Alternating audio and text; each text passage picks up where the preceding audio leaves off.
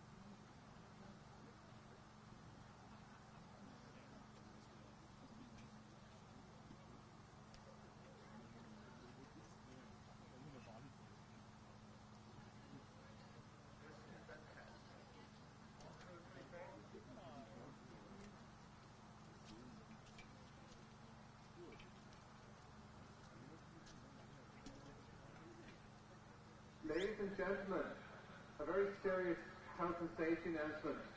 There's currently people walking across the infield, or has been. There's a hammer competition on. For your own safety, please stay off the infield.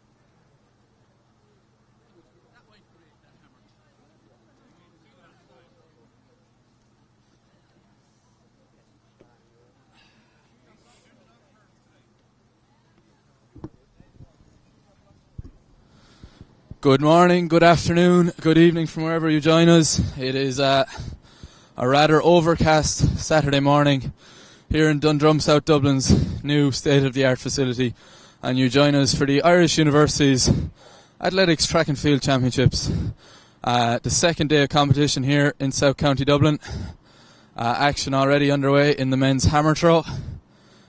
Slightly out of breath after running over for my one attempt. Doing my bit for the team, just about got it out of the cage. But the first race on the track today will be the women's 400 metre hurdles final. I have a start list here in front of me. I'll run through it very quickly before the event. Going in lane 1 will be UCC's Orla Coffey. In lane 2 from UCD, Caoimhe Mackey. Zofia Zertek of Maynooth University goes in lane 3. Jenny Sawyer of UL starts in lane 4. And she will be attempting to chase down Ella Duane of UCD, who goes in lane 5. Aoife Sheehy starts in lane 6 from UL, and Cara Murphy will be on her outside in 7. She represents the UCD club. And rounding out the field in lane 8, Caoimhe Rowe of DCU. Straight final for these girls. They just had to toe the line yesterday. No sufficient numbers to require heats. Ones to watch.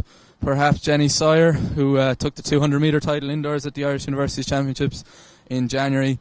Her club mate from UL, Aoife Sheehy, has been in fine form in past outdoor seasons, picking up 4th place at the National Senior Championships. UCD's Ella Duane, also no stranger to the 400 metre hurdles, as is Cara Murphy and Caoimhe Rowe. But quite a hard one to call here. They're under starters' orders.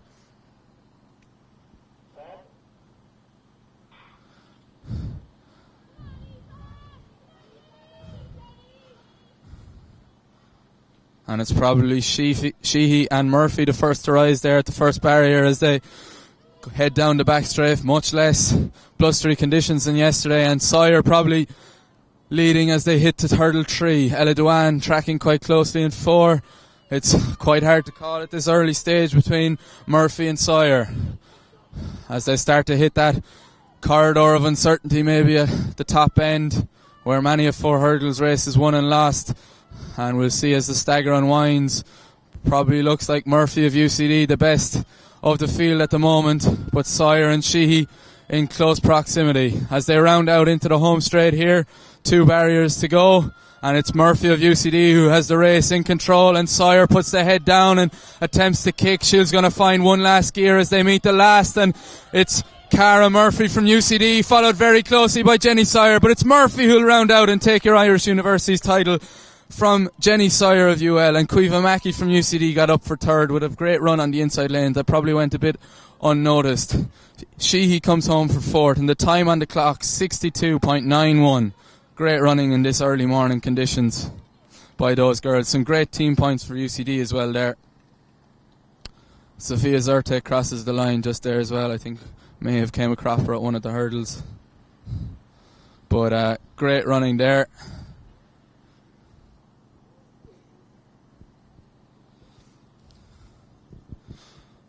See here a little bit outside the championship record of Jessie Bars, who dipped under the 50 or the 60-second mark rather in 2012. Jessie Barr, the former UL athlete, went on to compete at the London Olympics that year on the women's 4x400 team. I'm due to be joined by Owen Kenny in the commentary booth later on. He's actually also participating in that hammer competition, as I see Jack Saunders of UL struggling with the underfoot conditions in that ring. Quite a lot of rain here overnight in South County Dublin. The forecast also not looking too brilliant. Definitely a lot more rain jackets required. I can see Bori Akinola down in front of me, who is standing in as impromptu UCD sprints coach for the weekend following his injury. We won't be seeing him later on in the men's 100 metre final.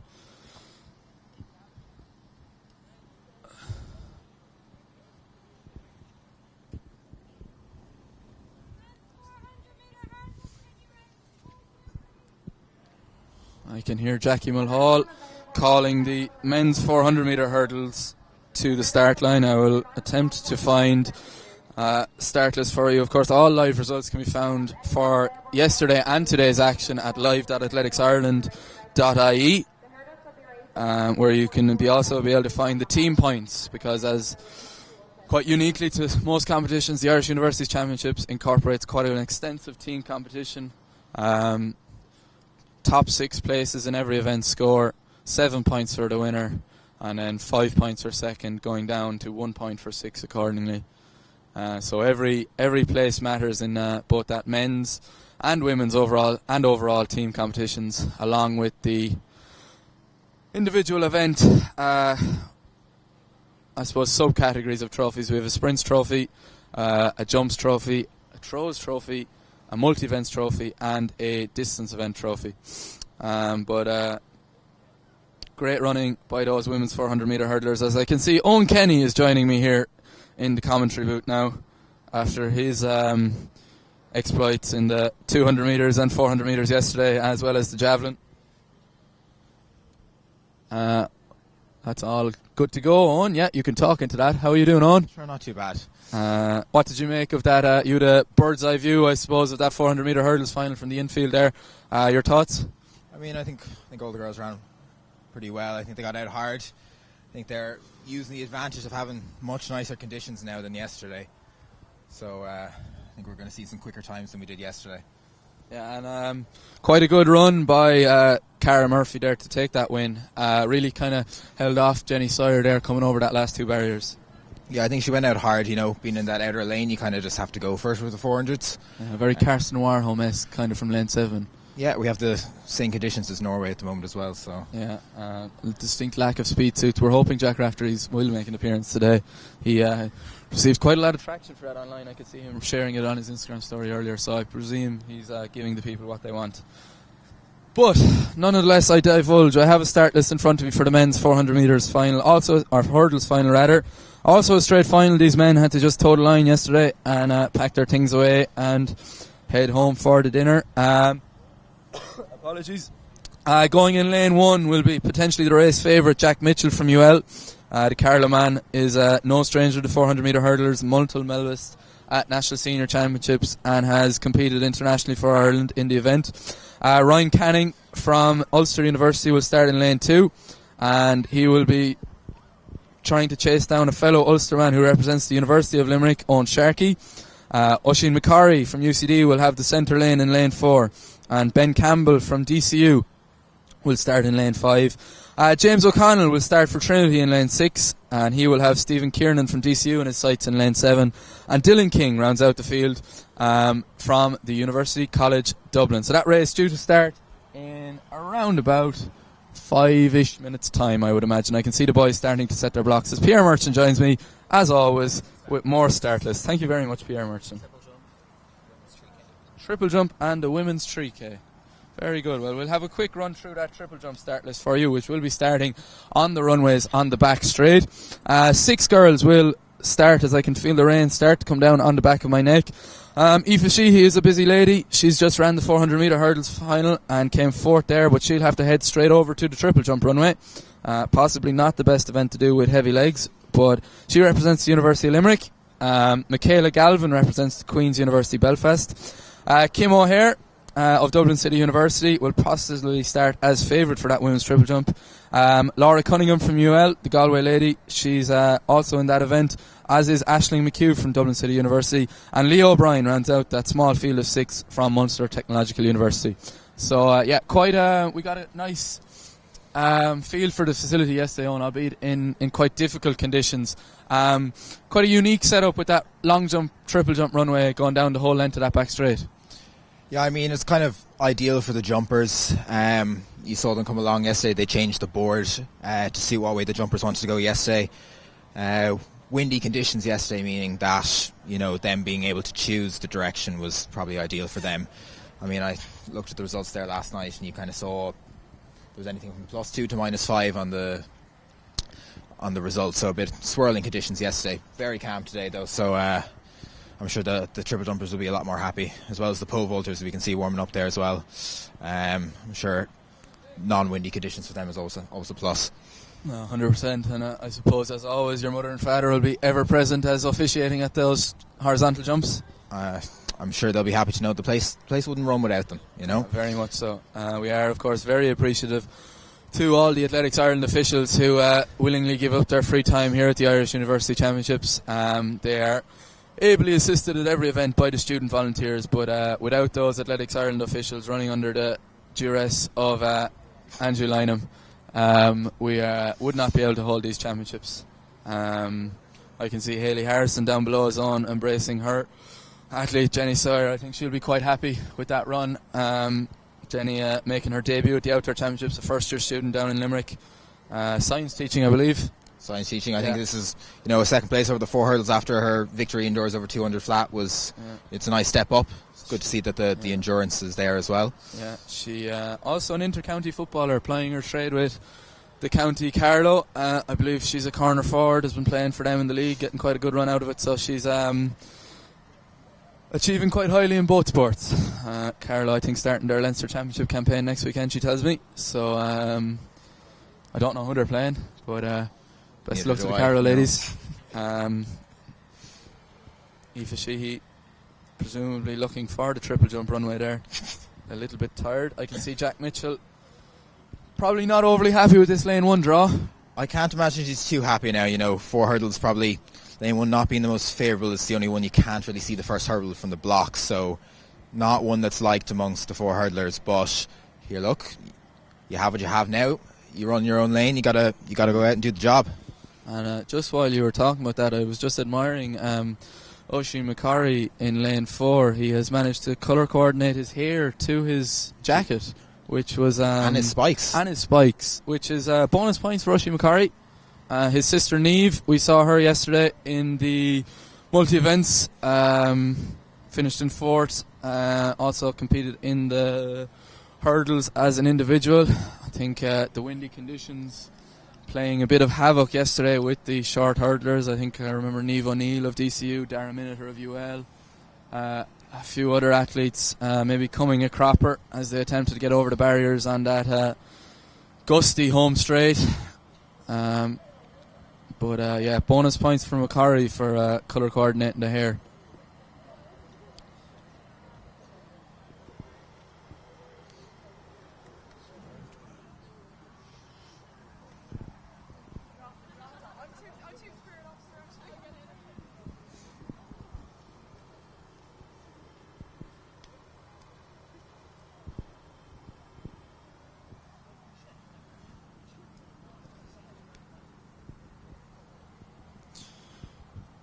Looking ahead to the action we have, so this final is actually not due to start for another 10 minutes, due to go to the gun at 11:15. At 11 o'clock we'll have the women's 3,000 metre final, a straight final for that. There was no heats yesterday, nor is there ever actually at InterVarsity, so I don't know why I said that. At 11 o'clock then that women's triple jump will also be starting on the back straight. The hammer throw for women will due start at about 11:10, as I can see what appears to be Brendan O'Donnell flinging one out there. I don't think we've bet him there on. No, I don't think so. I think that should put him in the lead there now. Looking about a mid 40 metre throw there. Him, Rob Higgins, Portugal Callahan all going well. It appears the starters have other ideas on, and the men have been called to the block slightly ahead of schedule. So the recap again: Mitchell UL in 1, Canning UU in 2, Sharkey UL in 3, McCarry UCD in 4, Campbell DCU 5, O'Connell Trinity in 6, Kiernan DCU in 7, and King UCD in 8. The lanes to watch here, maybe 1, 2, 3 and 4, I would imagine, which may make commentating slightly difficult as they get down that back straight, but we will endeavour to keep you posted as they go to the marks.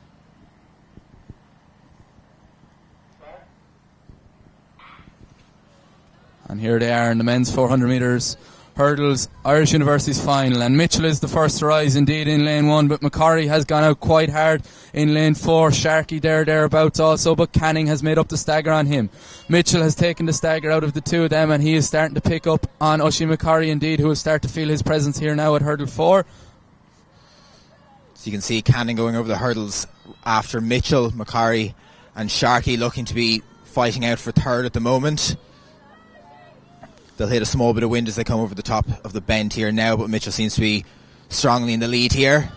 Ryan Canning really running quite well off that hurdle, and Sharkey has a bit to do if he wants to get his way into the medals. But Mitchell really is the class apart in this, and he's really showing good as he will cross the line here. And Sharkey really getting up onto McCurry's shoulder. Canning is safe for second, but not quite the trademark dip we come to expect from Owen Sharkey. But Jack Mitchell, a class apart there, Owen Kenny, 53.14 on the clock. He takes the gold in this Irish University's 400 metre hurdle final from the Ulster man, Ryan Canning. Oisin McCarry just did enough to hold off Owen Sharkey for third. Yeah, fast finishing Owen Sharkey there. Just I'd say wasn't enough on the line there. But I think Jack Mitchell will be happy with that now. I think lane 1 on a cold, damp morning here now in Dublin. I think a 53.14 is a nice season opener for him. It's a lot to build on now for the season to come. I can see Haley Harrison, coach of Jack and Sharkey, of course, probably coached one of Ireland's most famous exports of recent times, Thomas Barr. I'm sure she will have plenty of analysis for the UL 400 metre hurdlers afterwards. Start of a long season for those 400 metre hurdlers. Our national senior championships quite a few months away at this stage. They'll be aiming to target them, and I think Jack may have ambitions to maybe try and get through to some major championships, but I'd imagine a game of golf is probably in his sights relatively soon. I can imagine. I think there's a golf course just around here now. I'm sure he'll be looking up to try and get maybe a front 9 in or something like that before the relays later. Having shared the golf course with Jack Mitchell on a few occasions, he's a novice, as am I, but he has the temperament to be one of the greats, I reckon. Dedication, I think. Yeah. You know, he's often found on the golf course when he probably should be training, but nonetheless, he'll be happy with that.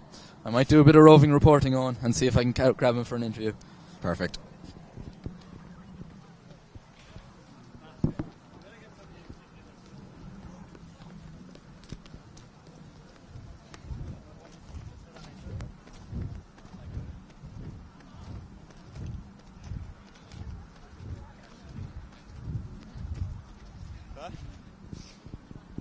Come out a bit there for me, Jack. Now, I'm joined by Jack Mitchell of UL, the winner of that men's 400 metre hurdles race. 53.14 for a season opener, Jack. How did it feel? A bit tight from lane 1, probably. Yeah, it was tight definitely from lane 1, but got around anyways. Got the points for UL, so we were happy out. Yeah. And I suppose looking ahead for the summer, what are maybe the ambitions for you? Well, PB anyways. I work on a stride pattern now, trying to get to 13, so get that in a race and then keep moving forward, I suppose. Yeah, myself and Owen Kenny were saying South County Dublin, quite a lot of golf courses around. Will you be getting out a few holes later on? I was eyeing up a few, but I said no, strictly business today, strictly business. Yeah, we'll see you in the 4x4 later. Definitely looking forward to it. Great. Well done, Jack.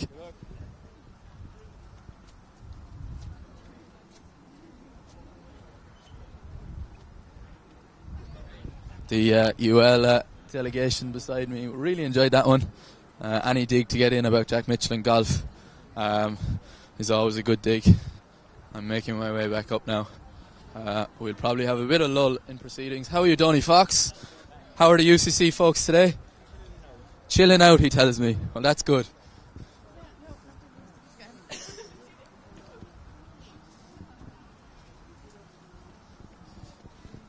Yeah, Jack Mitchell a bit out of breath there. Probably got him a bit quick on. But he tells me he's going to get in a few holes of golf before the 4x4. So he may be less than fresh for you when you're handing the baton over to him maybe later on. As long as he's in good form, that's all that matters. I think the calves held up there, which is the main concern. Yeah. He's prone to the odd calf cramp, in fairness.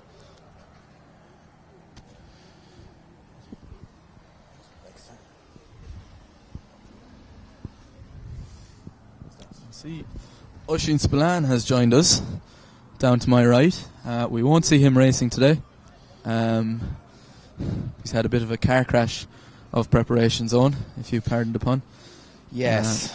He was on the bike in that situation, so we'll give him the benefit of the doubt. But I believe he will be joining us in commentary later on to cover that steeplechase race. I can also see John Maroney of Trinity College Dublin and Mullet fame arriving. He will be also on commentary later today, as will Rory Cassidy from DCU, who you would have had the dulcet tones of yesterday.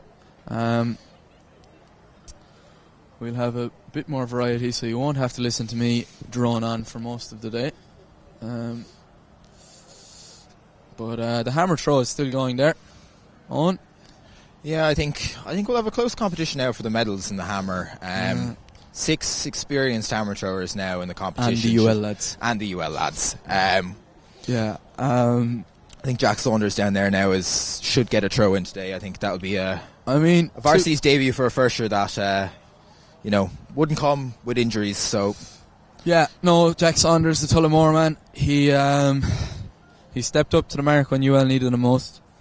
But that's what the varsity's about. That is what the varsity is getting about. Points for the team. It is indeed.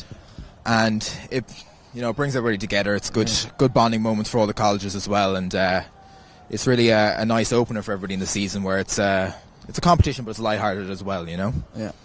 I can see what appears to be Brendan O'Donnell preparing to go into the ring. Brendan, possibly the favourite for the men's hammer throw. He took the title last year down in Carlow. The primary education student out of St. Pat's in DCU.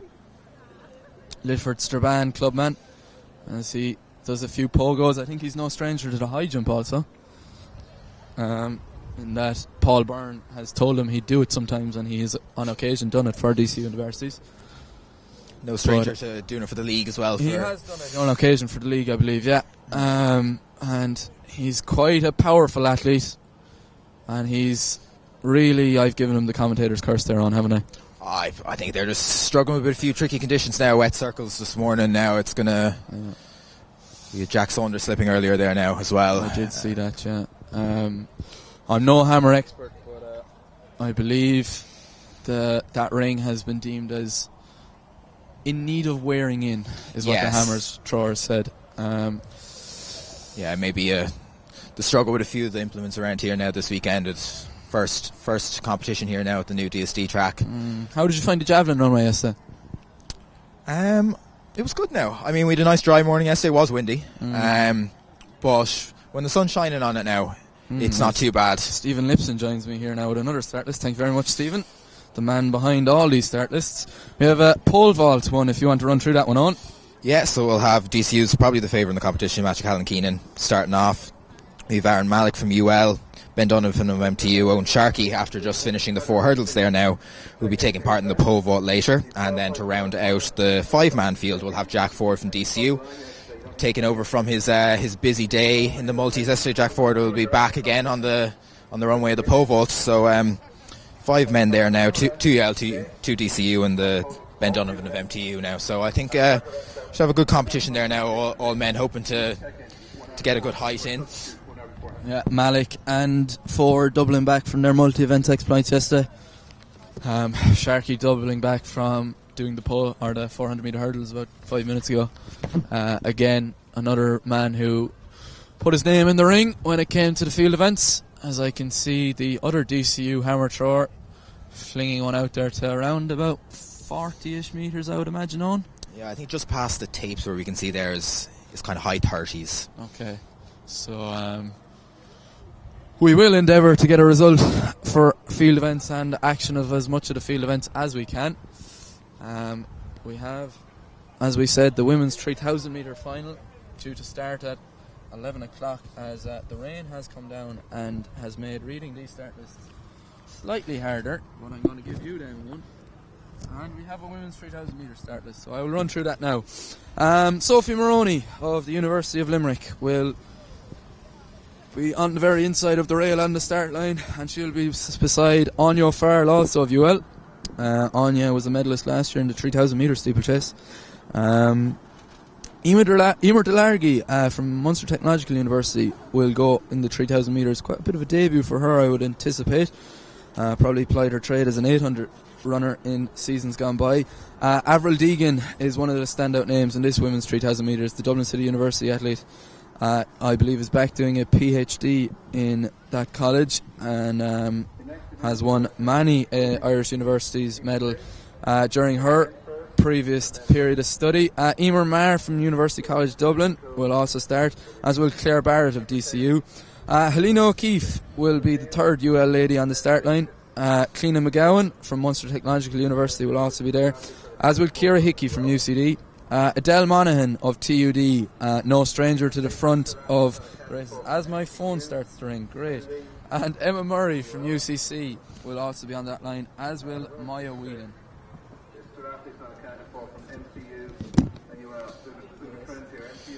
Jack Hickey just having to step away there. I think he's highly in demand this weekend. I mean, competitions wouldn't be running here now without him. Dedicated club and college man.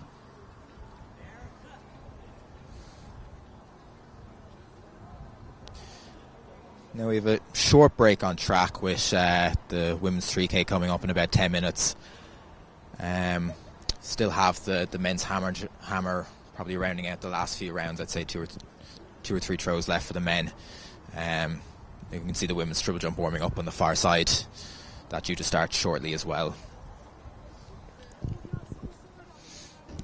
Thanks to Miriam Daly there for interrupting that live stream. Quick phone call there to see had we any walkers in UL. We don't. No, we do not. Oisin Lane, he actually does a bit. Yeah. John Maroney is coming up to join us here in the commentary booth. John, we were complimenting your mullet on the way in. We've only 2 mics, but sure, we'll share it out. You can have a scan over this. Oh, excellent. Yeah, let me just study the form here. Study the form. You are actually a distance runner. Adele Monaghan and Avril Deegan, potentially the names to watch in the 3,000 metres? Yes, the 2 clubmates actually from Dublin City Harriers. Adele medals indoors in the 3,000, so I think she got silver, so she's probably looking to upgrade that to gold here today. Whereas Avril has won, again, plenty of varsity medals over the years. No shortage of them, So yeah, no, it should be a great race. Other names to watch. Let me read this and get back to you on that. Anya Farrell medalled in the steeplechase last year, so okay. I'm gonna slightly put my UL biases in there, but yeah. UL have already done pretty well today, racked up a medal there in the men's 400 hurdles. Yeah, we got medal in the men's, first in the men's, second in the women's, and then third in the women's.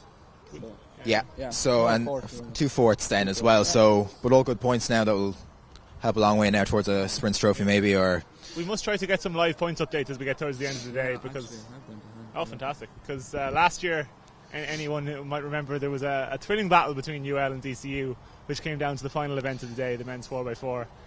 It looks like it might go all the way this year again.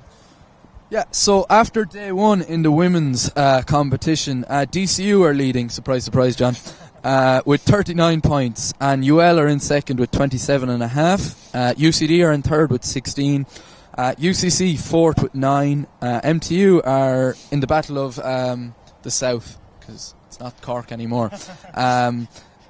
Are also on 9 points. Then Queens and NUIG are sharing 7, as are Trinity. Dundalk have picked up 2 points, I believe, in the shot put, and UU have a point. So that is 9 colleges there. In the men's competition, DCU are also winning that one. They've got 31 points. Less of a lead for them over UL, who are sitting on 26. And I believe they probably made up a few points on them there. yeah, a good few in the hurdles there now, I hope. MTU, good to see them near the top of the table. They've got 15 points in third in that men's competition, and UCC have 9, Queens on 8, UCD on 6, Trinity on 4, and Maynooth have picked up a solitary point. There is also an overall competition, but Andrew Lynham has decided he's not going to count that up live.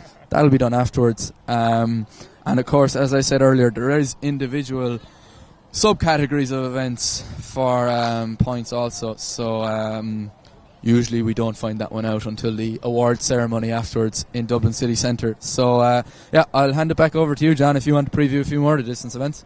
Yeah, well, I mean, as in terms of points, it's all still to play for today. Most of the medals are yet to be handed out.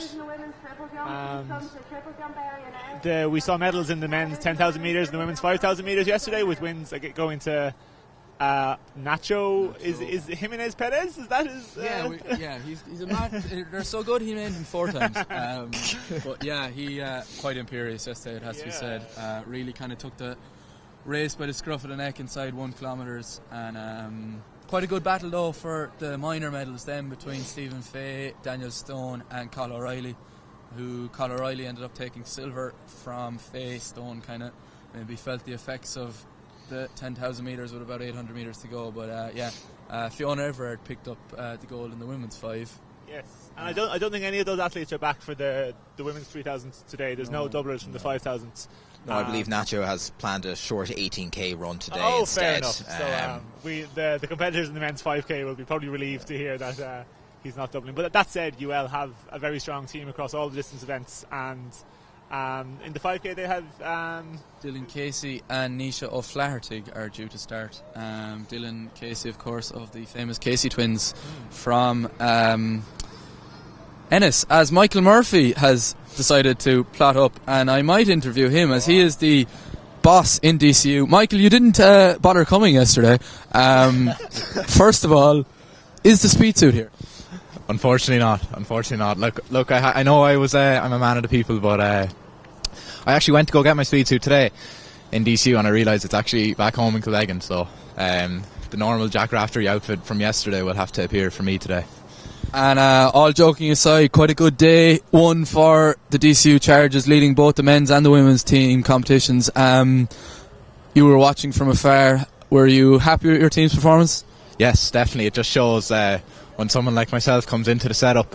I know, look, the lads are doing great and the girls are doing great as well, so we just need to finish today off and get the job done like last year.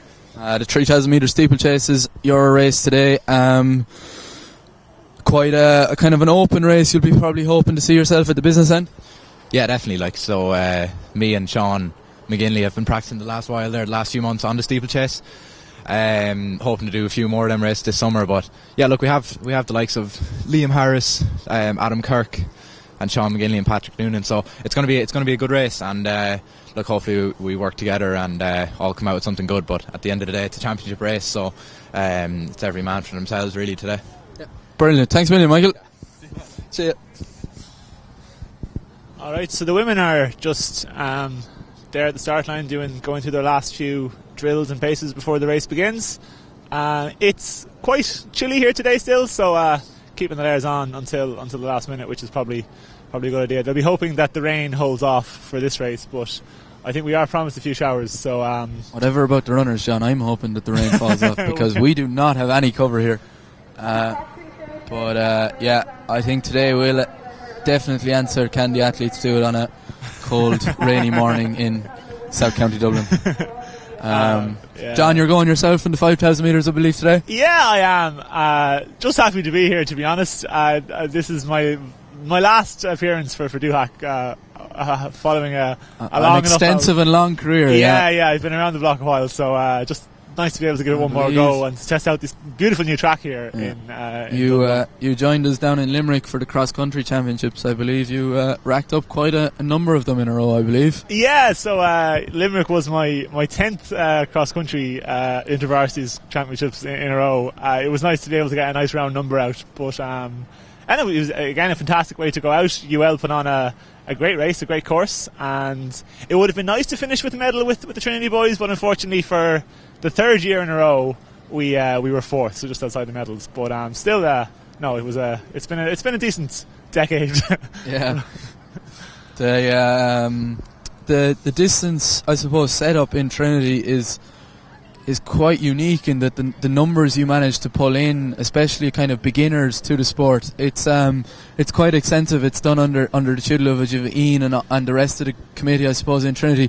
What's the attractiveness or what's the appeal of Doohack as a club? Oh well, God, you'd I could be here all day to go on about what is good about Doohack. I must say I probably wouldn't still be running myself if it wasn't for the club. They're I suppose, unlike some of the more elite focused universities, Trinity don't give out that many scholarships, so indeed in my first 2 years there were no distance scholars, so everyone kind of felt like it's a fairly level playing field and you're not too intimidated to come along. And I suppose once you do try it out, you find out that they're good fun. It's always been kind of led by the students, and I suppose kind of that sort of fun open environment has kept people coming back over the years. And indeed, Ian Morrison is coaching in Doohack. He's been our coach for I think this could be his 7th or 8th year.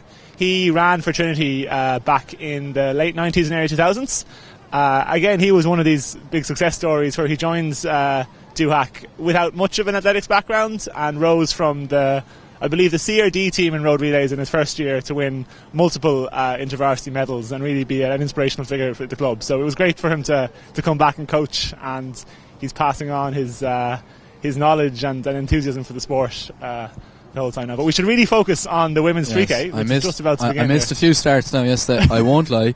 So it's just as well John is here, because clearly myself and Rory were wildly irresponsible yesterday. But we'll just run through the starters in this women's 3K here today. So we're a bit far from the track now. I'm going to have to guess who's who, but from the inside we have Sophie Moroney from UL, her clubmate Anya O'Farrell. Is that as I step to the line? Sorry. No, that's all right. Okay. And they're off, so I'll continue to go through them. Sophie Moroney, Anya O'Farrell for UL. Outside them we have Emer Delargy from MTU, Avril Deegan from DCU, Emer Maher from UCD, Claire Barrett from DCU, Helena O'Keefe from UL, Cleona McGowan from MTU, Ciara Hickey from UCD, Adele Monaghan from TUD, Emma Murray from UCC, and Moya Whelan from TCD. And as the girls round the bend into the home straight for the 8th, they have 8 more times to go around it. It is 7 more times. And I've run this event before. It is the UCC athlete in the lead there. So that is Emma Murray, I believe, closely tracked by Adele Monaghan and the UCD athlete Emer Maher.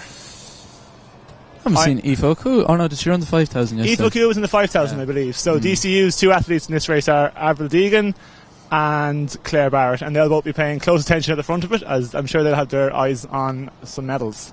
I can see the ULAC secretary, Sophie Moroney, tucked in Jakob Ingebrigtsen style at the back there. She was definitely the brains behind the cross country recently in Limerick. She'll hate me for saying that, as I can see the women's 400 metre hurdlers getting ready to take the podium.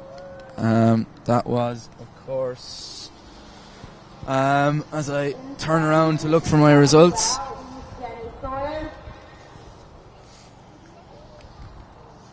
Yeah, that was Cueva Mackey who took 3rd, Jenny Sawyer of UL took 2nd, and Cara Murphy of UCD took the gold in that event.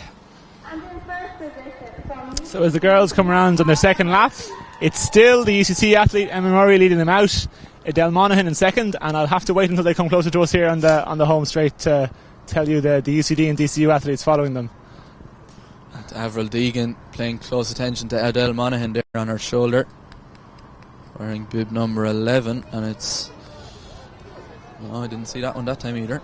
Is that Ciara Hickey from UCD in 3rd? I'm sorry, any UCD aficionados watching on the stream can tell us who's who, but just to put it into, getting their names wrong. Just to put it into context, folks, we are stood in the camera shot at the moment, I think, just beside the camera, so we are a little bit away, and my eyesight isn't the best, John, at the best of times. Yeah. But we have a lead group formed here. The top 7 athletes have gotten away now, and indeed it looks like it could be a group of 5 that actually is forming as the pace begins to pick up a little bit here in the back straight. 2 UL athletes there, Anya O'Farrell and Helena O'Keefe, potentially at risk of losing contact here. As Adele Monaghan and Avril Deegan, the 2 that we talked about in our preview, have moved into the lead, so it looks like they're not going to wait around and let this come down to a sprint finish. They want to grind it out. So it's Monaghan has the curb with Deegan on her shoulder, and as I say that, Avril Deegan has just moved into the lead here as they pass around the back of the water jump, and they're going at a fair old clip. We'll get their kilometre split now in about 100 metres, but they look to be moving well, as it is that group of 5 up front. So definitely a change of cadence there, John. I think 313 is the number we're looking for there. 313 for UCD is not on our start. No, it is. Sorry, it's 318. Emer Maher from UCD who's in 2nd. So it's that group of 3. It's Avril Deegan from Emer Maher from Adele Monaghan. And they were just around the 325 mark through the K. So an honest clip. But I think you'll definitely see that pick up, because they've absolutely shattered the field with that move that really Avril Deegan, I suppose, injected. So it's those 3 women away and clear on the back straight. And in 4th place we still have Emma Murray from UCC, and the DCU athlete is Claire Barrett. There as I can see, Jack Mitchell collecting his Irish University's gold medal. Ryan Canning and Oisin McCarry joining him on the podium. As we discussed earlier, Mitchell is off to play 9 holes of golf now before the 4x4. Potentially looking to get that handicap down into the 20s from the 30s maybe. Yeah, congratulations to those boys. The UL tradition, I believe that's quite a record they've built up of men's 400 metre hurdles titles. Indeed, and I'm sure will they be going again in the 4x400 later on this we evening? will. We'll see Jack Mitchell again. I would imagine. I don't know if you have a team, but I would imagine Oisin McCarry will be on the line for UCD, as Avril Deegan's still holding the pace here, John. Yes, so she's really inserted some kick of pace and she's not letting up at all, and it looks like Adele Monaghan from TUD is just falling off that lead pair a little bit, but there are still about half the race to go, so it's not over yet by any stretch of the imagination, and Deegan still hasn't managed to drop Emer Maher of UCD, who is right on her shoulder. And as I said, we have Monaghan in third, and it's now the DCU athlete Claire Barrett has moved ahead of Emma Murray in fourth place as they look to try to bridge that gap up to Adele Monaghan and perhaps target a place on the podium. Stand there. Anya Farrell is in that crucial 6th place position to pick up that one team point. She's got about a 50 metre gap to another gang. That's one of your gang, a Trinity athlete there, John. That is indeed Moya Whelan, Trinity's, I'm going to say secretary, but it could be treasurer. She's definitely very involved in the running of the Doohack this year, and Moya actually got fourth in this event last year, so she'll be hoping again to score more points for Trinity in the team race. But as we say, Avril Deegan is coming down the home straight. She has managed to open a bit of a gap. She's now away and clear. She's got daylight. She has 3 laps to go, and she's not letting up at all. So we'd have a small gap back to Emer Maher, and then Adele Monaghan is just across the line there. She's in third place, and again that gap back to fourth and fifth isn't really shrinking, so maybe Adele Monaghan is safe for the bronze medal, but I said there's still plenty of running left in this one. You can see Avril Deegan's father pacing in front of us there in his green jacket and umbrella. He generally a silent observer, it has to be said. His brother Joe owns the local centre back where I'm from, John. That's your useless bit of information for today. Deegan is not an Abbey Leaks woman, but she's from the Laois, a Durrow woman indeed. But has now transferred her home club allegiances up to DCH, I believe. Yeah, that DCH women's team were all conquering this winter in the cross-country season. I believe they hold every national team title currently, as well as all the ones on offer in Leinster and Dublin. So, and indeed you can see why, as one of the runners is leading this race, and they have another. They look to be getting 2 of the medals here today potentially, as Deegan keeps stretching it out. So we're coming up the 2 kilometre mark now. She's going to pass 2k in 7:10. So that's good running, good even splits. She moves past one of our MTU athletes there as well. I think that's Cleena McGowan of MTU. I think I see Eno Sullivan pacing around there as well with hurdles. He'll be overwatching his MTU distance gang. But a lot of the field strung out into no man's land now, it has to be said, John. Yeah, no, that pace from Deegan really has just strung it out. So they're running in 2s and 3s, and a lot of them on their own. But as I said, on the way to good times, and there's points on offer all the way back to 6th place. So lots still to happen yet in this race. And Deegan has about 600 metres left to go here as she's rounding the back bend. She is looking imperious, really. She may have won. Did she win this back in 2019? I should really look. I will look up my records. You do talking. Our stat man Jack is going to confirm where she finished when she ran this race in 2019. But it would be great to come back 4 years later and win another title on the track for DCU. So Deegan coming down the home straight for the penultimate time. She looks so strong, so easy as she strides down. She's getting the bell now in just about 8:30. So this is going to be a fast time. It must be said, Emer Maher is also running a fantastic race there in 2nd place. She looks very strong. She has her eyes on Deegan, but it looks like there's too much to do on this last lap as they go around. And Adele Monaghan coming down the home straight for TUD looks. I'm going to say she has bronze sewn up, but there's a lap to go. She's got the clock with 8:54 at the bell, 8:53. And now a good move there from Emma Murray from UCC in fourth. She's put a little bit of a gap into the DCU athlete, but this is all about Avril Deegan. She has 200 metres to go. She's striding down that back straight, looking to 200 metres between her and an intervarsity title. But as I tell you, Emer Maher is not giving up. She looks very good there. She's actually picking it up here with 200 metres to go. Surely there's too much distance to make up as Maher strides after Deegan around the bend. There probably is too much, but wow! Look at Emer Maher found move. it definitely. She's definitely found the gear. Potentially it may be too little, too late, John. Oh, the knees are up. I tell you, she's flying it now. There's 100 metres to go. She's not going to make it in time, but it's still a fantastic run. We should really crown the new champion. Avril Deegan of DCU comes across in a time of 9:43. That's a great run. As Maher follows her in closely behind. She was our indoor champion in 2019 and 2018 over the distance, and was second over the 3,000 metre distance at the 2018 InterVarsity. That is our first gold medal over the distance at the Outdoor Championships. So nice to turn silver to gold. Yeah, in some style. That was a great race up front from these two women. And Adele Monaghan is now coming home for third to secure a bronze medal for TUD. Is that TUD's first medal of the weekend? Potentially, as Adele comes home in a time 10:13. They will probably be hoping that Runo Ayovaro will pick up a medal in the men's 100 metre later Emma on. Murray comes home in fourth. That's a great run from her, from the UCC athlete.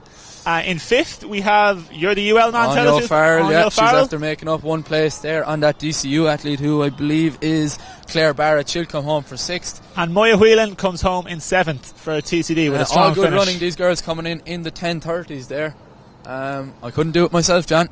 Yeah, no, it's a tough event, the 3K. You need to have that bit of speed from the middle distances, but it's also 7.5 laps is a lot of time to be out there. Yeah, we will see the 3,000 metre steeples take to the track later on today. Sophie Maroney, you can see there crossing the line. And just ahead of her, UCD's Ciara Hickey finished. And Helena O'Keefe from UL, we'll see her in the 800 metre final later on.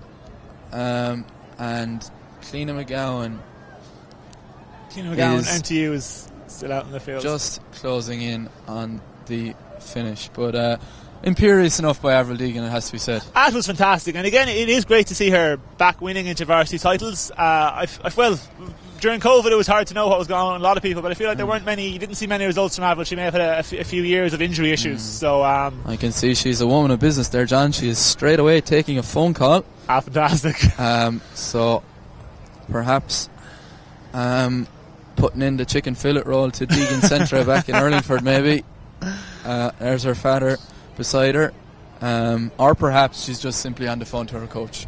I would imagine that is the educational answer. She indeed, and Adele Monaghan are coached by Enda Fitzpatrick in DCH. I would imagine that is the logical answer, so John. Probably. I don't see Enda here today. No. He was, of course, Enda coached DCU for many years.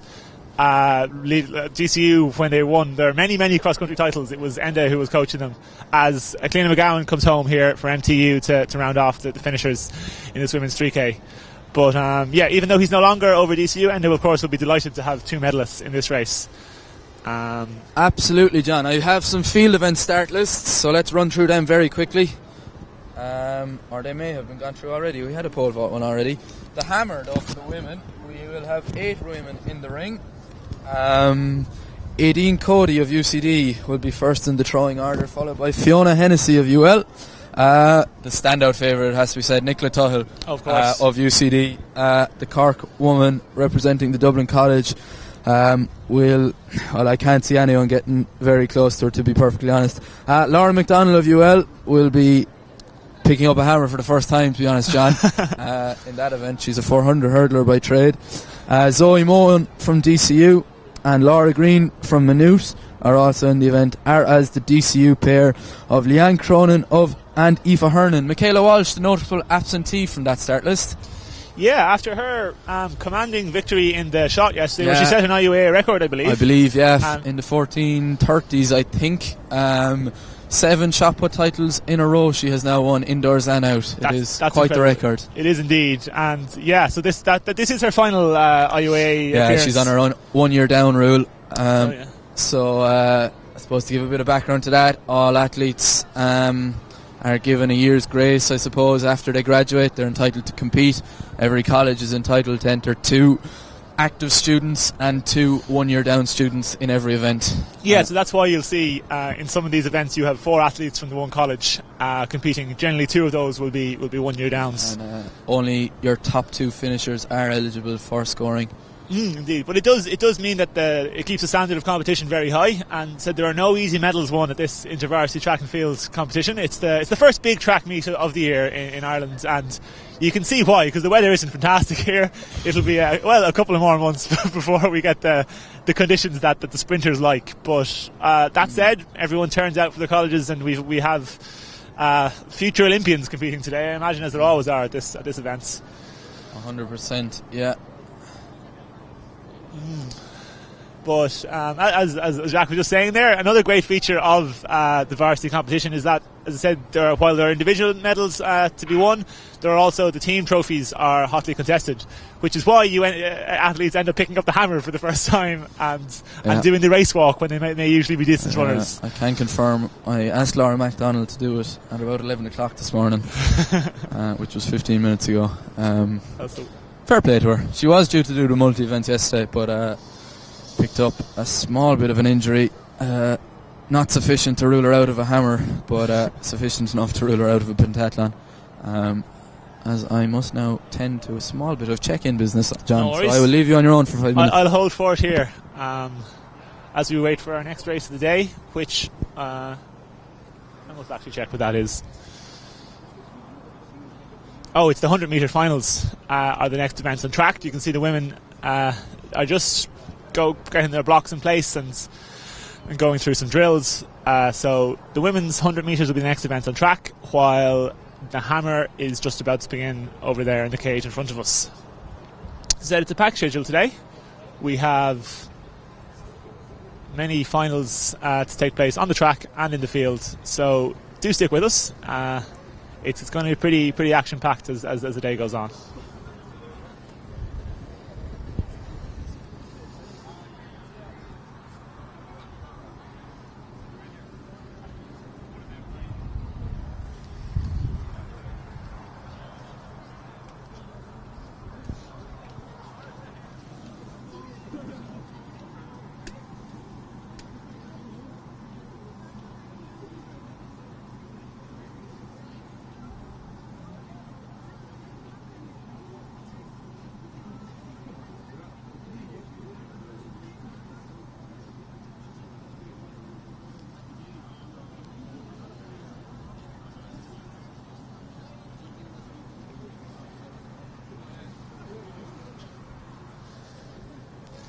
Just to run quickly through the timetable for today, it can be found at iuaa.org along with all the other information on this competition. But as I said, on the track we have in about 4 minutes time the women's 100 metre final, which will be followed 10 minutes later by the men's 100 metre final. Following that, both 800 metre finals are up for grabs, beginning with the women's at 11:40 and the men's at 11:50. The 2 steeplechases will then take place around midday, which will be followed by the 400s, the walks, the 200s, and then the 1500 metres men's final. The 1500 metre women's race was decided yesterday evening. The first relay of the day will be the 4x100 at 10 to 3. The men's 5,000 metres will then take place before 4x100 women's under 20 invitational event and men's under invitational events, and then, as is traditional, the track events will be rounded out by both 4x4s at 3:30 this afternoon. On the field side of things, as I said, the men's hammer has already been decided today, so it's the women who are getting ready to throw there in the cage over to our right, whereas the women's triple jump is still ongoing, I believe. I'll have to get back to you on that. Anyway, the men's pole vault is about to get underway soon on the pole vault across to the far side of the track. Following that, we'll have the men's discus at 11:15, the women's weight for distance will take place at midday. Then we have the men's triple jump, the women's pole vault, the men's weight for distance, and the final field event of the day is the women's discus.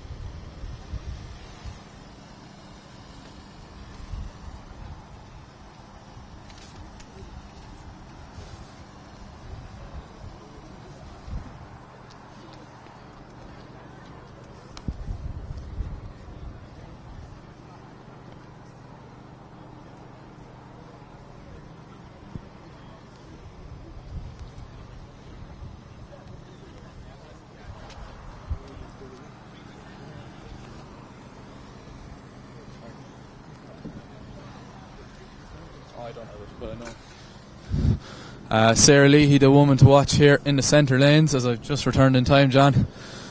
Alana Ryan will be on her shoulder in the green, and Sarah Leahy is off to a flyer in lane 3. Alana Ryan a little slow to rise, and she's on the shoulder of that UCD athlete, but Sarah Leahy is off and running. Alana Ryan got up for third, and we didn't quite have a start list to hand for that 100 metres, so I will identify that UCD athlete. Apologies for that. But Sarah Leahy defends her title that she won last year in Carlo, so a very convincing winner there in that women's 100 metres. Time of 11.95 with a, well, that wind reading is plus 0.1, so fairly negligible, to be honest. Definitely a lot less breezy than yesterday. No wind of note. Yeah, I'm sure they'd rather the calm conditions to the blustery. And it was indeed Sive O'Toole of UCD who got up for that second place. Alana Ryan was up for third, and I wasn't. Is that Rihanna McCarthy? Was she in fourth? Again, I think we'll so. Have to watch yeah. that one back. Yeah. As we can see, the hammer throwers receiving their medals. Brendan O'Donnell defends his title from Robert Higgins of Maynooth. And that is a UCD athlete picking up a bronze medal. As it has to be said, our filing system is leaving a lot to be desired, John. That's a hammer for women.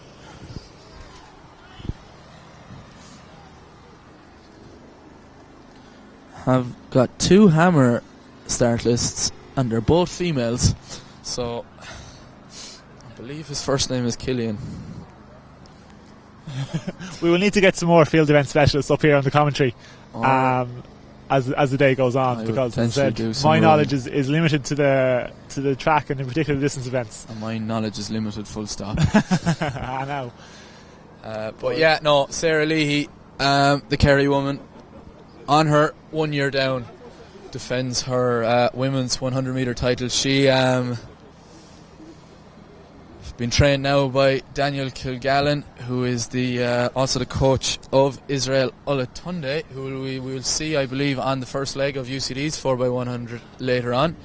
Fantastic! Yes, he's not going in the 100 metres individual final. But honestly, it's great to hear. I'll have to try and track him down on that first leg. I'm going to go see if I can grab Sarah Leahy for an interview, John.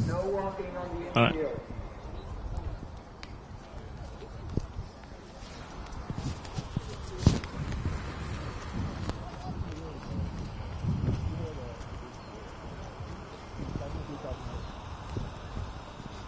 She's talking to Coach Daniel. I don't think I'll inhibit that first.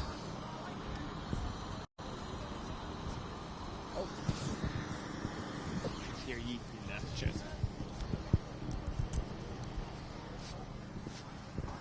can see here, warming up for the men's final. We've got Luke O'Carroll here just in front of me. He picked up his second place in the long jump yesterday. You can also see Michael Farley of DCU in that grey jumper. And Runo Eovara looking quite cold in his TUD vest. Sarah Leahy's coming to join me here for an interview. And you can turn around and look at the camera there, Sarah. Defending your Irish University's title. Happy to get your outdoor season underway? Yeah, of course. So conditions are okay, but I think it went well. Happy starting the outdoor season again. Hoping to run a little bit quicker by the end of it. Yeah, you had a great summer last year, able to get a women's 4x1 team off to World Championships in Oregon, and I suppose looking ahead to the year, that women's 4x1 team is probably targeting the major championships again this year. You'll hope to be a part of it. For sure, yeah. I was absolutely honoured to be a part of it last year. I got very lucky, so I'm hoping the same this year, that I'll run well enough to be on the team and that we have a successful year again with the relay. And you're after moving coaching setups after finishing up in Limerick. You're up with Daniel Kilgallen's group. Quite a lot of fast people in that group. How are you finding the new environment? I think with any new environment I like to settle in. My main thing about training is the people, and wherever I go the people are always fantastic and they're very friendly. So same with when I was training in Limerick, they were lovely, and now in Dublin they're fantastic as well. And obviously it's a very professional setup. We have a lot of fast people, a lot of Irish athletes, so just honoured to be with them really. And training's going really well. Daniel Kilgallen's a class coach, so I'm delighted to be here. So we'll see you later on the 4x1. We're not sure what the UL team is yet, but you'll be a part of it. I hope so. Yeah. Yeah, okay. Thanks a million, Sarah.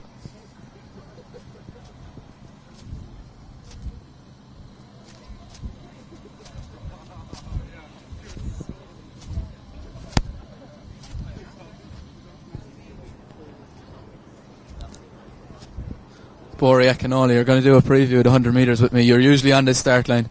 Call it. Conor Murray, Runo Iavoro. Oh, and in Kemchika. Either Conor, Runo, and Kemchika, or Conor and Kemchika, Runo. I can see him coming down against us, Cam Mera, the first-year student in DCU. He's had a bit of an injury trouble, I think, for the indoor season. It's good to see him back out on the track. Yeah, it's amazing. He did rehab the injury pretty quick, so... He's on very busy. Bori Akinoli, is it? Yeah, so they're all looking good. But I say Conor definitely has this. If all goes well, it's looking like a Conor. Thank you very much, Bori. I better go up to the elevated surfaces.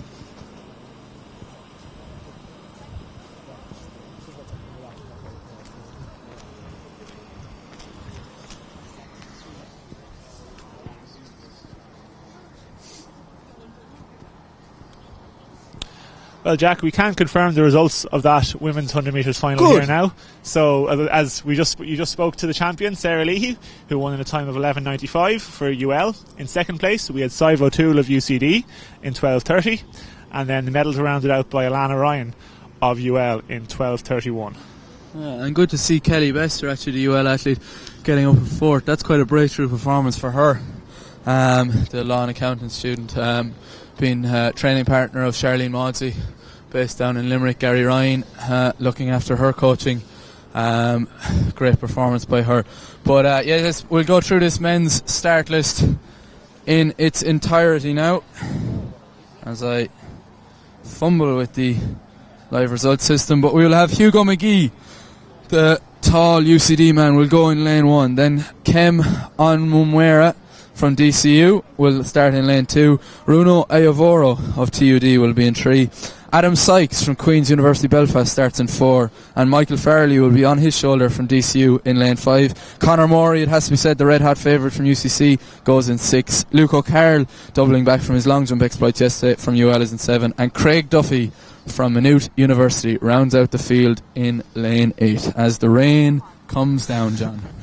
Yes, not ideal conditions for this men's 100 metres at all, but I'm sure they won't notice at this stage. They're in the zone, they're getting into their blocks here, and it has to be said that Conor Murray is the red hot favourite. This is his race to lose. Also being trained by Daniel Kilgallen, now has moved his coaching setup from Cork up to Dublin. Daniel will be hoping that he can claim both of the 100 metre performances. They're under starters orders here in Dundrum.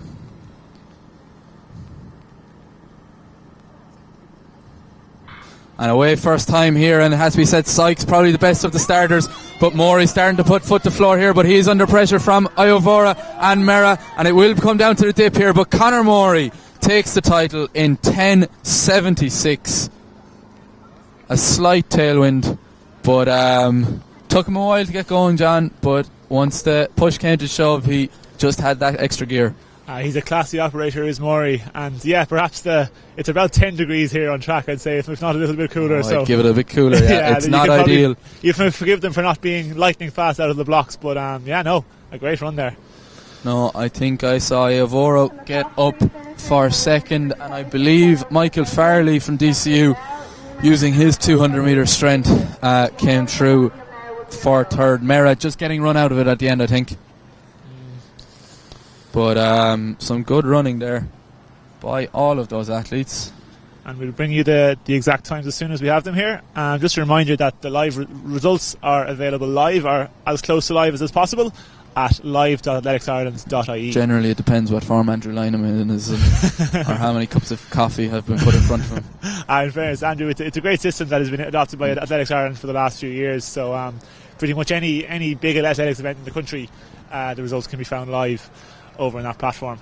And of course then they will all be compiled on the IUAA results website by this evening, where you can find results going back to, I don't know exactly how long back the IUAA results database slightly stretches, before I was born, I would imagine anyway, John. But no, it's an extensive database.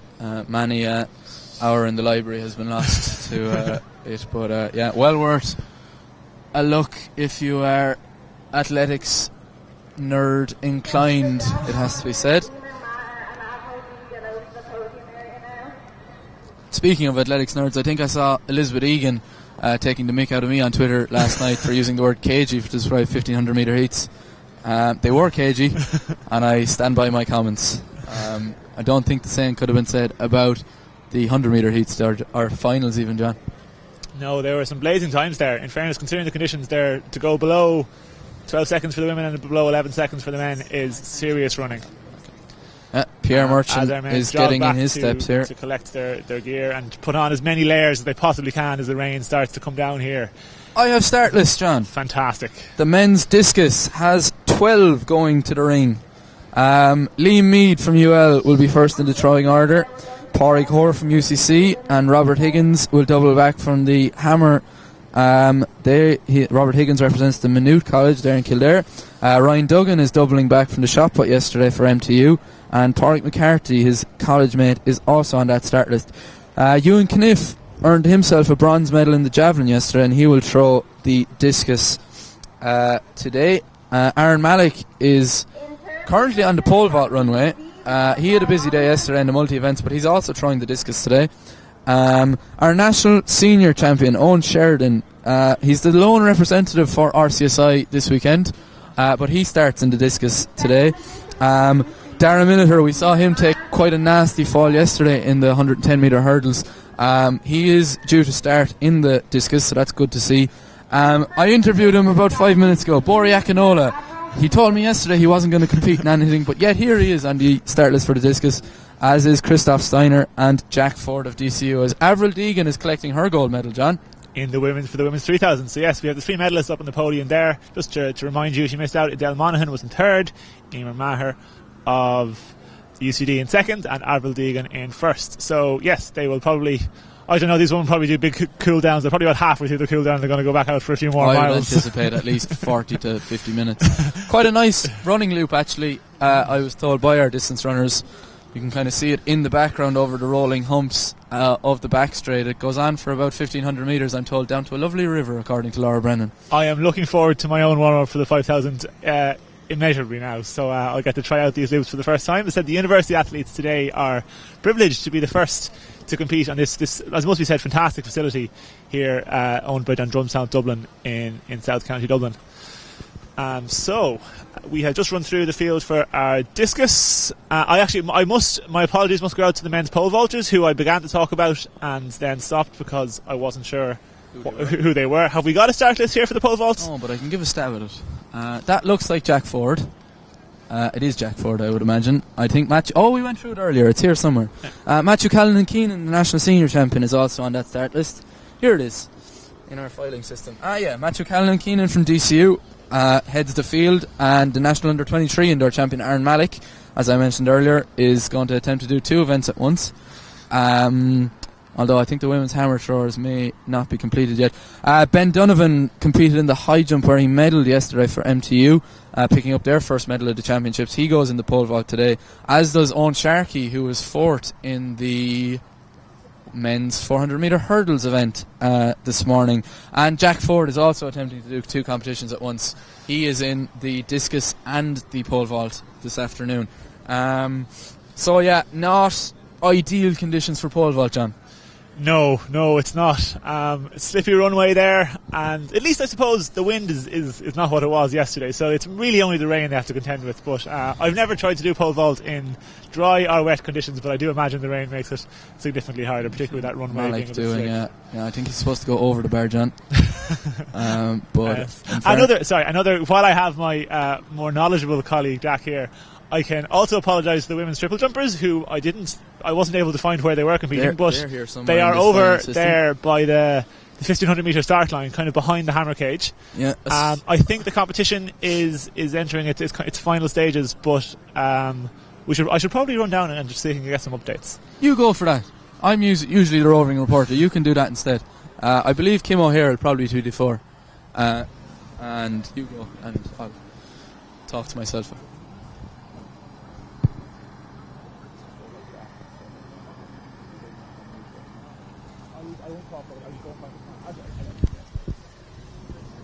A bit of planning there having to be done, but no, I'm going to stand under the umbrella of our entry cameraman. We'll have steeplechase, I believe, as our next event on track, but I have a little bit of time to kill before that. How much time? I will just check. We were a little bit ahead of schedule this morning.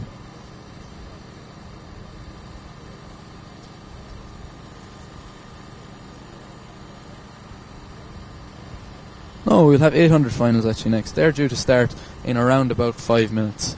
As I can see one of our potential co-commentators looking straight at me, as he will come up and join me while John goes investigating the triple jump results. As it has to be said, absolute downpour has started here, as I can see Fiona Hennessy of UL leaving the ring, and it's probably worth watching Nicola Tuthill, the World Junior finalist from last summer in Colombia, I think it was definitely South America anyway. She is about to enter the ring, as Cathal Kennedy, the UL PRO, will join me for a bit of a stint in the commentary booth there, as I will hand you your mic. Cathal, thank you for joining me. Not bother. You are looking forward to these 800 metre finals. Yeah, this should be interesting enough. The women's side seems to be... Yeah. And it was the women's side, it seems to be a 3-horse race. Obviously you've Julia, or name escaped me, but we've the turn indoor third place. We do. And on men's side we've the entire podium from the 800 last year coming back. Your own housemate Jake Bagg goes in the men's final later on. He looked quite comfortable in the heats, as did Owen Quinn of DCU. As the phone plays havoc with the rain plays havoc with my phone as I attempt to get the start list up. It has to be said, probably giving us paper copies would be a bit disastrous in this rain. The women's 800 metre final will have 10 go to the line. They didn't have to run heats yesterday. They just had to show up and say they were here, and Stephen Lipson was happy enough at that. Lucy Holmes will start in lane 1 from MTU. Helena O'Keefe, we saw her earlier in the 3000 metre final. She is doubling back for the 800 metres. Probably would prefer if she had a little bit more recovery time, but she represents the University of Limerick. Emer McGlynn from UCC will start in lane 3. Sarah Lane, I believe, won this title this time last year. She is from DCU. She's returning from injury. Susie Nestor from UCD, I think, took this title officially, as a few guest athletes finished ahead of her. I believe Katie Walsh was one of those guests, but I think she starts later on. We'll get to her name eventually. Julia Steiner from UL is also in the field, as is Sophie Jackman from Trinity, the Kilkenny lady. Emma Moore of DCU, the Galway woman, no stranger to a Galway City Harriers 4x4 team. And Karen Hayes from Trinity will start 9 of 10. As I mentioned earlier, I think Katie Walsh did win that women's 800 metre race. Yes, she came in as guest. I believe there's 2 guests in the race in total. Yeah, there was, yeah. But they are eligible for their medalists now, as John Maroney is approaching with chairs, and perhaps that offer of an umbrella mightn't have been the worst idea in the world. So I suppose doubling back to the men's 800, there's Jake Bagg. He actually said he hasn't decided whether or not he's going to win the 800 or not. Whatever he means about that remains to be seen.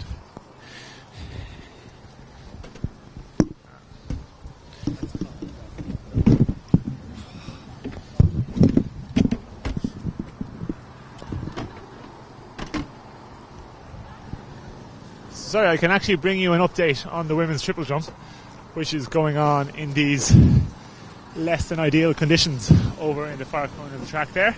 They have just completed their 4th round, so the women have 2 jumps left to do, and I think the lead, I should have written this down, the lead is definitely somewhere in the 10:20s, and that is held by Aisling McHugh of DCU. So the rain continues to hammer down here as we wait for the start of the women's. I suppose at least we don't have the wind of yesterday. Yeah, no, it's yeah, we can thank small mercies, I suppose. I suppose if you did have the choice, particularly for the distance events, you'd definitely pick the rain over the wind. You would indeed, definitely. Yeah. I'd say our field eventers and our hurdlers might differ. Though in fairness, they also hate the wind. So yeah, they're probably just not very happy to have to compete here in April in this Irish weather. Perhaps if the race was a week ago now, everyone would be happy out with the great weather. Yeah, generally you think by holding it later on in the month that we would do better, but we didn't. This is just the way it goes. Intervarsity seems to be an exception to the rule.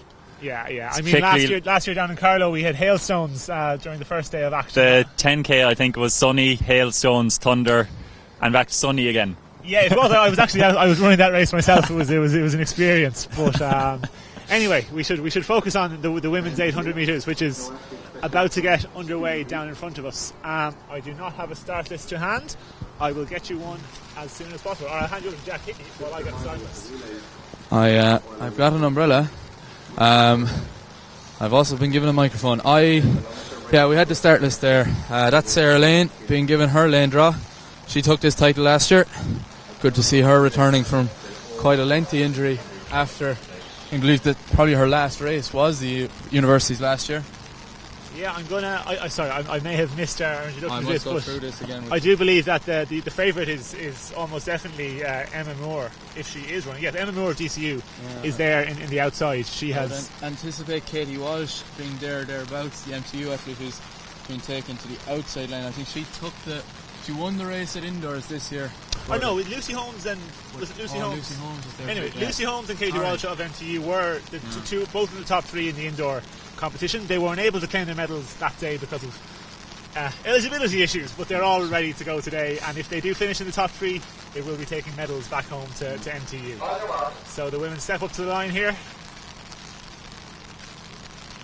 Just waiting, and they're off.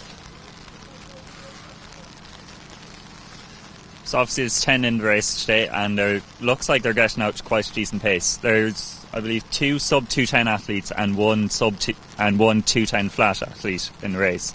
It'll be interesting to see now, do they try and target a time today?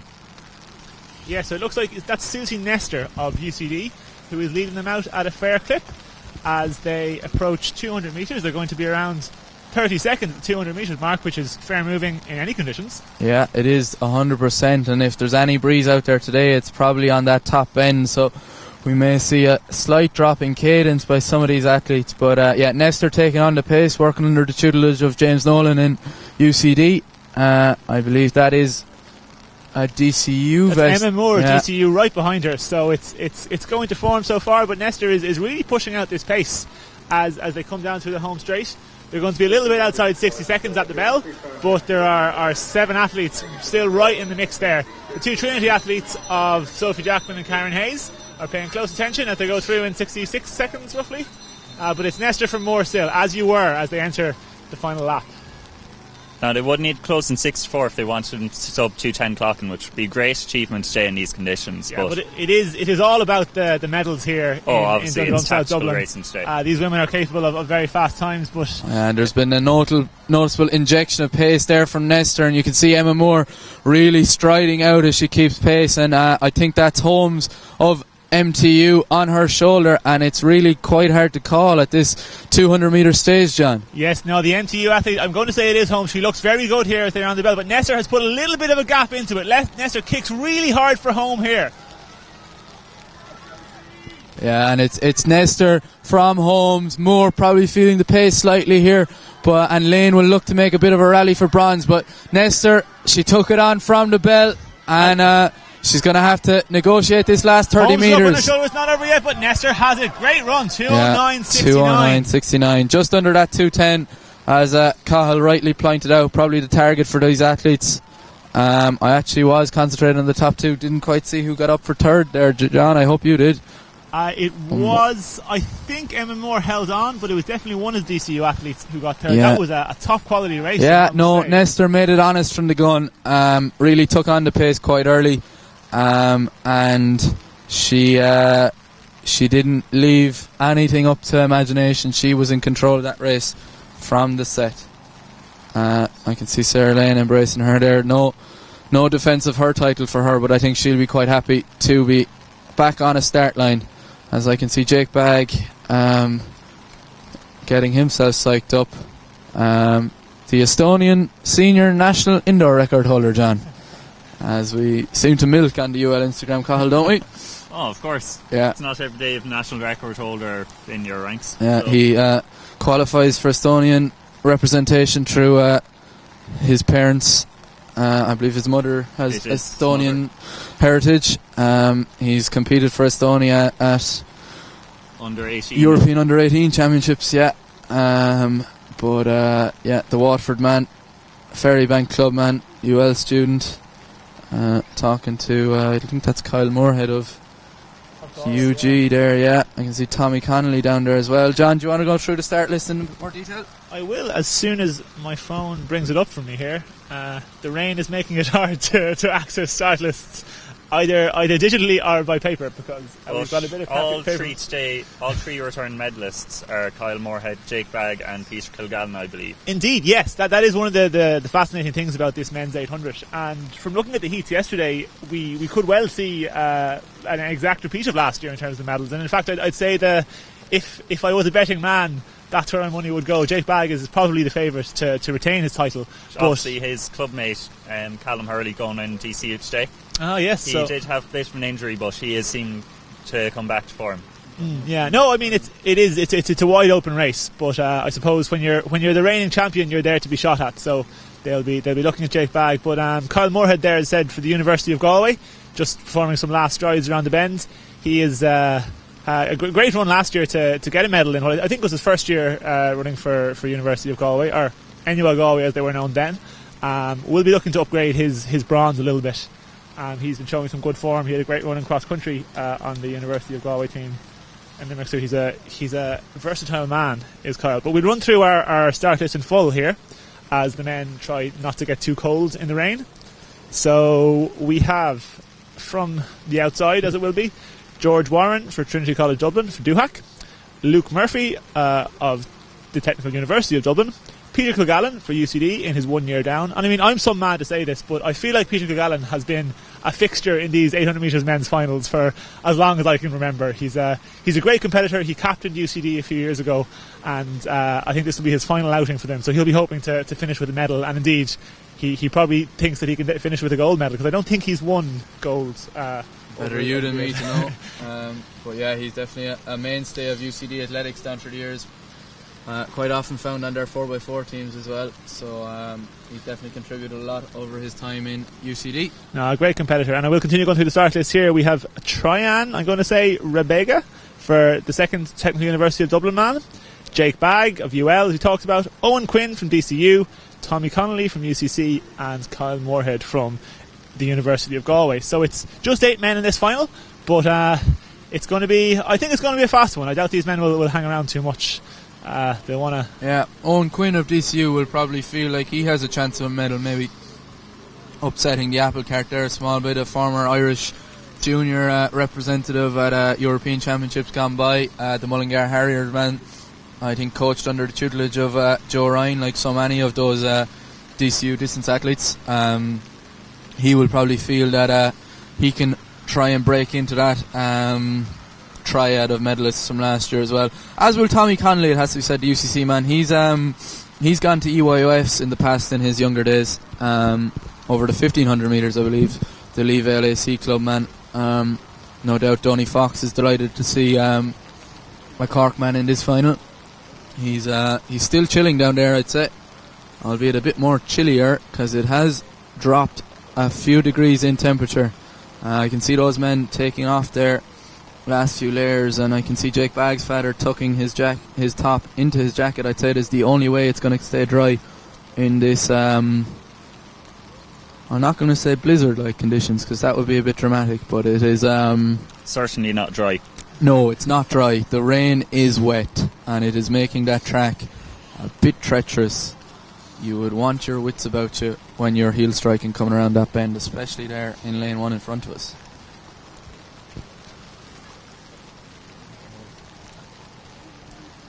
Yeah, so they're all just in their lanes as they're called to the blocks here in the men's 800 metres final. And they're away here at the Dundrum South Dublin Athletics track. They seem to be getting out to a decent enough pace with, I believe it's Callum Hurley that looks to be taking the early lead as they come through in about 13 seconds. Yeah, so as they break, Peter Kilgallen is looking to defend his place by the curb here. He's striding out in the yellow of UCD on the inside, with Kyle Moorhead of Galway on the outside and Jake Bagg UL tucking in there in what looks like third place. So 28 seconds to the first 200. Peter Kilgallen isn't hanging around. You don't want to be tripped on this track. It's a slippy one. It might be difficult to hold your footing, so it's better for everyone involved if they get a fast pace and can put little gaps in between them. So I must mention as well, so Owen Quinn of DCU, who we kind of skipped over in the build-up, is the indoor champion this year. So he brings a lot of form to this race alongside last year's medalists. But it is 1, 2, 3 are your medalists from last year, as Peter Kilgallen leads them through the bell in 57 seconds, followed by Jake Bagg, Kyle Moorhead, Owen Quinn, and the 2 TUD athletes there. So yeah, a solid pace there from Peter Kilgallen. Yeah, he's kind of starting to string him out now. You can feel a bit of a squeeze on with 300 metres to go. He's very reminiscent of his UCD teammate Susie Nestor in the first race, the women's race. He's leaving nothing to chance, and he's going to take on this pace nice and early. There are 250 metres to go now. But Bagg has started to move. That gap from first to second is closing as Bagg rounds onto his shoulder with 200 to go. It's Kilgallen from Bagg. Kilgallen will hold the curve for the last 200, but Bagg is there in Moorhead. So it is your first 3 from last year coming around this bend. Kilgallen still has the inside lane. Can he hang on for his first InterVarsity outdoor gold medal? Jake Bagg will have something to say about that, as will Kyle Moorhead as the Galway man goes wide. But it looks to be Peter Kilgallen as he comes down the home straight. Can he make it a fairy tale ending to his UCD career? He can. He's well and clear. It's Peter Kilgallen of UCD to win it in 1:52. What a run. Kyle Moorhead and Owen Quinn gets up for third. Yeah, I'm going to see if I can grab Peter and get his thoughts on that race.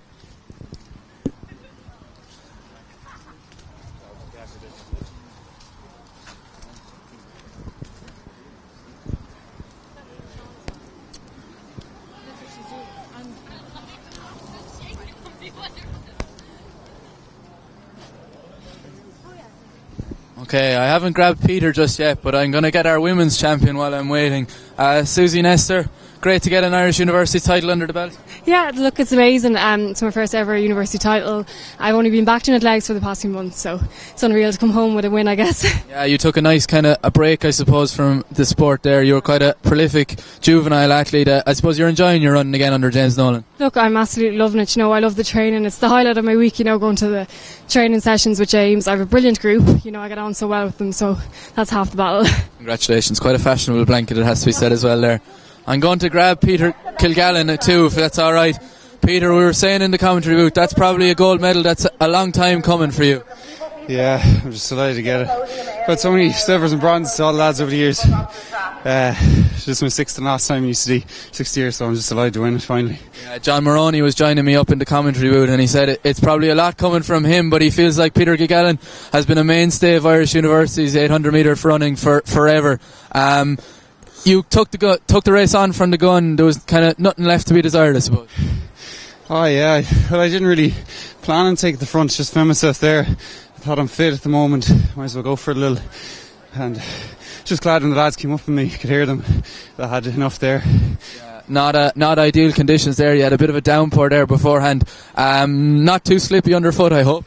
No, not sure, we're Irish, used to this. Yeah, well done, Peter, great to see you getting on top of the podium. Thanks so much.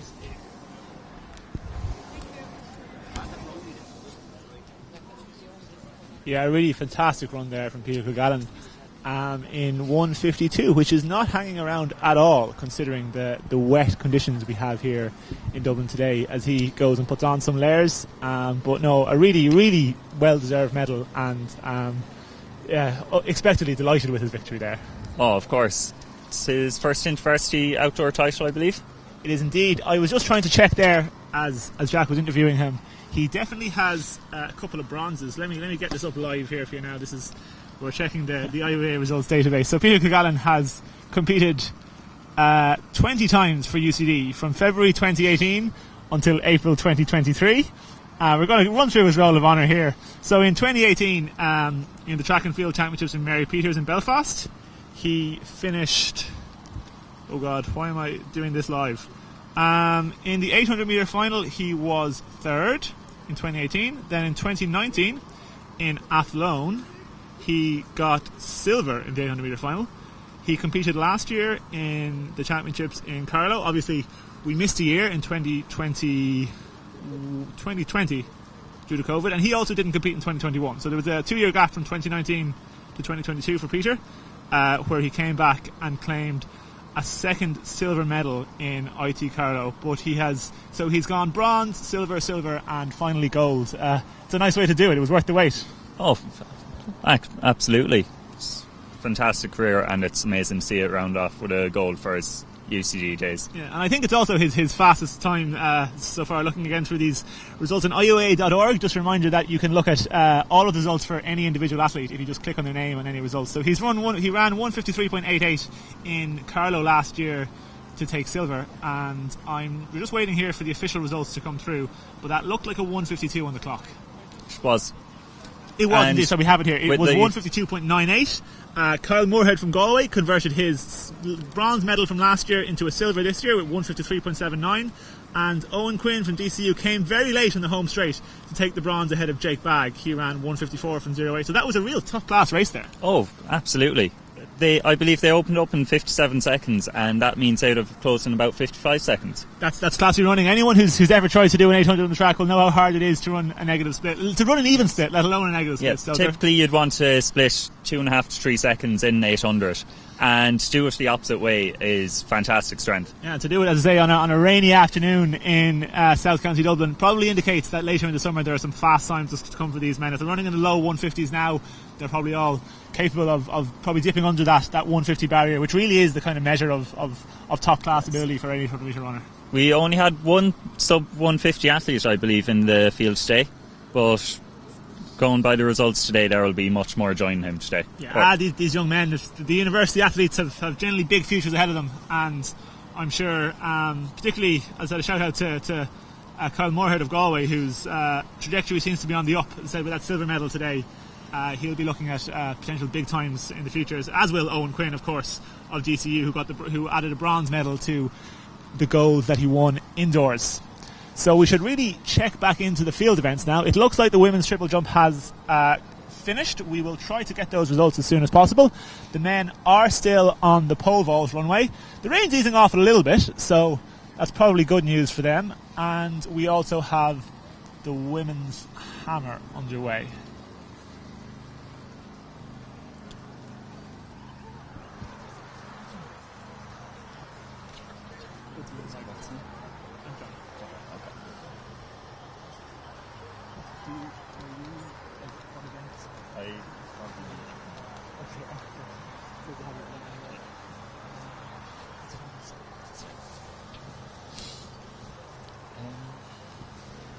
Do you mind if I get this, actually? Yeah. I'm just going to go and get my phone. Cool. Okay. Actually, do you want? Okay, let's do that.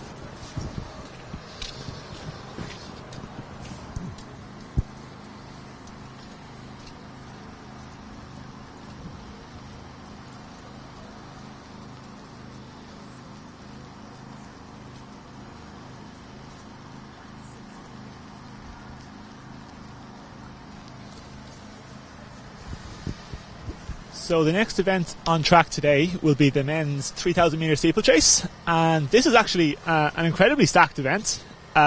It's sometimes steeplechase is sometimes said to be the event that people go into if they want a handy medal, but that is definitely not true this year, or indeed most years in the IOA. We've had some fantastic talents in the steeplechase over the years. But much like the 800, the three medalists from Carlow last year returned in the steeplechase. Oisín Spillane won the race for UL last year. He's down to defend his title, and I believe the other two medalists were Liam Harris of UCC and Paddy Noonan of the University of Galway. So they all go again, in addition to the DCU duo of Michael Murphy and Sean McGinley. So this is certainly one of, actually, as I say this, Oisín Spillane appears to be approaching the commentary position. So do we have updates on the field for the steeplechase here? We actually got a start list there and I never gave it to you. It's behind you here. Oh jeez, well. And looking a bit wetter than it was. But Oisín Spillane has joined me in the commentary booth. So I was just talking him up as the favourite for this race. He must not be starting. Yeah, so unfortunately there last week had the minor issue of getting hit by a car cycling home from work. So just glad to be walking around really instead of leave the boys at this one today to get recovered up fully. Wow, so you heard it there. He's absolutely not dodging the competition at all, is Oisín. He has a very couldn't dodge that car either, though. That was the problem. No, Oisín, in fairness to Oisín's credit, I must say, as something in as my ULAC hat on, he was trying to run as of about 2 days ago, and we had to talk a small bit of sense. There might have still been a bit of concussion left in Oisín Spillane's brain, to be honest with you. But he was a team player. He was willing to put his body on the line, but I think bigger things are yet to come for Oisín this summer. But the UL's loss, and indeed the steeplechase field's loss today, is our commentator's gain, because we have an expert and the reigning champion with us in the booth. I say in the booth, we're standing on top of the back of the stand, there's no booth here at all, but he can perhaps talk us through how he sees this race panning out. Yeah, look, it's wide open really. It's got the makings of an instant classic with some of the entries here. We got Sean McGinley and Michael Murphy of DCU. You got Adam Kirk-Smith back doing his masters in Queen's, representing Northern Ireland in the Commonwealth Games a few years back. Got Liam Harris, silver medalist last year, and Pat Noonan of Galway as well. So yeah, look, the podium is and the gold is anyone's today, and it'll be very interesting to watch. Yeah, I was just saying, it's possibly the deepest steeplechase field we've seen in universities competition, or indeed any race in Ireland for a good few years now. Yeah, I'd say it's going to be great. Conditions not ideal today. They've got water jump practice all around the track with the conditions today. But steeplechasers love a bit of water. Sure, it'll be no bother to them. But if we were to ask you to put your money where your mouth is, Oisín, who would you have as your favourite today? Would Adam Kurtz-Smith's his track record, would you think that'll stand to him? Yeah, I think especially conditions today, experience is key. But there's been talk of Sean McGinley going out looking for the European under-23 standard of 9 minutes flat today as well. So it'll be interesting to see. Of course, Liam Harris experience as well, and I would back Pat Noonan to be up in the medals as well. So it's anyone's day today, really. Just got to see how it pans out. And Michael Murphy making the steeplechase debut should be interesting to see as well. Yeah, that was an interesting one to see on the start list. Michael is DCU's distance captain, and he has put himself into the steeplechase for the first time. So obviously he's confident that he knows what the field is. He knows his teammate Sean McGinley is a very talented runner, so he'll certainly be in the mix as well. And as we mentioned, that under 23 standard of 9 minutes, that would, not 9 minutes is a real mark of class for steeplechasers. It's that barrier that they all aim for at a young age. It would bring us very close to our IUAA record, which has been held for some years now by Enda Fitzpatrick. Former UCD athlete, former coach of DCU, that record stands at 8:58. So it would be anyone dipping under 9 minutes might be well have an eye on that IUAA record as well today. Yeah, you'll be getting hitting two birds with the one stone there if you get the record and the standard today. If Sean's trying to go for that, so it'll be interesting. But the wind isn't too bad today. That's the main thing for running and for hurdling as well. So, just got to see how it pans out. I can see the lads striding away now, getting ready for it. Yeah, to be honest, for distance events, this calm, wet weather is probably preferable to the drier, windier weather that we had yesterday. Definitely, yeah. I mean, I myself, we were racing at the National Seniors last summer, and it was a lovely day, but the wind was blowing a gale, and it just throws everything up in the air, especially with the hurdling in a group as well. So, looking forward to seeing the boys have a go at it today. Indeed. I'm heading off on my lunch, John, but before I leave you, I've received a pole vault podium. I believe Aaron Malik of UL picked up a bronze medal there to join with his bronze medal from the multi-events essay. Jack Ford is the second place finisher, and I believe Matthew Callan Keenan has the competition won and is going to continue pole vaulting just for the fun of it. He's got that bar up a bit high. I don't know exactly what the height is, but he has won the competition, and we'll see what he can do from there. A class act, as all Callan Keenan. Yes, we'll try and find out what height he does clear in the end, but he's out there on his own in the rain. Though it does seem to be easing off a little bit as the steeplechasers go through their final warm-ups on the back straight. So, Oisin, how do you think these people are approaching the race today? Do you think they'd have a conversation about the standard and potentially try to trade off the pace, or do you think it is all about who comes away with the gold today? Yeah, I suppose at the end of the day it's championship racing, and it's April as well, so plenty of time to be getting standards and records for the rest of the season. But I did hear through the pipeline that Adam Kirk-Smith is perhaps going to try and pace his Northern Ireland compatriot Sean McGinley DCU to standard, see how long he can go with that. Tipping him through in about 72 seconds a lap, which would hopefully get him under the 9 minutes. But it's very early days of the season yet, so I think it just comes down to the championship racing at the end of the day. And I'm sure when they get to the last kilometre and the last few laps and the medals start to appear in the distance, there'll be all thoughts of pacing our times will go out the window, and it'll just be a flat out race to the finish line. Gloves will most definitely be off for that last kilometre. Oh, certainly. No, this is, as I said, when the start list came out when the entries came out for this competition a couple of days ago, the men's steeplechase was one that I think a lot of people penciled in as one of the events of the day. So we're very excited to see how this one goes.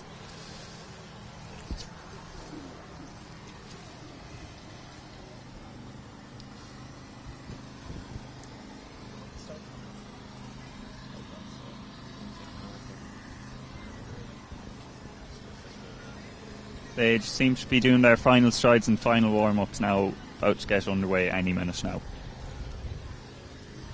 I have the wettest start list in the world in front of me, and I tried to keep it in one piece in my hand. So we do have 7 men taken to the line. I'll go through them here now. From the outsiders, they will start Liam Harris from UCC in his 1 year down. He was the silver medalist last year.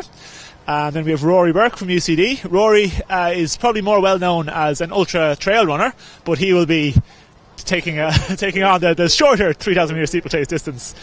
He's completing his PhD in I'm going to say botany or plant sciences in UCD currently. And then we have Sean McGinley from DCU, the young man who, as I said, is targeting that under 23 time. Michael Murphy, his compatriot in DCU, will be alongside him. And then we have William Kinsella from Trinity College Dublin, Adam Kirk-Smith from Queen's University Belfast, and the field is rounded out by, as I said, Patrick Noonan from NUIG. So a top quality field in this men's steeplechase.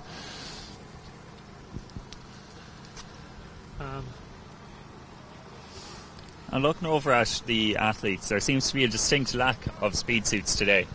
I wonder, is there any reasoning today behind that? Would there today wet, windy conditions, poor conditions for a speed suit?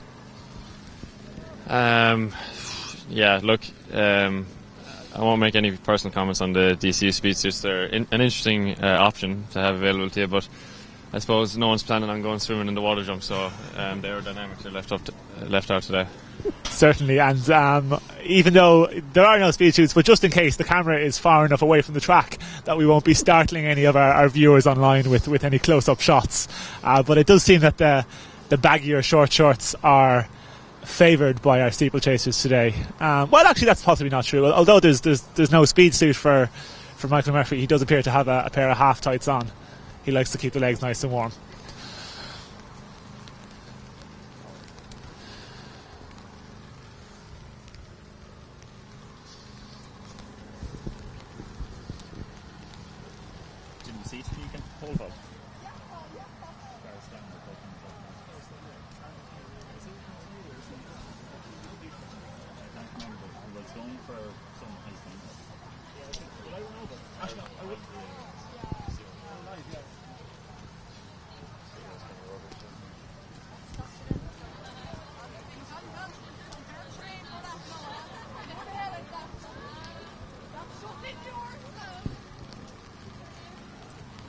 check the women's hammer as well if you can.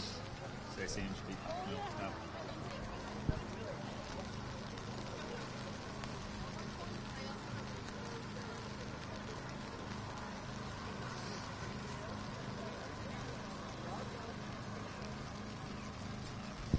There is a slight delay in proceedings here as we await the start of the steeplechase.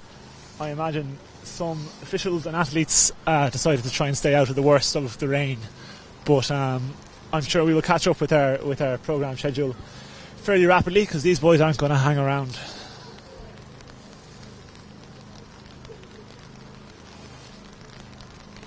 This is some spot to be standing all day. Yeah, so just to remind our viewers of what your commentators are putting themselves through for the cause today, we are stuck up on the highest point of this ground of this Dundrum South Dublin track, completely uncovered, relying on 2 umbrellas to keep the camera equipment dry and also to keep our commentary team dry. But it is a fantastic view of this wonderful facility and the Dublin Mountains, the Wicklow Mountains in the background, and the M50 also off to our right, if that's your sort of thing, rather than the mountains. But the real action and the spectacle is happening on the track and on the infield today, with lots of intervarsity medals up for grabs. Today actually being the first competition held at Dundrum South Dublin track. Yeah, no, I'm sure that they'll be very proud to show off this new facility, and it'll host a few more competitions in the rest of the season. They have their DSD games in mid-June, I'm going to say. It is. So I'm sure a lot of the athletes today will be back for that one, along with a whole host of top class athletes. But it's always good to see more tracks popping up around the place. Santry is, of course, out of action for a few more months as they upgrade the world-class surface there. So this is one of the top facilities we have in the capital at the moment. Particularly in the last year, the tracks in Dublin have, obviously, you've Dundrum South Dublin come to fruition. You've the UCD track just finished being resurfaced, and you've Santry currently being redone. Yeah, so hopefully in a few months' time we'll have a choice of great surfaces to compete on. And indeed, of course, last year Varsies was hosted in the relatively new facility that is down in Carlow. I'm going to say IT Carlow, but they are now known as the Technical University of something. Anyway, the track in Carlow hosted a great InterVarsities last year. It's a fantastic facility, and I'm sure it will host many more races this summer as well. Yeah, further down the country as well, we got the track down in MTU Cork being resurfaced, hopefully ahead of the Cork City Sports in July. So yeah, many top class facilities coming this summer to Ireland. It's great to see. It's great to see, and as I said, hopefully it won't be pouring rain for all of these events in the future, but that is what happens when you hold a track meet in April, which is of course required for the intervarsity competitions as the semesters are finishing up around the country. I know unfortunately some colleges had athletes unable to travel yesterday because of exam commitments. I know in particular the University of Galway, some of their lads and of course girls were unable to make their races because of exams, but they still have a strong team out today. It's a Saturday, there's no exams, there's no excuses, everyone's here.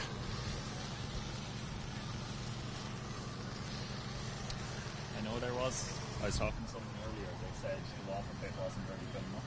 At least now was like they've been dealing with it since the first evening. It's filling up but really slowly, and they were concerned about it.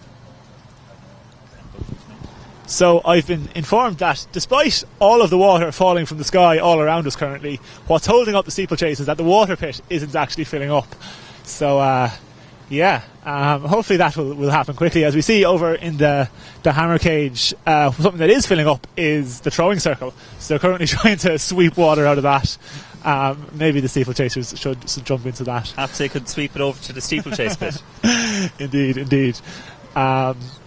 So just a small break in track proceedings here as we wait to fix that steeplechase issue, and I'm sure nobody is too perturbed not to have to be out on track during this rain. As I said, we hope it doesn't last the rest of the day because there are a lot more competitions to come. Yeah, it is a pity, but it is just as you said, the risks of holding a track meet in the middle of April in Ireland. Bring it back to last year, Carlow was absolutely beautiful over the weekend, but it's just the risks, and it is a very exposed area as we're sitting up here waiting for things to get underway. It appears the lads are making their way back to some shelter. The steeplechasers, this issue seems to be going on. So we'll keep you updated. Yeah, there is limited shelter here. There's one small covered area over to our right, just past the finish line, where every student athlete in Ireland is currently trying to squeeze into. Apart from the ones, of course, who are still competing in the women's hammer and...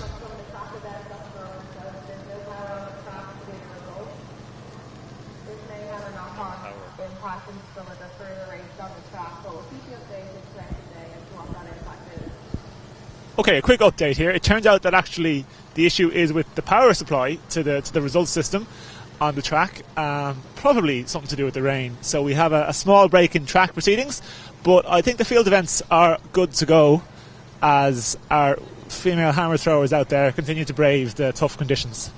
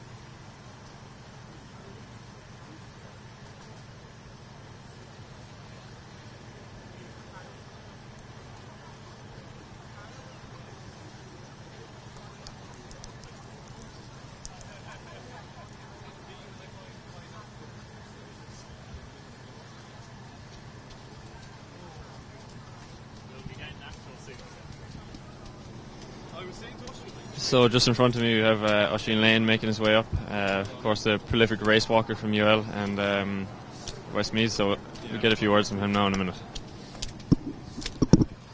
So you were talking about the UL record on the way up today. Do you think that's possible today with conditions? Yeah, because I've the measure of it. I've been training fairly well this year, and last year was only 4 seconds off the record, so I only need 4 seconds off it and be handy enough, I'd say, for myself. And how's training been going recently?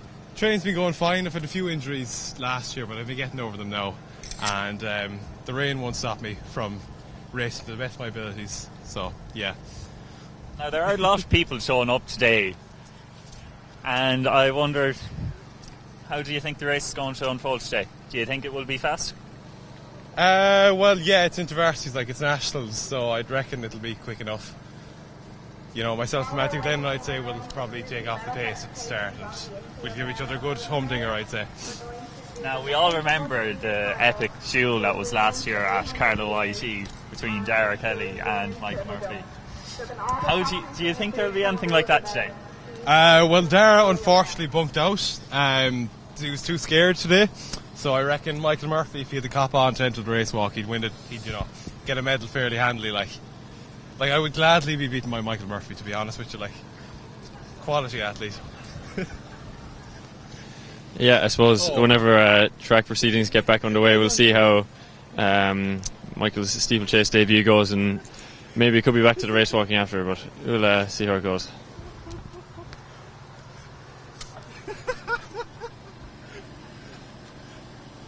Oh god. You just hear people laughing over there, it's like, oh fuck. Well, that was perhaps the worst interview I've given my entire fucking life. Holy shit. Oh man. And that was Usheen Lane, ladies and gentlemen. You'll be going ahead later in the 3,000 metre walk.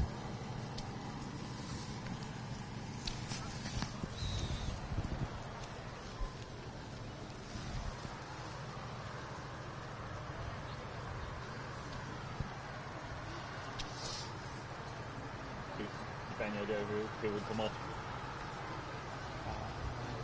Man, this what about showing me real captains in there? My hand didn't get close to yeah. I'll go down and see. Can we please have the top three finishers on the men's 100 metres into the podium area now?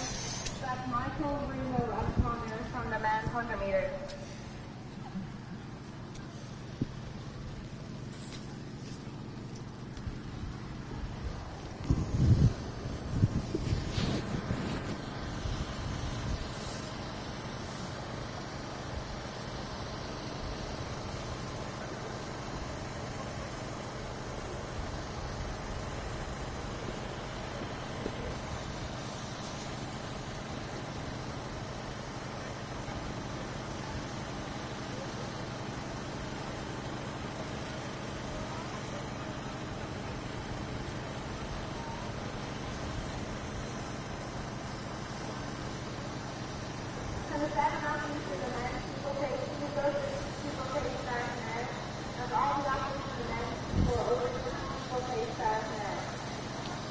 And the men are being called to go over to the start line of the steeplechase. It seems we'll be getting underway very shortly today.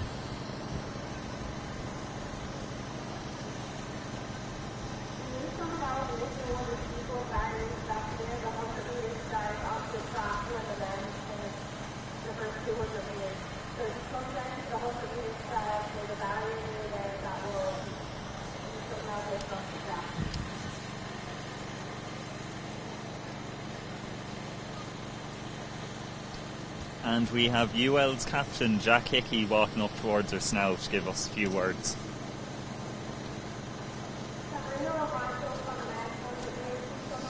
So Jack. Cathal, did you miss me?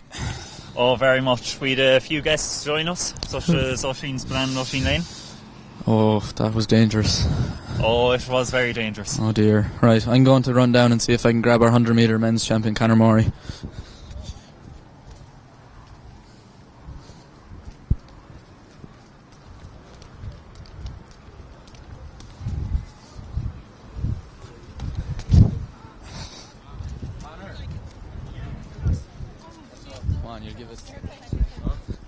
I'm joined by Conor Murray here, the men's Irish University's 100 metre champion, representing University College Cork. Conor, it's fair to say less than ideal conditions for sprinting out there. Yeah, definitely. Quite poor now, I must say. Happy to be still in the 10.7s, I suppose, given the time of year and, as we said earlier, the weather conditions. Yeah, given the poor conditions, I suppose it's a good time to put down. And we had, of course, a good day for your coach, Daniel Figallan, getting the women's and men's 100 metre titles. Similar to Sarah, you've changed your kind of coaching setup, and how are you finding the move up to the Dublin group? Some fast guys in there? Yeah, very competitive group, good bunch of lads to train with. And going forward, we've kind of talked to a few of the guys now. That Irish men's under 23 4x1 team really seems to kind of have major championships in their sights. You're optimistic about their chances, I'm sure. Yeah, definitely a very good team, so hopefully there's a good prospect among that team. Thanks very much, Conor. Thanks. Cyril Smythe is wondering who I was talking to into the microphone there. I think he's a bit perplexed as to what was going on. But the rain has died off, which is the main thing. Cathal has the umbrella hogs to himself. We must thank the Entry cameraman who gave it to us, because I didn't come as prepared as he did.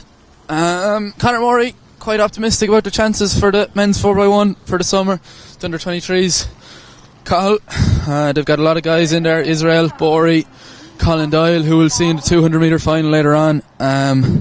If they can get everyone on the line, including Rob McDonald, they'll have a fair tilt at a European Under-23 medal, one would anticipate. Surely seemed that way.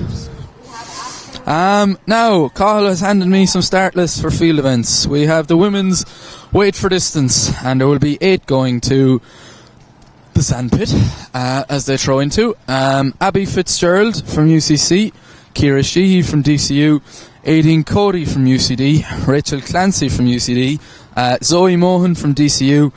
Fiona Hennessy is nearly getting all of the throws in for UL this 2 days. She'll go into weight for distance, as will Evie McMahon, who I believe won the javelin throw yesterday for DCU.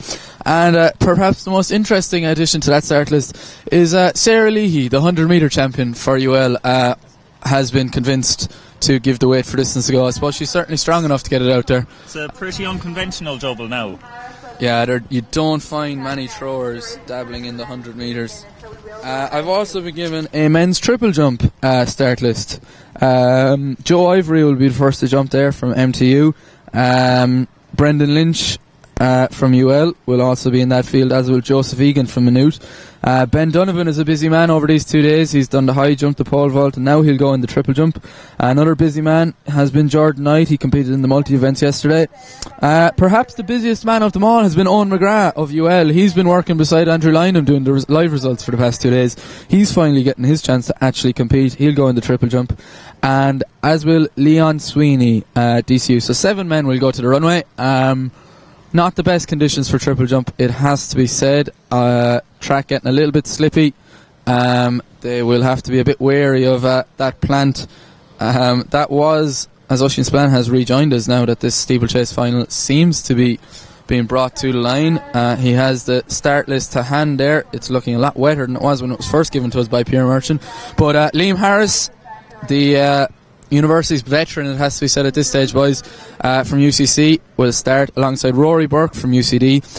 Sean McGinley of DCU, the Donegal man, who had that breakthrough run up at the Irish Cross Country Championships up in Donegal in recent times. Michael Murphy, who we spoke to earlier in the stream from DCU, the boss when it comes to all things athletics under Paul Byrne.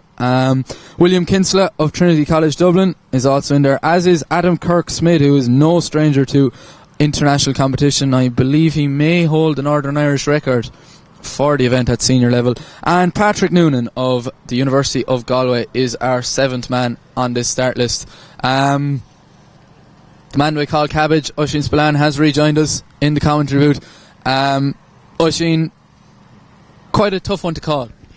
Yeah, look, it's wide open. You got Liam Harris, the veteran, and as you said, Kirk Smith represented Northern Ireland at the Commonwealth Games a number of years ago. So also Sean McGinley, who I believe last year did the 800, 1500 and steeple gold last year at the Junior Championships. So no stranger to competition as well. I believe going to have a go at the European Under-23 standard in 9 minutes, perhaps with some help in pacing from his Northern Ireland compatriot Adam Kirk-Smith, and of course Pat Noonan of Galway as well, always a threat for the podium. So yeah, it's got the makings of an instant classic here today. Yeah, I can see the boys limbering up on that barrier down the back straight there, presumably harnessing their inner ballerinas there. We might see a few pliés over the water jump later on, but I can see one of our competitors has remembered he's in the steeplechase and is running down. I think these boys will just be glad to get to the line after a bit of a delay. My feet are cold, my hands are cold. I can only imagine how these steeplechasers are going to be after a mile in, Cal. Certainly you don't think the water pit will help them? No.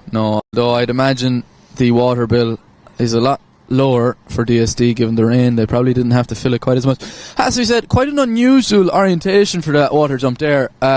It's not quite where you traditionally have a water jump, I would say, at the 150 mark. It kind of I don't know if I to use my maths teacher language, it's more of a chord kind of comes in quite early on the bend, and you kind of get spat out very quickly after the water jump onto the track, which is I suppose novel maybe a bit of a tricky one to negotiate at early doors. Maybe, Oisín, you would have a bit more opportunity to experience the water jump than I would. Shouldn't cause too much hassle all the same.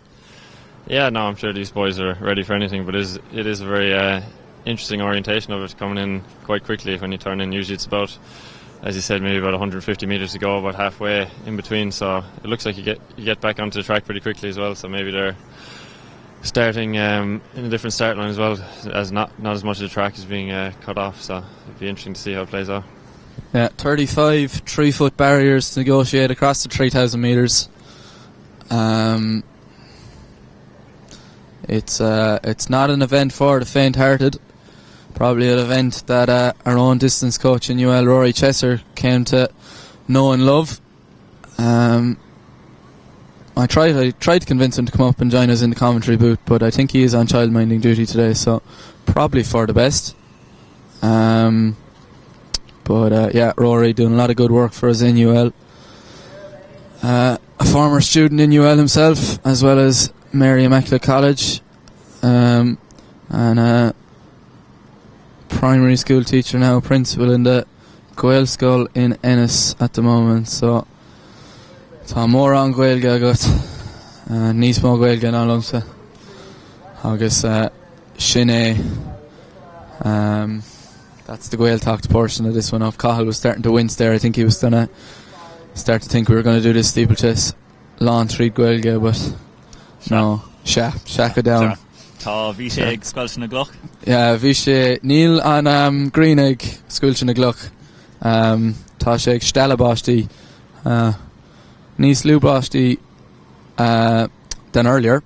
I ran out of words there. Louise King is probably the best bet if we can find her. She's a primary school teacher. We'll get her up for the Gaeilge Vert. I can see the hammer throws returning. I presume Nicola Tuchel coasted that one. She was flinging it out there to about 40 metres plus, probably a little bit more. John Maroney's about to come back up to this, so I'll probably have to hand back over to him and get more of my lunch because I didn't eat enough. But the boys are towing the line and they're under starters' orders. It's quite a long hold. And they're away. I'll hand the mic over to John Maroney now. Yes, I was going to get lunch, but then I saw this race was happening, so we're back. And into an early lead, that is Adam Kirk-Smith of QUB. He's looking over his shoulder at Sean McGinley, who is tucked in right behind him. So maybe those rumours of a pacing job are in fact true. As they come around, Kirk-Smith is looking at his watch. So they're going to go for a fast time today. And it looks like the rest of the field aren't too interested in that pace, because a little gap has formed just behind Sean McGinley, back to our group of three of Paddy Noonan, Michael Murphy and Liam Harris. So they come through there in 35 seconds, and they're over the first barrier, my bad. To already be strung out just over 200 metres into this race really shows how quick of a pace they're going for. The IUA record certainly is under threat today. Yeah, 9 minutes is some moving, but as I said, it's great to see there are 5 men who are interested in this pace, who are going with it. So it's that 5 that we talked about beforehand: Alan Kirk-Smith, Sean McGinley, Paddy Noonan, Liam Harris and Michael Murphy, as they come around. Just finished almost a lap, and they're going to come into the water jump for the first time. Now, I'm not sure if you can call this the first water jump, as it is very wet today out on the track. It is, but there's great clearance there. Most of the men made it out to the back of the jump, though Michael Murphy did struggle a little bit with his first water jump, and he's let a bit of a gap form there. So that might be worrying for him if he's got to do 7, or is it 6 or 7 water jumps? What think they go over? 7 water jumps, yeah. So you just see the barrier in front of you, you jump over it. Yeah, I think you lose count eventually when the lactic acid starts hitting, but 7 to negotiate as they go over the barriers after 200 metres. So McGinley looks good over those barriers. He's looking very comfortable in there behind Adam Kirk-Smith of QUB. But as I said, we've got some seasoned steeplechasers behind him of Liam Harris and Paddy Noonan. So it's those 5 men away and clear. Noonan looks very smooth over there for the University of Galway in 4th place. He might just be playing his cards right, not doing anything too big too soon, because as I said, it is 7.5 laps, but when you add in all of those barriers, it feels like it's a lot longer.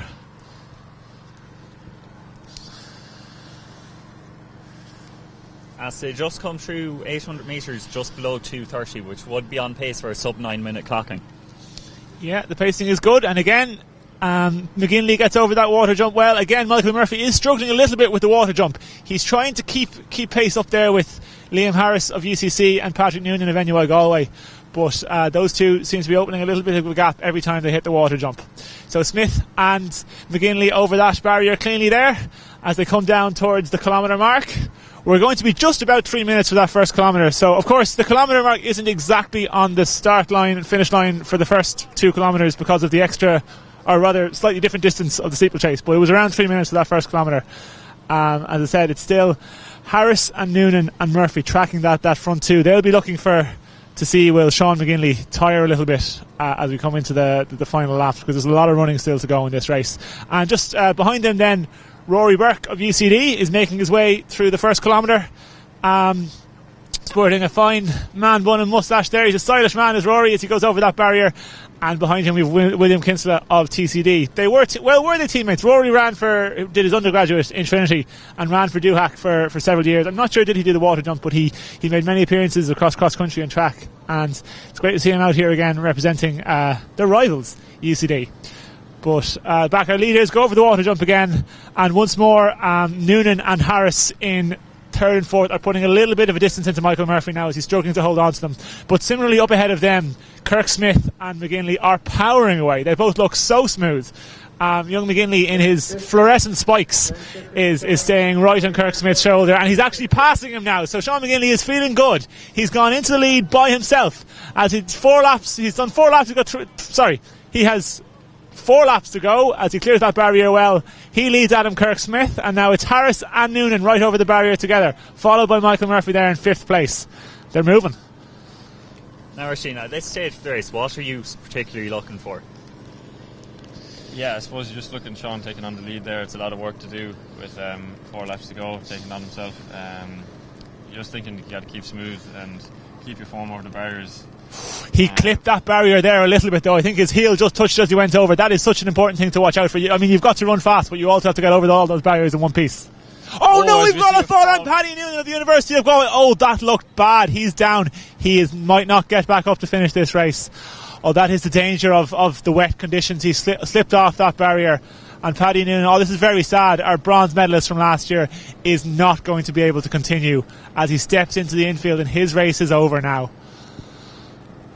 Yeah, very commiserations for Pat Noonan there. He looks to be down and hurt. He was looking very smooth over the barriers up till then, a student of the Finlay Daly steeplechase school up in Galway. But we go back to the front now with 3 laps to go. Kirk Smith has gotten the lead on McGinley again, and they're powering on with Harris looking to have the bronze secured now after that unfortunate fall from Pat. But as we Michael say, Murphy not out of the running yet either. Yeah, I mean, nothing is decided. When you have these barriers to go over in this wet conditions, you might be in 4th or 5th place, but a medal is definitely not out of the question, because we've seen one faller, we've seen a few clips of the hurdles, and as the men get more and more tired, as the knees start to drop, we hope there won't be any more accidents like happened to Paddy Noonan there. But this one is far from over as McGinley once again passes Kirk Smith. He heads for the water jump. He looks so strong, does Sean McGinley. That looks like a decisive move from Sean McGinley, about 1 kilometre out now, passing through the 2 kilometre mark in around about 6 minutes 6:01, so bang on pace. But I do think that on this wet day that 9 minutes might slip a little bit away from him, but this is still such an encouraging performance from the young man as he powers towards the first hurdle on this home straight. He's over it cleanly. He doesn't touch the barriers apart from the water jump. He hurdles them, and as he strides towards the finish line for with 2 laps to go coming up now, the gold medal is surely his. Yeah, coming through with 2 laps to go on about 6:38 there, so he need a big last 800, but he looks to be moving strong. But from own experience, the race only begins about 1 kilometre to go, 2 laps to go when the lactic acid really starts hitting, and you still have many barriers to go over. But Sean McGinley's looking very strong, leading it out ahead of Kirk Smith about 20 metres back now. And it just shows the quality of the athlete that McGinley is that he's over 200 metres ahead of Liam Harris of UCC, and Harris is no slouch himself. He's a former national novice cross-country champion, silver medal in this event last year, and he is just, the pace here has broken him today. He's currently in the bronze medal position, but him and Michael Murphy in 4th, they look tired. This is a really tough pace that's being set by the men from the north up ahead. Yeah, and Sean McGinley goes over the water jump for the penultimate time, he'll come into the home straight looking very strong. It could be a push to get under the 9 minutes, but it's a front-running performance here now from the young man from DCU. So McGinley strides away. Those fluorescent yellow shoes are really easy to spot as he's coming down towards the finish line. There's 450 metres to go, 420 metres to go. He hits the bell in 7:47. Can he do it? Can he go below 9 minutes? He's beautiful form over that hurdle as he goes around the bends. It's all Sean McGinley. It's him versus the clock, him versus the barriers here in Dundrum South Dublin's track. But if there's any man for the job, it's Sean McGinley as he attacks this barrier. He's over it nicely. Only 3 barriers to go for the young man from DCU. Can he make the standard? I think he can. Adam Kirk-Smith is in second place, but there's almost 80 metres to go back to Smith. It is McGinley against the clock at this stage. He has the water jump and 1 more hurdle to go. There's 200 metres. He has 40 seconds to hit 9 minutes. He's flying it. Yeah, McGinley looking very strong as he just goes over the final water jump. Perhaps a bit of a slip, but no problems really. And back to Kirk-Smith, who looks to have sacrificed himself with his early pacing job, but still moving very strong ahead of Liam Harris. But it looks like the IUAA record of Enda Fitzpatrick is in serious doubt as McGinley hits the last hurdle. He's over it. He's only got 80 metres of clear track between him and the finish line. Let's watch the clock. 8:49, 8:50. Sean McGinley is going to dip under 9 minutes for the first time in his career, and he's also going to dip under the IUAA record, 8:56.88. What a performance from young McGinley of DCU. That was a fantastic display of steeplechasing. Yeah, absolutely phenomenal run from Sean McGinley there. Taking 2 seconds off the IUAA record and absolutely smashing that under 23 standard in 9 minutes. And Kirk-Smith crosses the line in second place. He congratulates Sean McGinley with a big hug. He put in a brave stint at the front there, and he is rewarded with a silver medal. And now Liam Harris is coming around the bends, approaching the last hurdle. He looks to be in bronze medal position. He's over the hurdle safely, so that looks to be the bronze medal safe for Liam Harris. Another one for his collection. He is a fine athlete, the UCC man. And we can't see exactly what time he's going to run today, but it is another mid-9 minute clocking, a serious time for the Cork athlete. That's fantastic running. As Michael Murphy, the DCU distance captain, no speed suit today, but he's coming home in 4th place, and a fantastic start to his steeplechase career there. We still have 2 athletes out on the track. Rory Burke of UCD and William Kinsella of Trinity College Dublin are still going around, but this is, as I said, a very high quality men's steeplechase here today, and despite it was delayed a little bit, just built up the anticipation, but it did not disappoint. It was some competition. Absolutely not. Any time you see someone dip under European under 23 standard, it's an amazing feat. Yeah. And as I said, it's rare enough in Ireland that we get anybody go under that 9 minute barrier. It is kind of the test of class for steeplechasers. Oftentimes in the national championships, the likes of Brian Fay and Jamie Rossiter in recent years have gone under that time, but it's a rare thing to do, to go under 9 minutes, and to do it, as I said, on a wet day in April is a fantastic achievement. As William Kinsella from Trinity College Dublin gets the bell, he's got a lap to go. It's a long way to go in the wet with these barriers, but he navigates it well, and he's going to. And Rory Burke from UCD there is just coming home in, I believe, 6th place. A great run for Rory. Yes, so we're just we'll have last year's champion is going down to interview this year's champion in the steeplechase, and we're hoping to hear from Sean once he stops trying to get sick over there. But Jack Hickey is back for some updates. I have some breaking news, John Maroney. We have a national record. A national record? A national under-23 record has been thrown by Nicola Tuthill. 64.75, I believe, is what I was told, pending verification. That is my breaking news. I'm going back to my lunch break. So yeah, I said the weather has not stopped the fantastic performances today, so I will just check, is that also an IUAA record, but I'm sure it is if it's an under-23 record. Fantastic throwing by Tuthill there.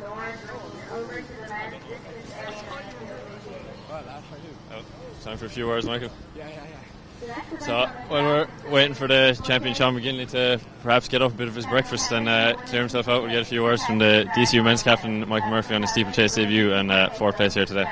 Yeah, thanks. Look, that was my first ever steeplechase, so as you could probably see from the video, I was absolutely terrible at the water jump, but I thought I'd do better. I got better as I got on, but like me and Sean were talking since like October or September about getting the standard for Europeans, but look, that was an eye-opener for me today. I was never getting anything on my first steeplechase. But look, I really enjoyed that, and fair play to Sean. Sean somehow always seems to pull it off. So, but look, I enjoyed it. Like I think it actually kind of goes by quicker than a normal 3K. Like all of a sudden, the last time I looked at the watch or at the lap count, it was 4 laps, and then all of a sudden I'm on the last lap. So I think I'll probably stay at the steeplechase. I'll see, fourth at my first ever steeplechase. I'll take that for now, and hopefully catch the lads in the future. Yeah, thanks very much for that, Michael, and yeah, definitely down to experience, and we'll move on from upwards from here.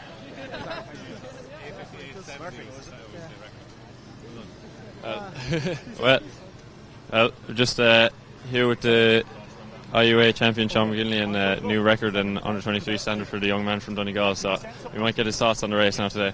It was a good race. I suppose we've been annoyed at the start, obviously getting the delay or whatever with the power or whatever, so I was with that there, but didn't tried not to let it break me focus or me thought, I suppose, and just tried to stay warm for the few minutes we were delayed, and once we were back out then just get back into the mindset now out there and get the head in the right place, and starting off felt fresh and you felt fresh even after the first 200, but still knew it was going to be a tough ask, and I'll thank Adam wherever he is now. He definitely helped me get round probably up until about a mile to go, and then I started to push it on myself, and I was feeling really good up until the last K.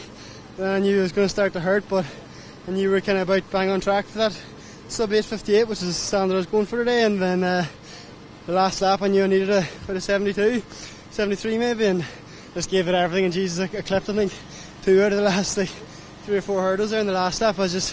I hadn't felt that kind of burn in a long time in the legs, but we got there in the end and delighted. Didn't even think about a record on the table, but to get that as well as a standard and the win, couldn't have asked for much more today. So yeah, congratulations, Sean. I'm sorry I wasn't on the line to push you to the finish today, but hopefully see you on the plane in July maybe, so congrats, Sean.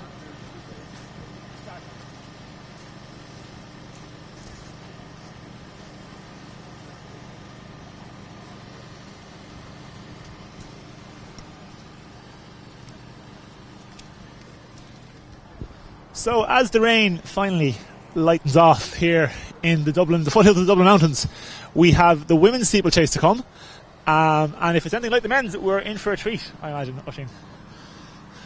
Yeah, for sure. It's great to get a few words off Sean there. As I said, I'm grateful I can even be walking around after last week's antics, so hopefully we'll be back to push him in future races. But it's a great display from the young Donegal man. Certainly. He's definitely one to watch for the future. A big talent. He is. He was on that Irish under-20 cross-country team before Christmas, and he will be off to more international competitions, having run that standard for the steeplechase. So the future is bright, and the sky is brightening, I suppose we can say. Our start lists are somewhat solid. We look at who's in this women's steeplechase final. We have 5 competitors ready to toe the line.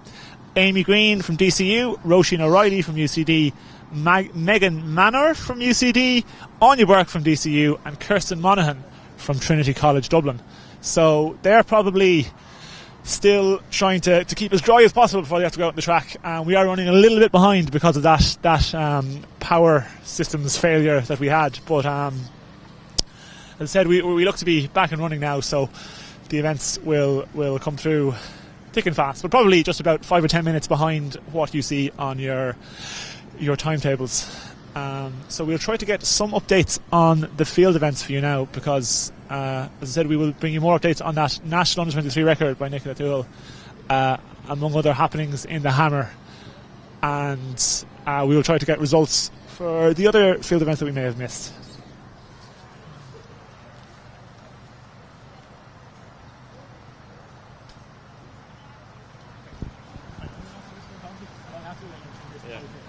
See if I'll try and send anyone I find up to you. I'll be back. Yeah. Good luck. See you.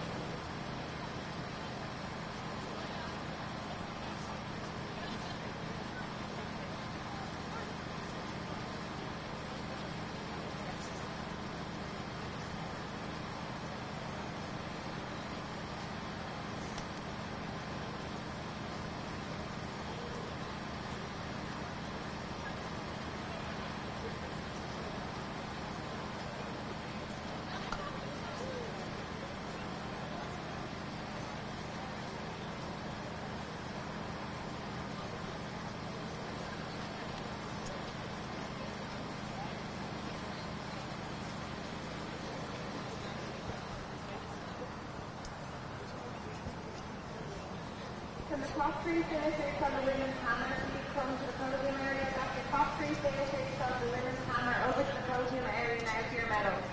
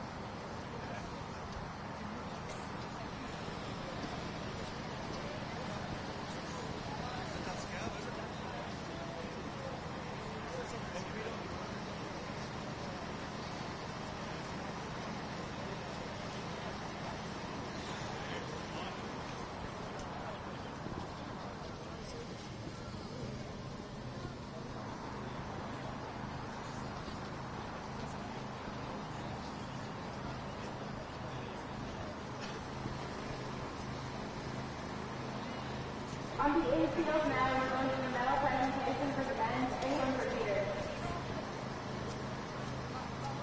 Third position from DCU, we have Owen Quinn.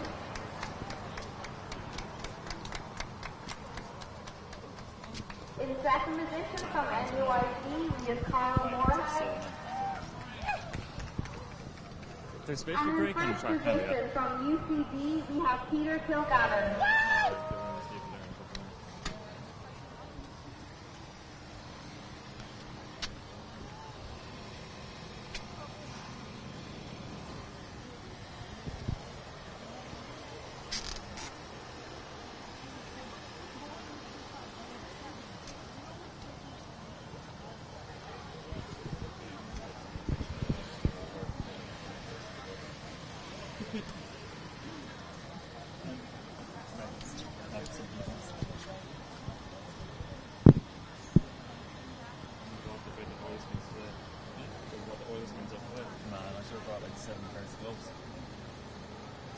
And action to the starters, please start this race when you are ready.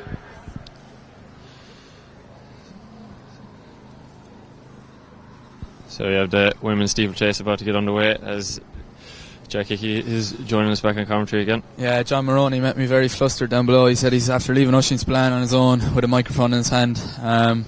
Very dangerous. It was very dangerous, and I said we better get back up here as our steeplechasers 5 go to the line.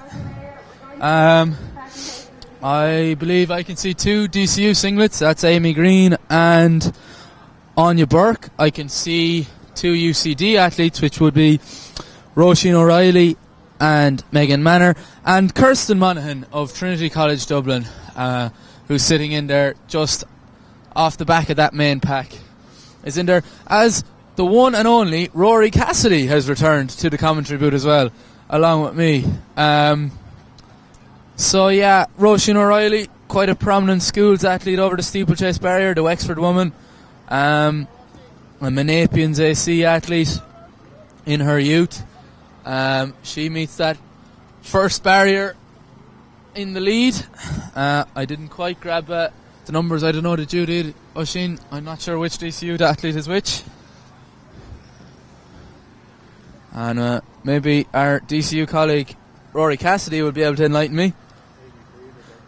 That's Amy Green, he tells me, beside Roisin O'Reilly, and by process of elimination that tells me that Anya Burke and Megan Manor are currently vying for that bronze medal position, with Kirsten Monaghan maybe about 20 metres back from that second group. So it's like Noah's Ark, 2 by 2,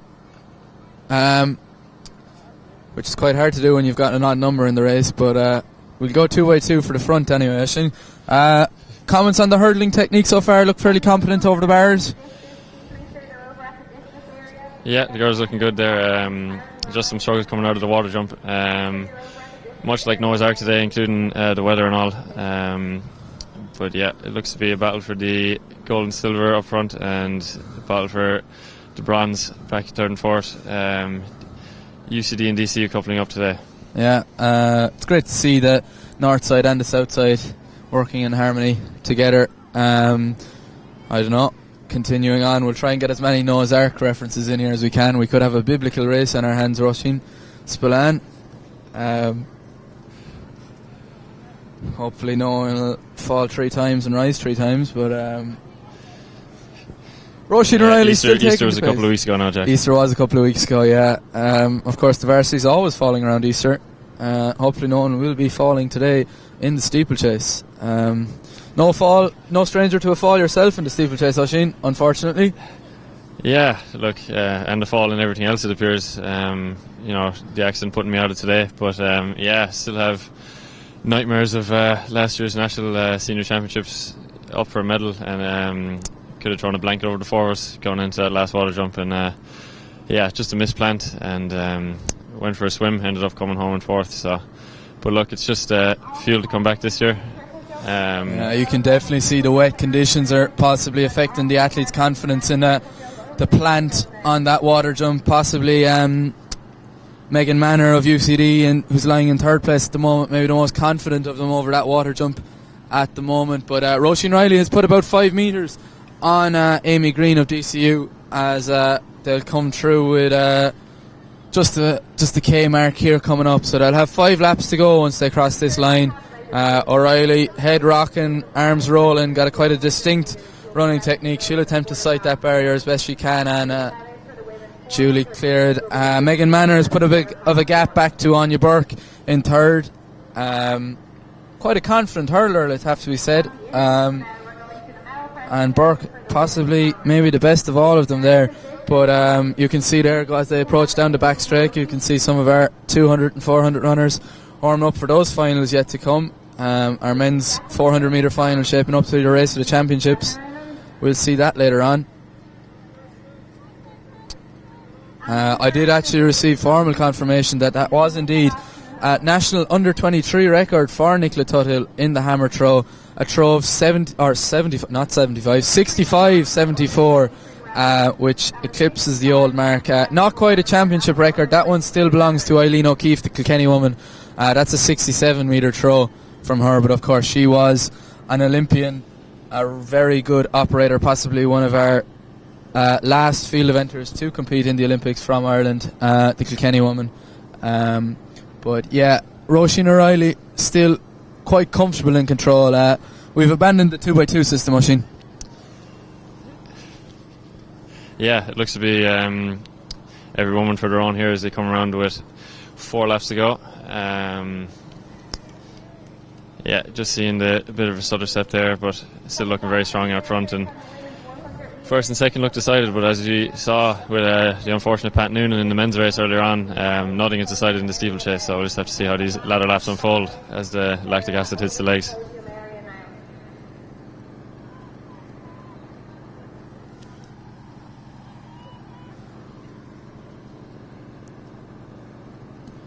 We also have some men's discus throwers warming up in the cage to our right, and some weight for distance will be thrown, varying distances into that sandpit down on that back straight. But as she passes where she starts, Roisin O'Reilly a cut above, it has to be said.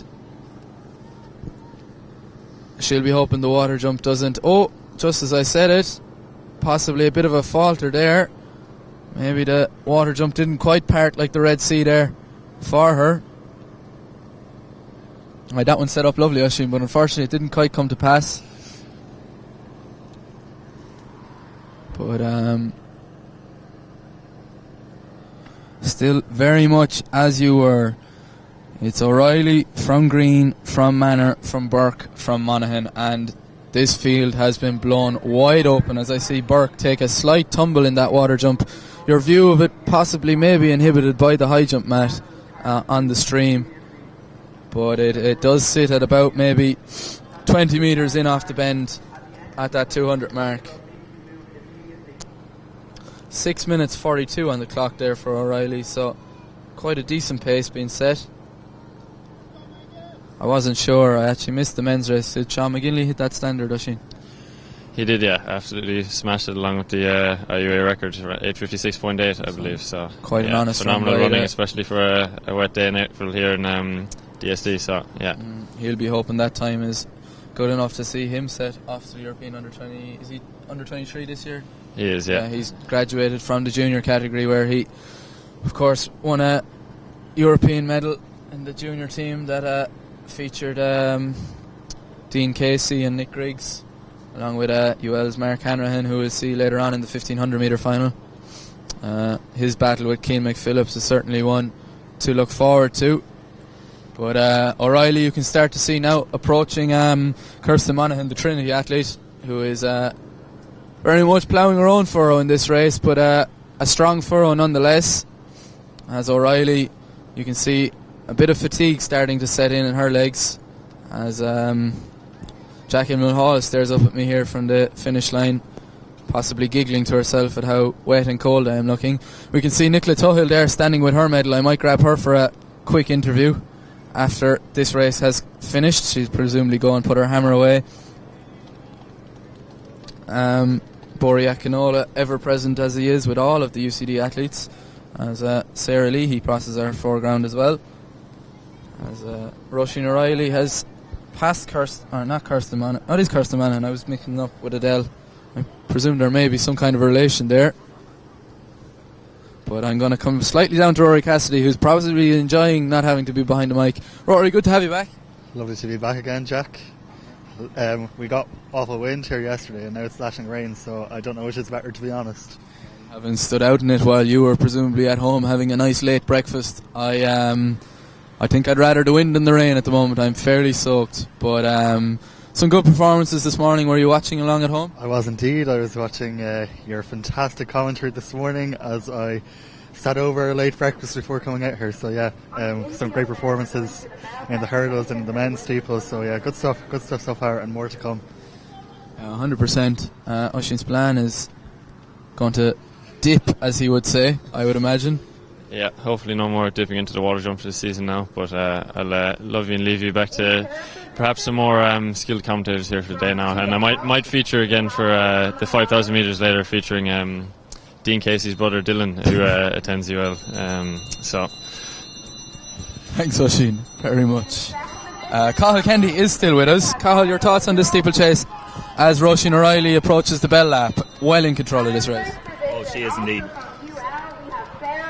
It's a wide open, it's pretty blown open now. There's about 50, 60 metre separation first from second from third, and then a wider gap back to fourth, so the medals are pretty set in stone for today.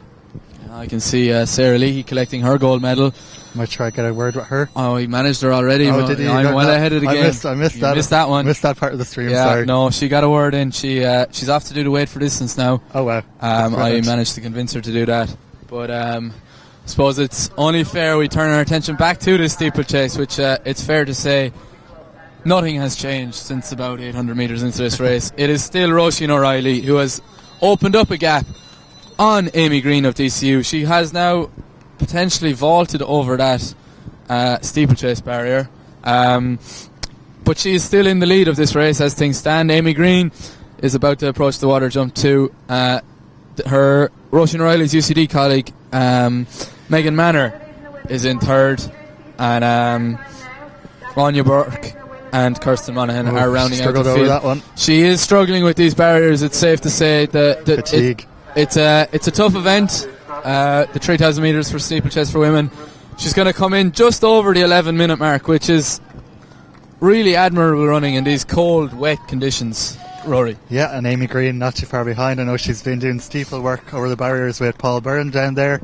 So, fantastic performance. The Finn Valley athlete getting up for second, probably around 11.10, 11.15. I think we have a faller, Rory, at the water jump.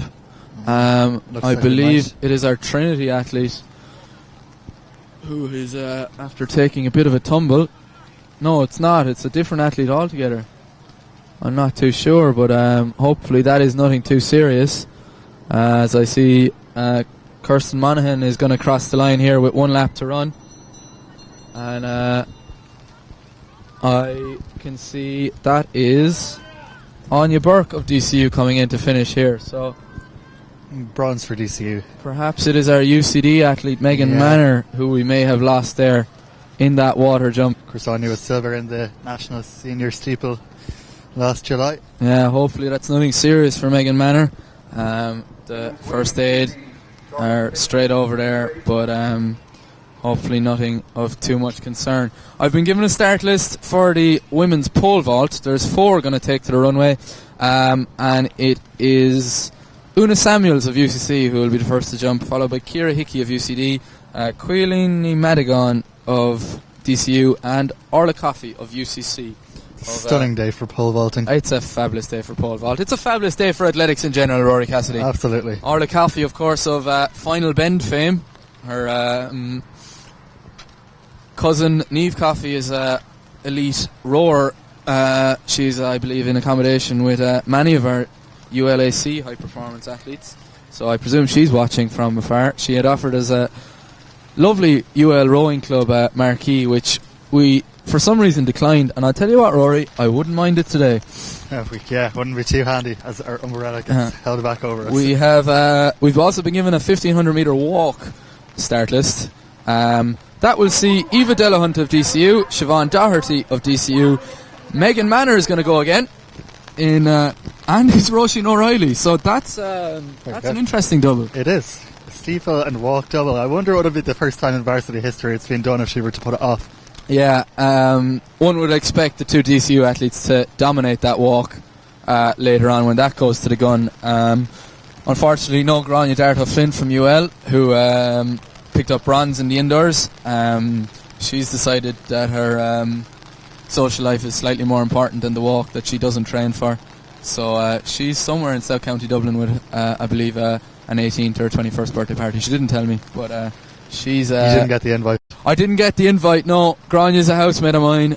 In fairness to her credit, we said jokingly that she'd do the walk for the indoors, and it was a joke that got slightly out of hand, Cathal Kennedy will agree. But she ended up coming third. She's attempted 1 race walking event in her life, and she's 1 of 1 for when it comes to national medals, so that's a great credit to her. Record. Yeah, Cathal Kennedy is doing a great job of holding the umbrella over us. I believe we've 400 metre races coming, Rory. Yeah, so this will be interesting now. As my phone gets soaked trying to get up the timetable. You're going to head. Thanks very much, Cathal. Cathal Kennedy is going to leave us in the boot. He's been offering a lot of assistance to us today, and he'll be back for the walks later on. We have the 400 metre women's race is due to start at 1 o'clock, which was 6 minutes ago, so we're running a little bit late. Bit behind schedule. Rory Cassidy is feeling the cold. Shivering. It was worse yesterday, but you know. And so we're a little bit behind schedule. I'd say we may require a little bit of medical assistance, unfortunately, for Megan Manor, so we may not see her in the walk. That may cause a ever so slight delay to proceedings. Of course, we had a slight delay earlier for the men's steeplechase as well. I can see down at the 400 metre start line that umbrellas are aplenty. I can see Damien Madigan offering an umbrella to his better half, Laura Nally. The 2 UL athletes. That's the start of a double busy day for Laura Nally, who's due to start the 400, 200, 4x1 and 4x4 for UL today. So she'll all in a day's work. All in a day's work for Laura Nally, yeah. The international business graduate from UL and Galway City Harrier. Do we have a 400 metre start list? You have one, Rory, because I'm holding the umbrella. I might have one up here in a second. I can see some pole vaulters in the distance setting up their marks. And what else can I see? I believe that is Brendan O'Donnell throwing the discus. He has offered to give an interview later on, which should be very good, very entertaining. He's an entertaining man, so I believe he gave one of the best DCU athletics takeovers there was. Yeah, it did make for quality content. Yeah, he's a man of many words. Few of them people can understand, given his strong Donegal accent.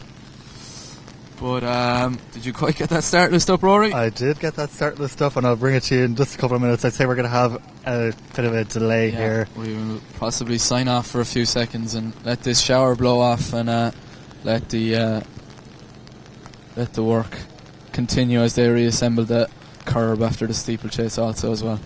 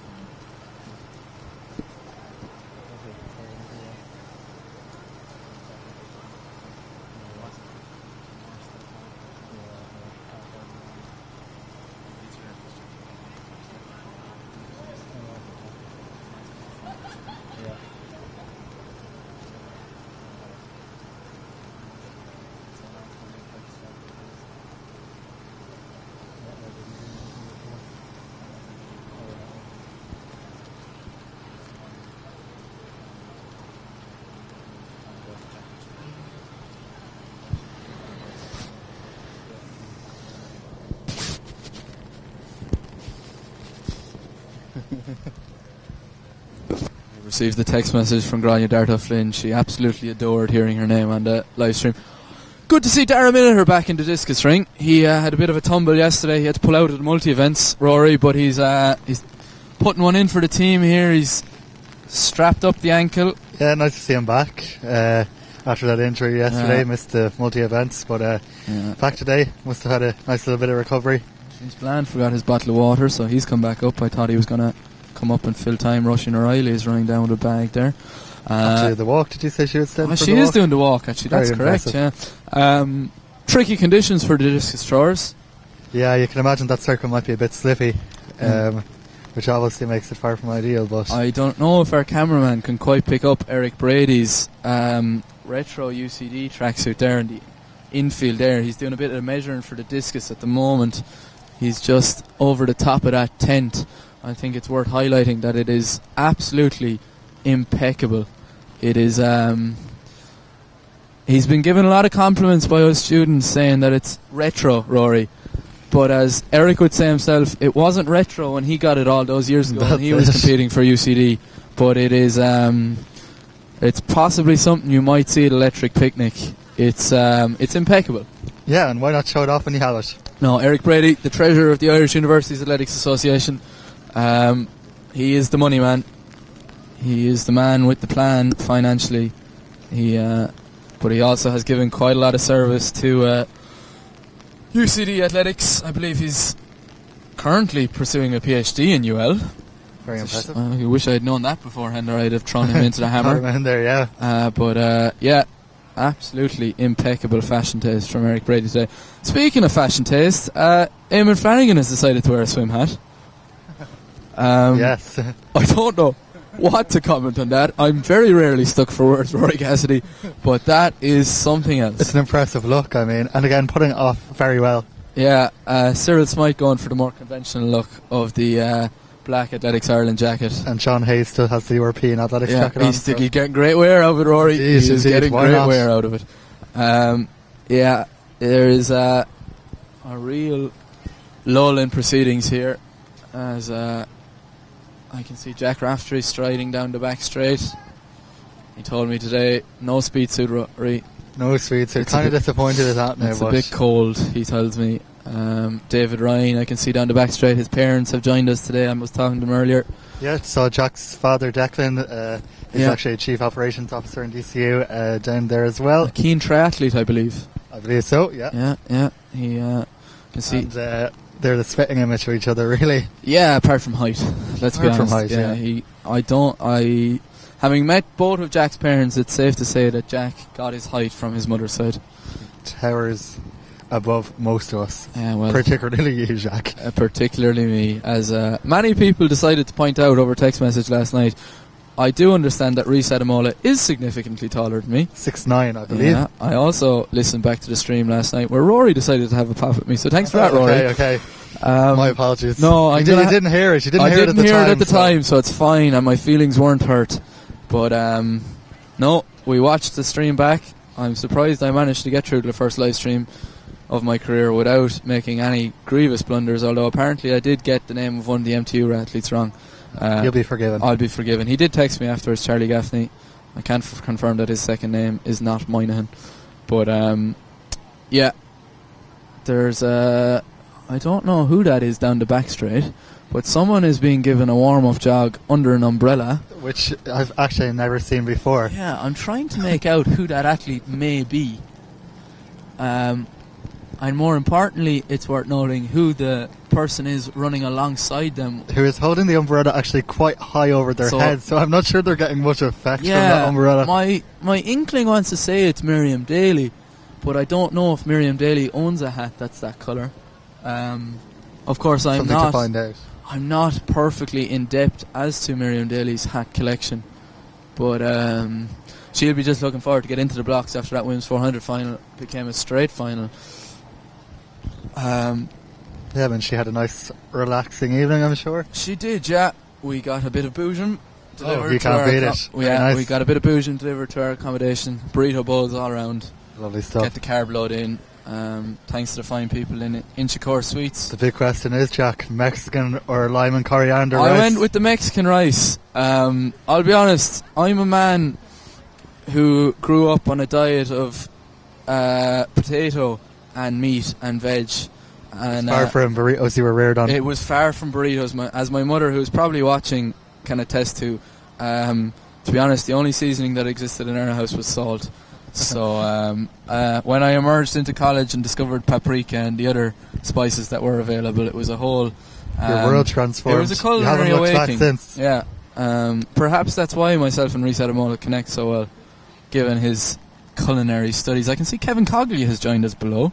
Oh, yes. A former Irish senior athlete. A good Wexford man as well. I believe he is here with his Irish junior 4x100 teams that will be running later on in our programme, attempting to post-qualifying times. I think he might even have a Wexford GAA jacket on, would you believe? He does. I think he's working actually with Wexford GAA these days, he tells me. Of course, Rory, you are a Wexford man. I am. Wexford are playing today in the hurling, I think. Yeah, it's probably not gonna be all too fun. It's imagine we're gonna get hoffed off, but look, we'll see.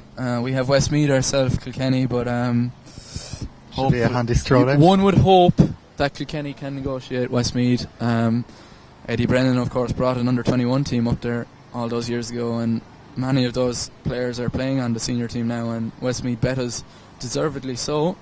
But I believe I could see Kilkenny going far this year now, to be honest. I hope they do, yeah. Good to see the likes of Billy Drennan and a few guys who aren't a million miles away from me at home starting to make the breakthrough. I can only imagine the Kilkenny senior team are watching us right now, Rory. I'm sure, and the Wexford lads, no doubt, on the way up to Galway. Yeah, but yeah, as all of the people in Limerick around us in college tell us, Limerick are the team to beat and won't ever be beaten for 100 years. And to be fair, they probably have a point. Yeah, and having lived with a Kerry man also, he will tell me that Kerry will never be wet in the football either. So that's our GAA analysis done for and today. just speaking of Limerick, a great article in the Irish Independent yesterday by a Limerick man, Cathal Dennehy, with the one and only Mark Smith. It was very good. Don't know if you saw it. I didn't actually get a chance to read it in full depth, but Mark told me it was a great interview. I see Noah McConway re-emerging back up the steps, presumably with Mike Carkey's. Noah medalled yesterday in the 100 and 10 metre hurdles. But yeah, Mark Smith, he's a man going places, and he's going places very quickly, Rory Cassidy. Yeah, a perfectionist, and we just see the ambulance is now moving away, so we won't not be too long away from getting underway with this women's 400 metre final.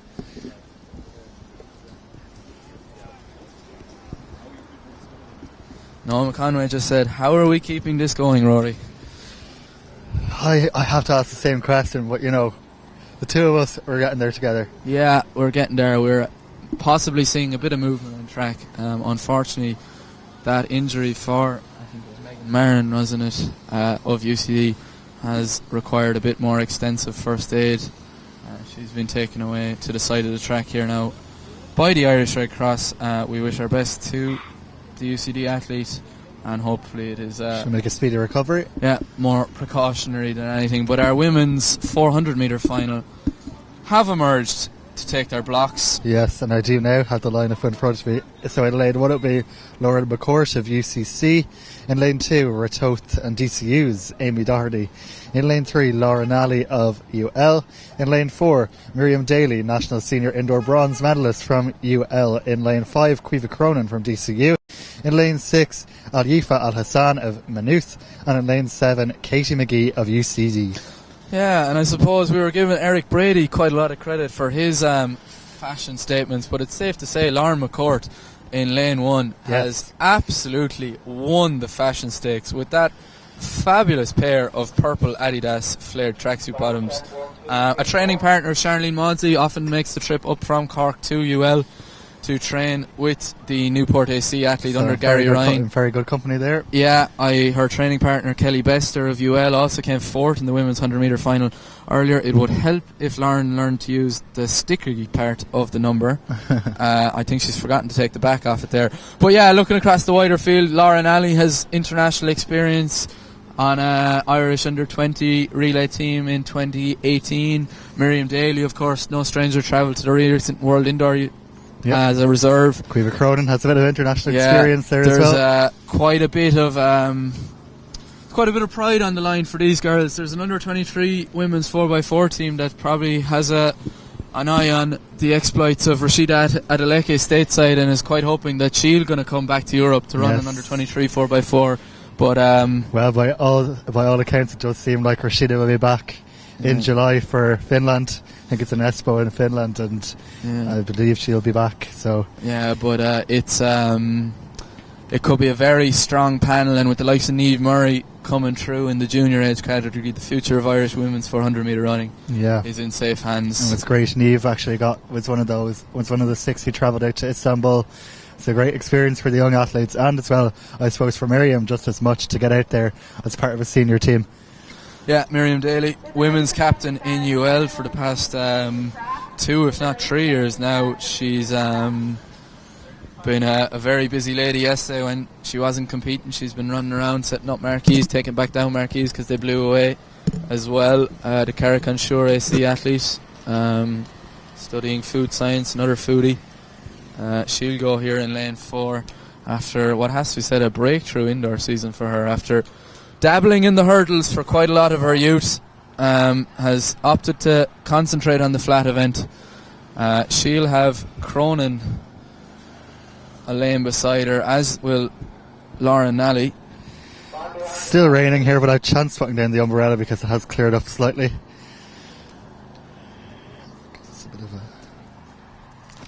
So again, from the inside, 1, McCourt UCC, 2, Doherty DCU, 3, Nally UL, 4, Daly UL, Cronin of DCU goes in 5, Al Hassan of Maynooth goes in 6, and McGee of UCD rounds out the field in lane number 7. I guess watch those middle lanes. Yeah, very much. McCourt in lane 1 will possibly not a lane draw that favours a lady of her height, but she will have something to say in the matter after coming third in our indoor championships. Yeah, Molly Hurahan, who came second, opted to run the 200 metres. We'll see her later. But Daly makes up the stagger rather quickly on Al Hassan, and she's striking level with Caoimhe Cronin, putting a bit of space onto Lauren Alley. McCourt moving quite well on the inside and has a stagger made up on Doherty. Yeah, so down this back straight now, and it is definitely Daly who's in the lead. She's probably got a couple of metres on Caoimhe Cronin when she gets around the bend here, and also going on well on the outside is the UCD athlete. But heading around the top bend, and it is Miriam Daly really striding away now. McCourt possibly feeling the effects of having to run that tight inner lane. Lauren Alley, I would imagine her strength will start to play here, but Daly is away and gone. She has put 5 metres and going on Cronin. She will come home to take the Irish University's 400 metre title. Watch the clock. 55.46. Cronin in second. And Nally got up for third. Lauren McCourt possibly felt the effects of that inside lane, but Miriam Daly, day in, day out, she is class. That was a nice play with words there. Thank you. I'd been planning that one, I won't lie. And Al Hassan from Minute, to her credit, finishing it out here. Finishing it out. It'll be a busy afternoon for Lauren Alley, who finished third there. As will Daly. I think she may appear on that 4x1 team for UL later on. I believe the Sprints Trophy, Rory, is quite tight between UL and DCU. Yeah, not surprised to hear that. We'll have to see how it plans out, but I think coming up in the next few minutes is arguably the race that I'm most looking forward to today. I'm going to see if I can grab Miriam. Yeah, so you go down there. But we have our men's 400 coming up now in a couple of minutes, and this has the potential to be the race of the championships. Obviously conditions aren't great here today, but Jack Raftery looks like he'll be going head to head with Kieran Carthy for gold. Kieran Carthy looked phenomenal yesterday, and we'll see what he can do this afternoon. Miriam Daly, Irish University's 400 metre champion. Happy? Delighted.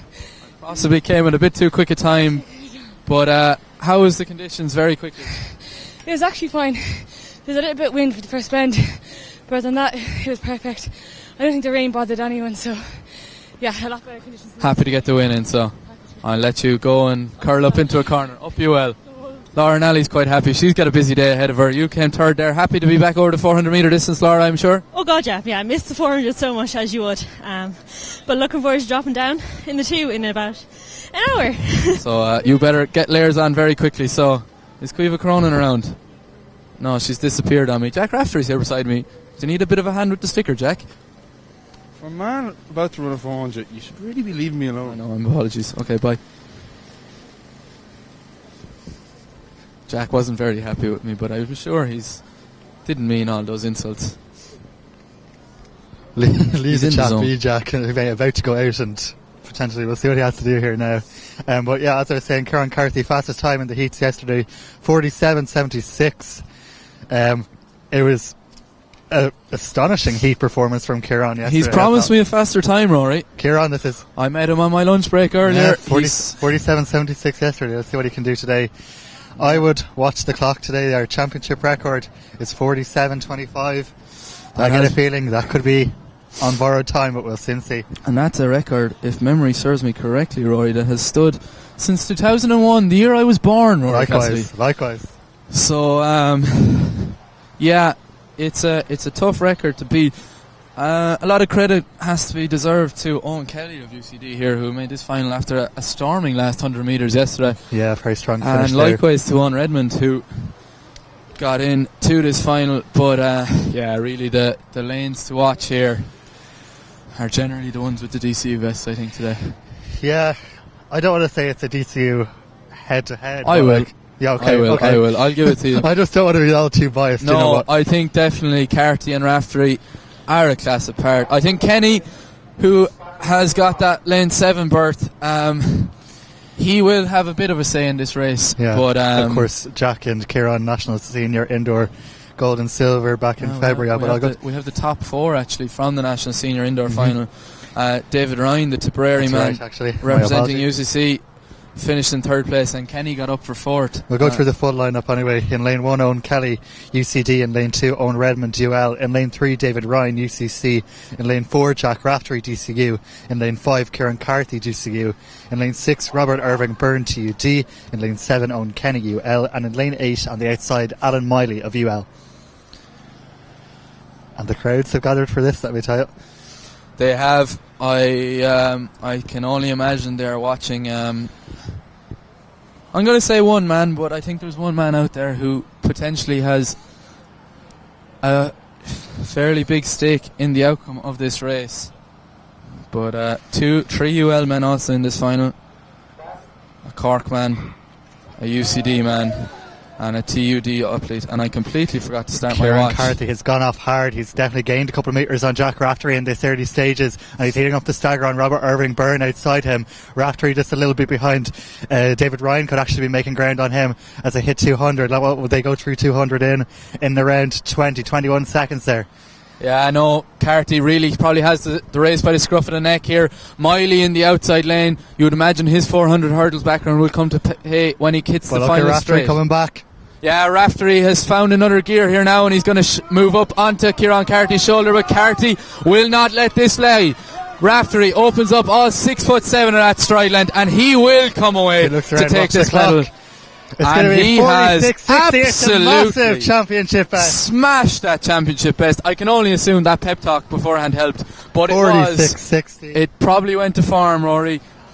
David Ryan got up for third, and Owen Kenny got up for fourth, but 46.60. Our previous championship best was 47.25. Jack Raftery, fair play. Kieran Carty also would have been under the old championship best as well. To Carty's credit, he made that race. He made that race. So. He got off hard and he hung on. I believe Jack Raftery may owe Kieran Carty beverage later on. I think so. When all is said and done, they will form quite a formidable pair on that 4x4 team for DCU later on. Their under-23 relay team is in an extremely good place. Yeah, I'm going to go grab these boys for a chat. Hopefully Jack Raftery's in slightly better form, but I think I'm winding him up a little bit. I can see him emerge above the crowd, significantly taller than all the rest.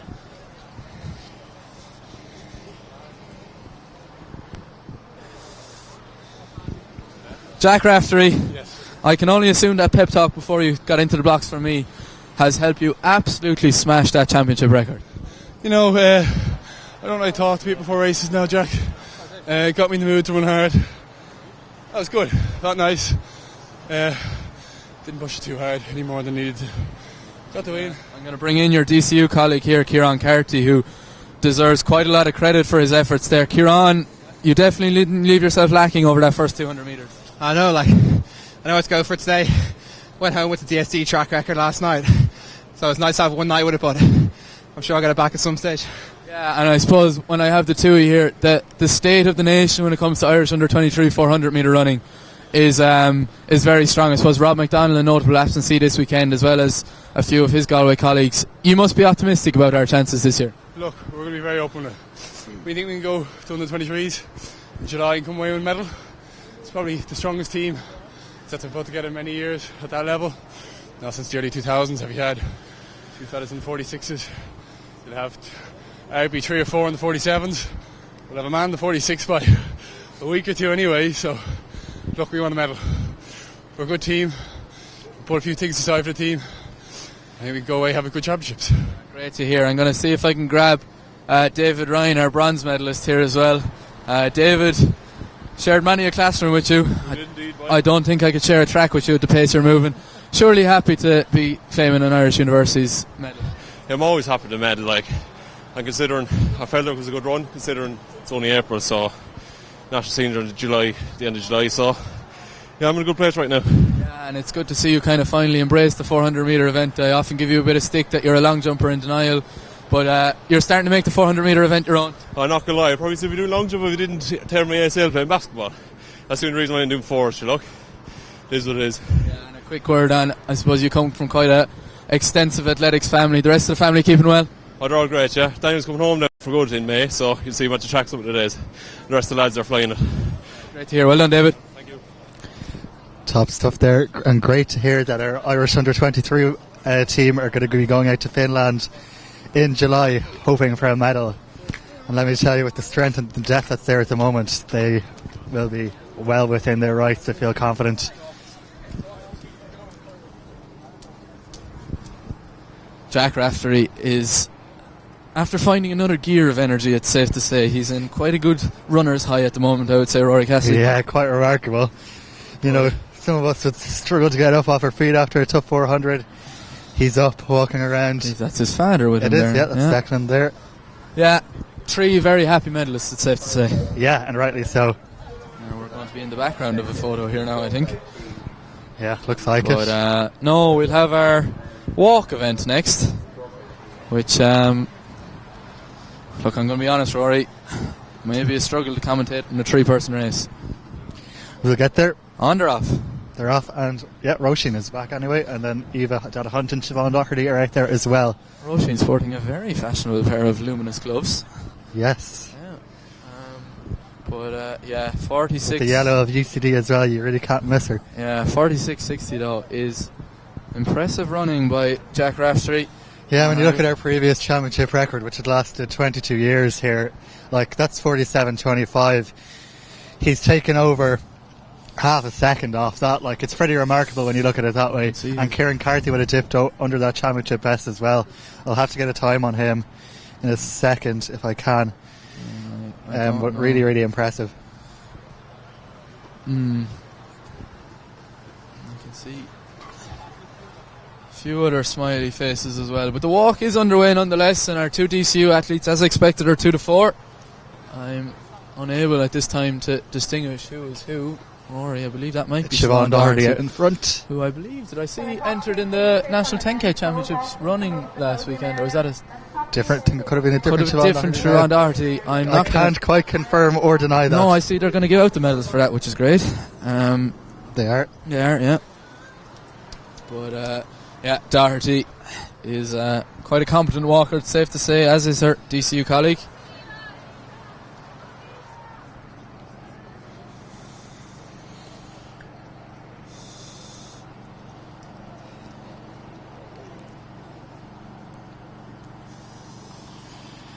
As I have a look at the timetable still to come, of course, we have our men's 3,000 walk, and then we'll have our very exciting 200 metre finals.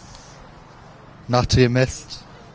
Unless you were in the heats when you missed out on qualification like myself. Oh, okay. Yeah. Sorry, that wasn't pointed or anything. No, it was. It's fine. I can see Jackie Frayne has joined us as well, presumably overseeing her Irish under-20.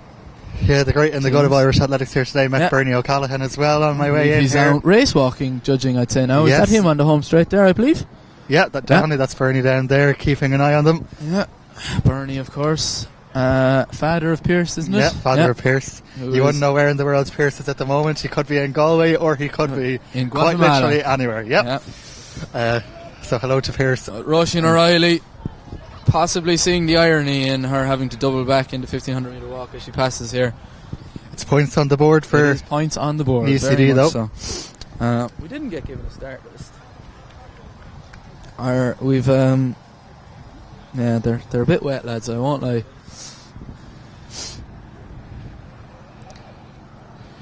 Siobhan Doherty has. I would say it is slightly warmer than what it was here yesterday, so that's a plus. I think Rory has just arrived a bit later. Matthew Callan-Keenan so. is here to collect his medals.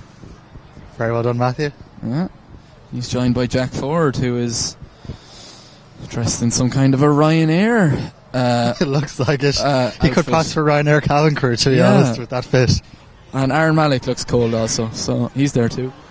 You'll see them in the background of your shot there. Siobhan Doherty comes through with 800 metres to walk. And I see another Irish athletics great down in front of me. Jeremy Lyons is down there. I do, yeah. Jeremy Lyons, of course, the overseer of the Dublin Sprint Group, who boasts quite an extensive array of Irish 400 metre internationals, including Sophie Becker, who is part of that Irish mixed relay with her training partner Jack Raftery, who ran at the World Championships in recent times. Has a good lead, probably 60-70 metres. Yeah. She's well clear. Definitely. Walking strongly as she comes up. She's gone to her 800 there in just around 4 minutes. And also from DCU we have Matthew Callan-Keenan. Which is an honest clip, it has to be said, walking. Yeah, not bad at all. Good going. I can see the men starting to warm up too. Oisin Lane is down to my left. To Mullingar man. It'll be a deep field in the men. I believe David Kenny is scheduled to start also. He needs no introduction. So we won't give him one. Yeah, we'll just say nothing about David for the entire race. We'd better save it for his race.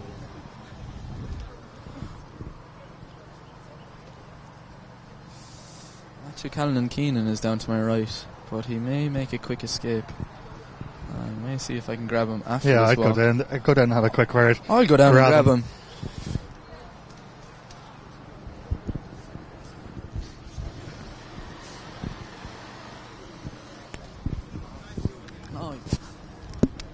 He's escaped me. He's got out the exit gate.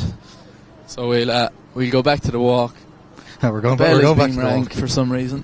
I presume they're testing it for Siobhan Doherty, who is approaching a lap to go. She has caught Roisin O'Reilly.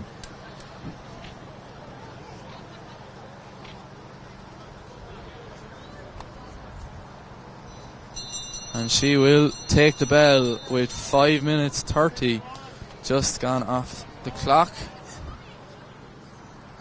Some of our decathletes may be happy with some of the times that she's going to walk.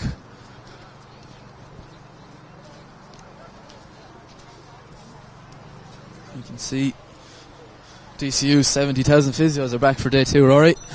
Yes, fair play to the ATT boys doing their work. And Eva's taking the belt. Roisin O'Reilly very graciously has moved into lane 2. And it's all good track etiquette, but Siobhan Doherty has 300 metres left to walk, and she has very much taken this race on from the gun. You can see Owen McGrath triple jumping in the background. I'm not too sure how that's going. Might get Brendan O'Donnell down at the discus later on. He might tell me what's going on. That's what I'm going to do, Rory.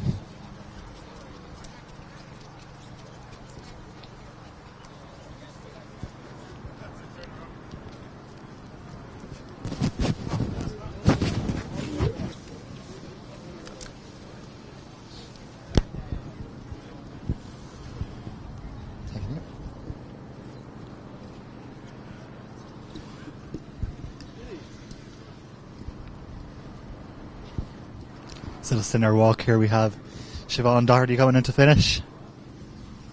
She gets into this last 100 metres. If that Hunt is just getting to the point where she has 200 to go. And Roisin will have 1 lap to go when she gets around. So yeah, Siobhan Doherty is going to come into the home straight now. About 70 metres left to go and she'll take this 1500 metre walk title. Very strong performance from the DCU athlete. Full value for her victory here this afternoon. And the clock is stopped, so I won't be able to get an exact time on her, but she is your university champion for 2023. And Eva Della Hunt is now entering the home straight.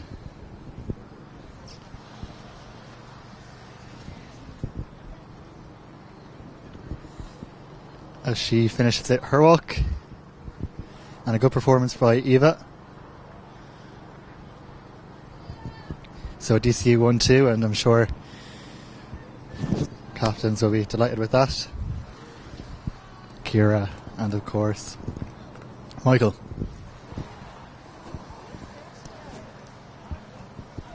I think Jack's going to go over and annoy the girls now. That didn't go well. Dismissed. Gotta get out of the way, so I'm gonna go find a more medalists. Bracewalker is quite shy in their demeanour. But Roisin O'Reilly is coming through here. I might get her after her steeplechase. Apologies, Rory. No, Roisin has a lap to go. She's 1 to go, so we'll let Roisin finish out here. Poor Jack turned down. Rejected. People are trying to get in, so if you can please go and move your cars immediately. And Roisin will take the belt. Points on the board, of course, for UCD. Maybe Jack might grab Roisin after her steeplechase and now walk bronze.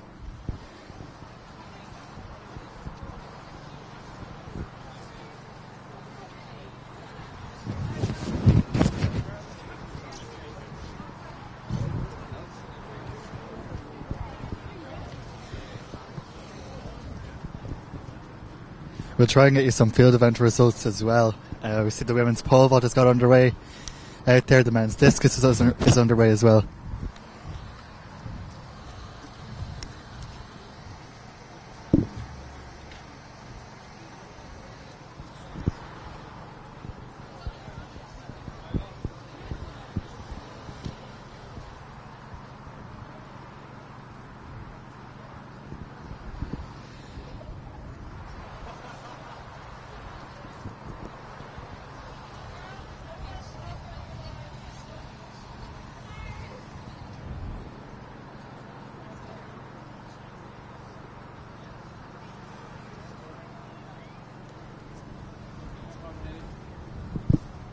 No, Jack has got someone else, I think. No, he doesn't. Team captain work there. I had to tend to. I'm going to have to drop this mic back up to you, Rory, and let you plough alone furrow for a while.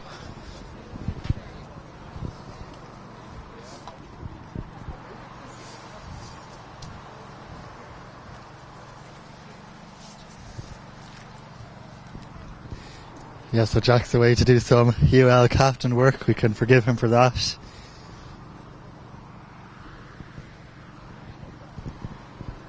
Although I think Roisin is just going around the bend for the final time. At 150 left to go.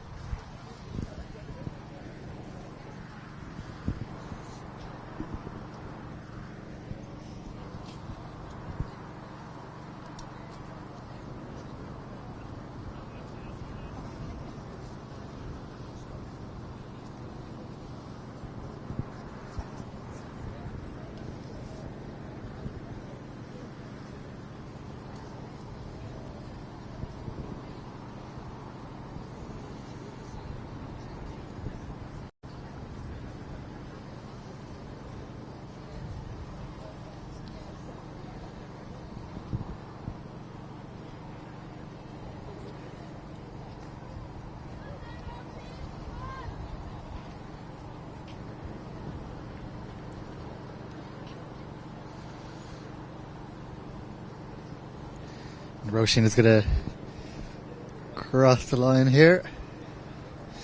12:05 on the clock at the minute, so she'll probably finish in around 12:20 or so. Steeplechaser from Wexford stepping into the walk to get some valuable points for UCD. She'll cross the line in 12:19.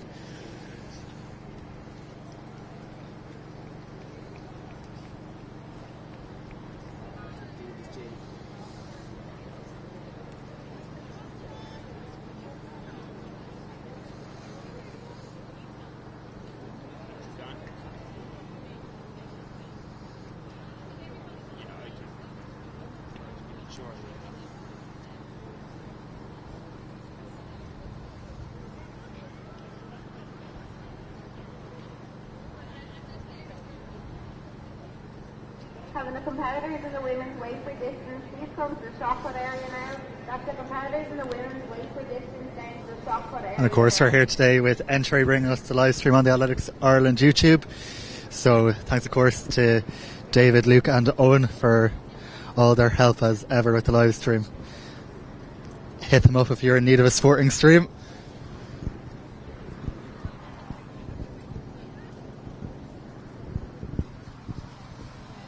That's your plug for another while.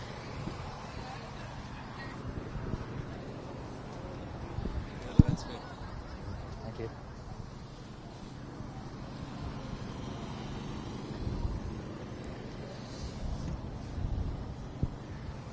If anyone's interested in helping out at the field Can I event, try this? particularly the pros, that would be great because there's two events that haven't started because of lack of officials. Thank you. So we have a line up for the discus, the women's discus. So we'll have Jenny Sawyer of UL, Jessica Shiboda of Maynooth, Ciara Sheehy of GCU, Emma Roach of TUD, Leanne Cronin of GCU, Sarah Graham of UCD, Leah O'Brien of MTU, and Fiona Hennessy of UL.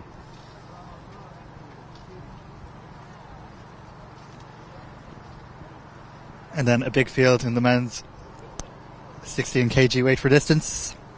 Darren Miniter of UL, back from injury that he picked up yesterday.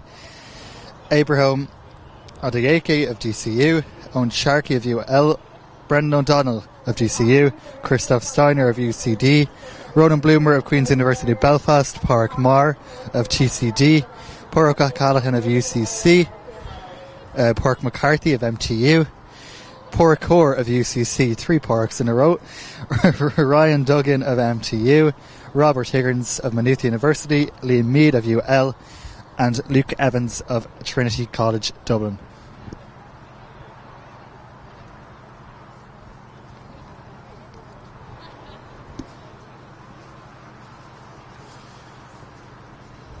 And we'll endeavour to do our very best to keep you up to date with those field event results. And in case you're looking for live results, they are available on live.athleticsIreland.ie.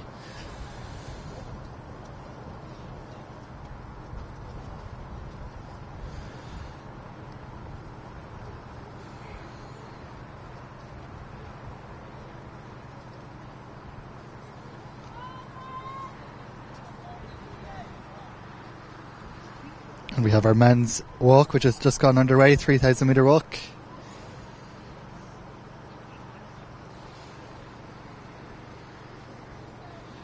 I will guess you a line up in just 1 second, but Oisin Lane is leading them out anyway from UL.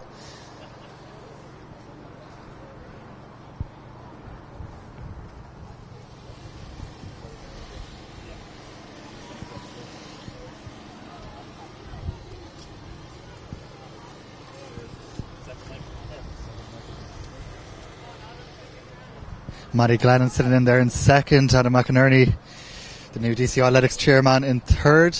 And I'll get the final athlete there in 1 second. So Carl Kennedy has rejoined us. I have indeed. Thank you for having me back after my first semi-successful stint of No, commentation. job well done. Jack has left to go off and do some UL captain work, so it's good to have company again. I had to fly solo for a few minutes there. But, did you enjoy your time solo commentation box? Listen, it's not too bad. I've done it before. I'll probably have to do it again, so we get used to it. But Oisin Lane anyway is leading the way and probably the favourite going into this race anyway. I will get you the full lineup because I know there's an athlete that I do not know out there, which is not good. So they're already pretty strung out, just over 400 coming up and 500 metres into the race, and Oisin Lane, he does have about a 20 metre lead second, but it is growing quite considerably, quite quickly.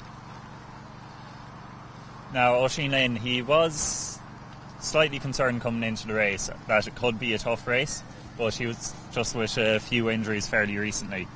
But he is somewhat confident that he'll get the win today, and the way he's going now, it's no reason to expect he wouldn't. He has the pedigree, having competed at like European Championships down the years at underage level. Maddie Glennon, of course, has also done similarly. Maddie ran a very good 20k in the walked a very good 20k in the Isle of Man a couple of months back, I want to say. It wasn't too far off the standard for the European under-23s. We have Adam McInerney in third. Unfortunately, I don't have a start list, so I can't tell you who's in fourth just yet, but I'll hopefully get that at some point.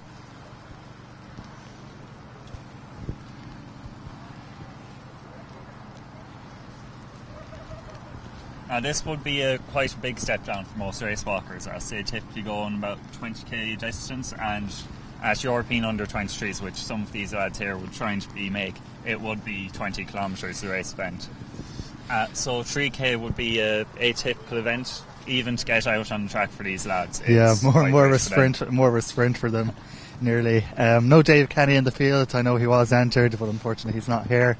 I mean, he needs no introduction, but he's going to have a big season ahead. I know, coached by Rob Heffernan there. So looking forward to seeing what he can do. The women's pole vault is underway, and I believe the men's weight for distance as well, which has a big field, which I ran through just there a few minutes ago. Brendan O'Donnell going after second medal of the day.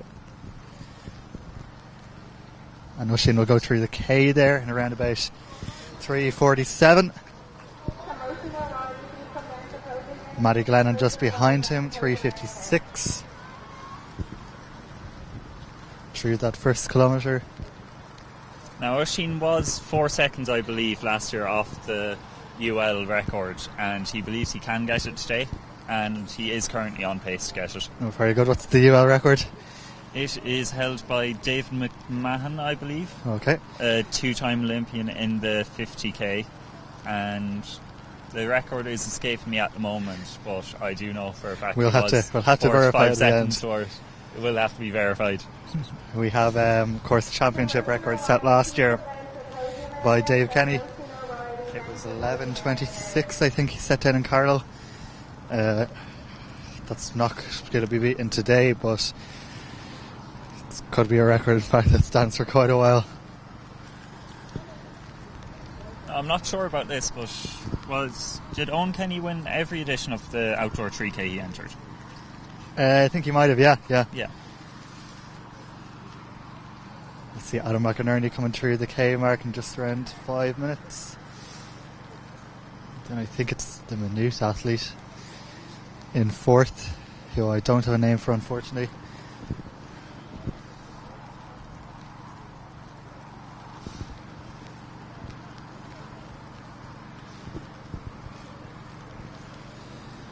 So Oisin comes up and he's nearly at halfway at this point. To get around to that 1500 metre start, he'll be halfway through his race.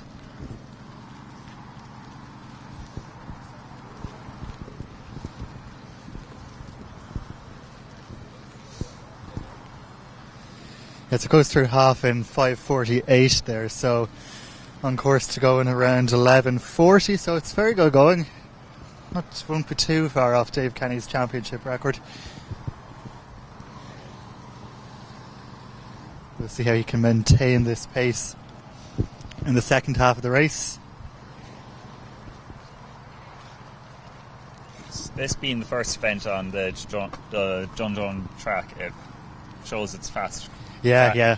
No, it's fantastic facility, fantastic track. They're very lucky to have it for a club. For a club to be able to build something like this is very, very impressive. And I know they have plans, I believe, for a high performance gym and stuff like that. So, I'd say there's a lot of people who wouldn't mind being members of DSD. I met someone on the way in who said if they had that sort of track at home, they'd absolutely bite your hand off for it. So there you go.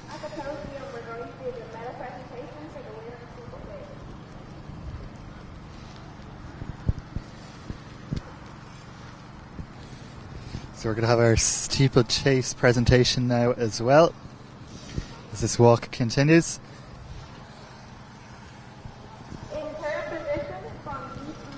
Bronze medalist is Anya Burke, who was silver in the National Senior 3000 steeplechase last July in Santry.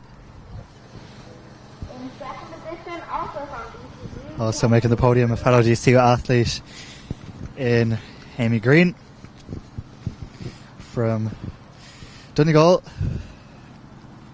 in Valley Athletics Club. An impressive steeplechase performance today.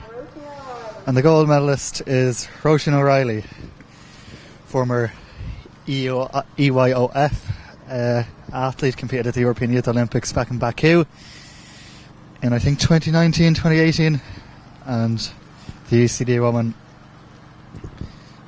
has won 2 medals today, the 3000 steeplechase, and we saw her in the 1500 metre walk a short time ago, so on the double for the UCD athlete, formerly of Menapians Athletic Club in Wexford.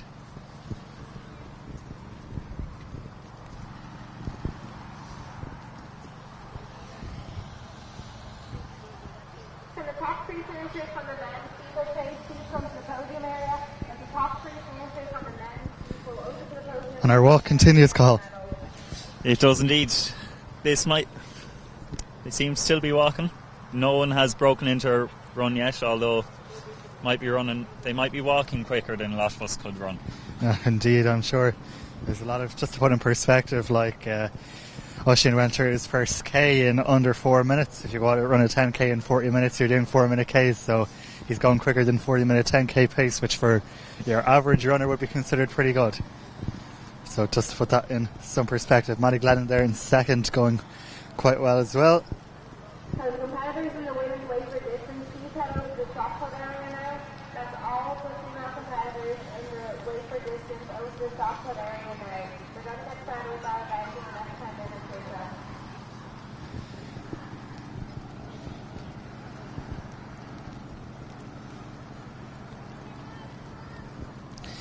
Adam McInerney currently sitting in the bronze medal position.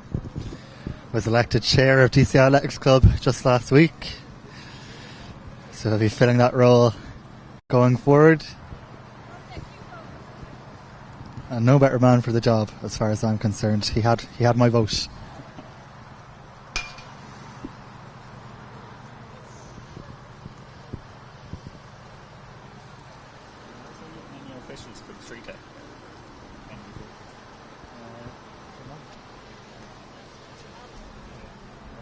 Yeah. Now we do have a couple of officials out on the track, I think. I see Bernie O'Callaghan down there to my left, keeping an eye on things. He might actually be the only judge. Maybe there surely is. Oh no, there is someone on the back straight. Okay. And Michael Lane now, as we approach in the final lap, father of Oisín Lane. He's also the walks coach in GCU. He is indeed. So, who do you think he's supporting? I would say he's probably going for his own son, but I'm sure he's very heavily invested in Matty's performance as coach to Matty. And of course the girls earlier, Eva and Siobhan, I'm sure he was fairly invested in their performance as well. And with Oisín having 300 metres to go now, coming through 10:40. Yeah, he's got 100 metres on Matty Glennon. He's walking fairly strongly as well, let's be fair. But Hasn't quite kept up the pace of the opening kilometre, which was 3:48. But he's still going to be coming in under 12 minutes. Yeah, which is impressive going. Hits 2,800 there in around 11:05, so...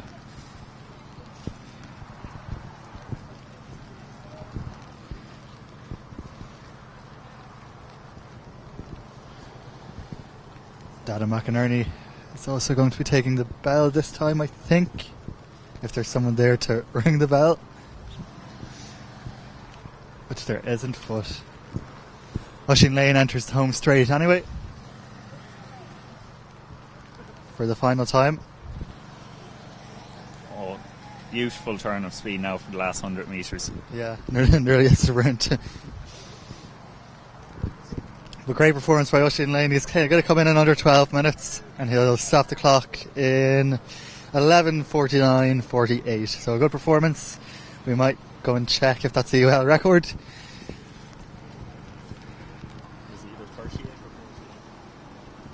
Okay, so he might just been outside. Maybe he could have been a second outside, we think. So he might have to come back next year and reclaim the title. And Matty Glennon is also coming up this home straight now.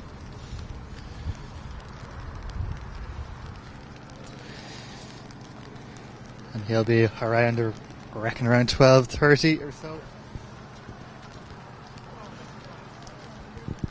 Might go down and try and get word from the both Yep. first and second.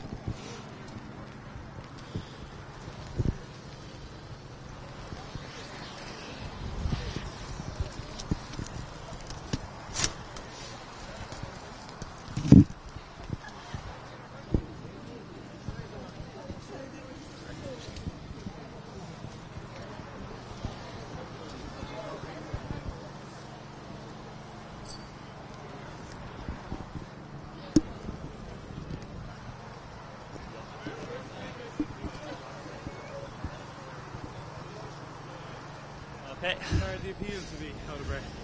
So we're here with a very out of breath Oisín Lane. How do you feel that went today? Went well. I mean, I won it. I got a UL record. Like, what more can you want? But I definitely made it a bit too hard on myself because I went out the first 241 seconds, which is way too fast. So yeah, it was hard work kind of getting through that. But listen, good time, good win, happy out. Yes, a big slog fest. You went out in 3:48 for the first kilometre. That sounds about right. Sounds about right, and it felt like 3:48 as well. And I'd say the last K was a lot slower than the first one, I'd say. But look, we got through it. Little Adam, and yeah, that's pretty much it. Do you think you'll have to target the InterVarsity IUA outdoor record next year?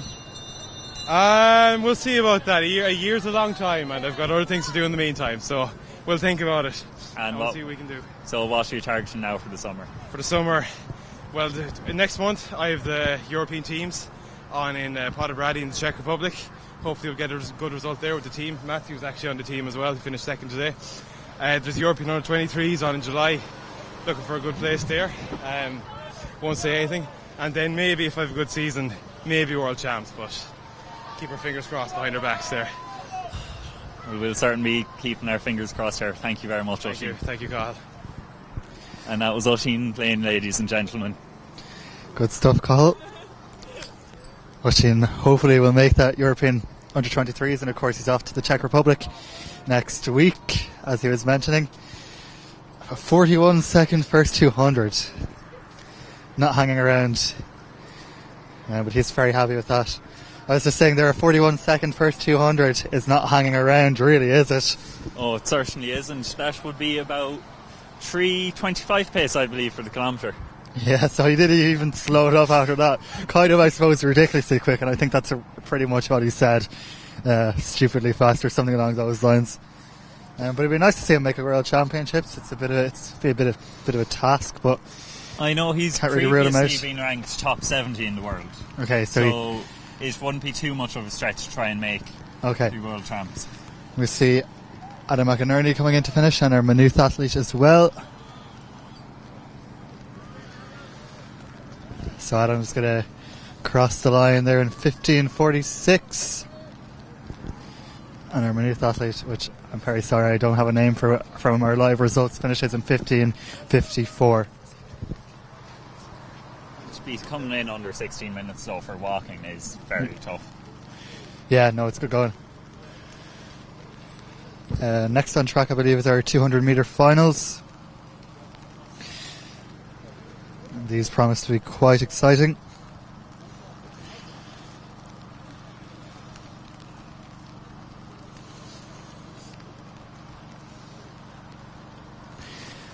Of course, we had the heats those yesterday, and probably the standout performance from the heats was Molly Howran, competing on her home track here in DSD. And those will be coming up in just a few minutes' time.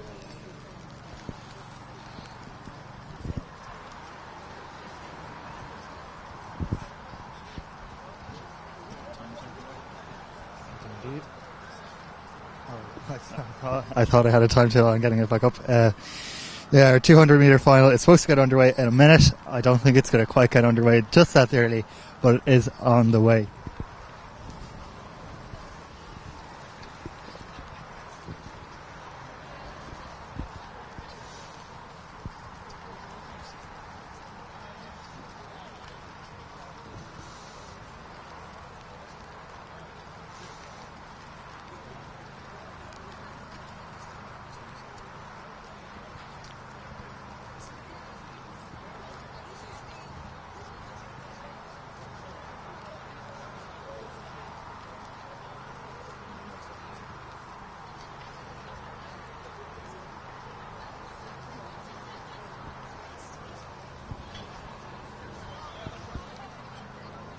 So the athletes for the 200 just doing some stride outs there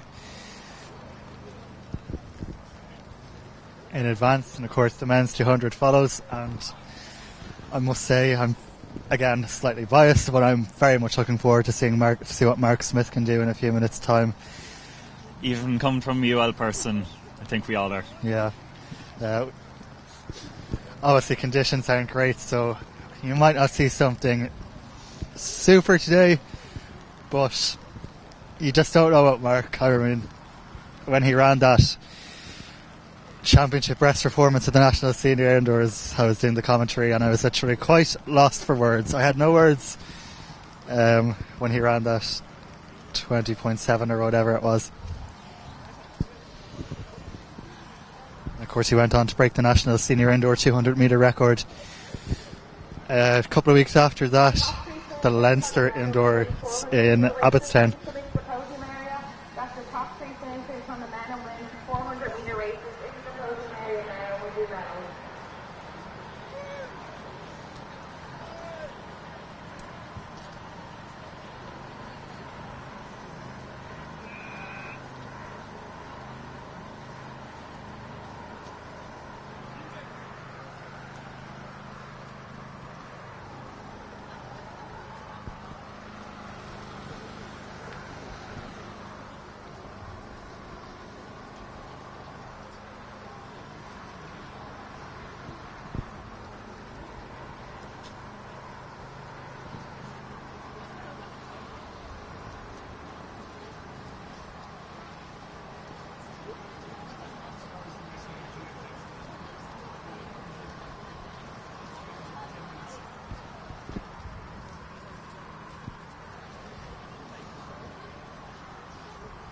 Seems like our 200 metre women are getting in, stripping down into their singlets.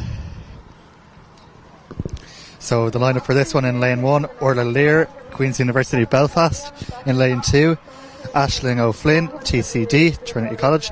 In lane 3, Michelle Duggan, UCD. In lane 4, Molly Harahan of UCD. In lane 5, Laura Nally, who won bronze in the 400 a short time ago, UL. In lane 6, Lana Ryan, UL. In lane 7, Lorena Harrison, DCU. And on the outside, in lane 8, Erin Tahini of DCU. And they're called to their marks. One to watch in this one, probably Molly Harahan. As I said earlier, competing on her home track. Fastest time of the heats earlier.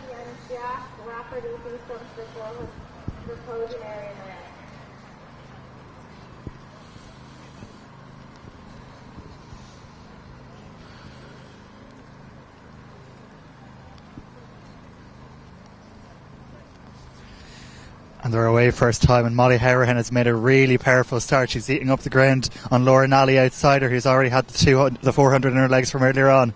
But Harahan will come around the bend now in the lead. Alana Ryan going well, Laura Nally going well, and so is Erin Tahani.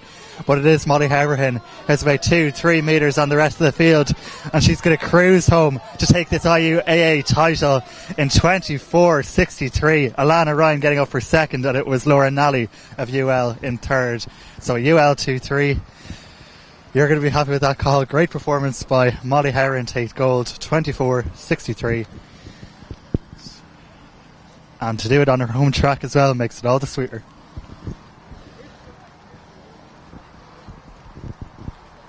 She got away really well though, didn't she? Oh, beautiful start. Like I'd say about 20 metres in, she nearly made up this stagger, which is absolutely fantastic running, particularly in a 200. Yes, no, very impressive. I'm not exactly most knowledgeable now when it comes to sprints, but 24.63 seems to be a pretty quick time now to me. Yeah, good going, especially in conditions like this. The rain hasn't really relented since we... Well, I mean, people have been here for much longer than me today. I only showed up at 1 o'clock, but the rest of the guys who've been here since the morning got soaked.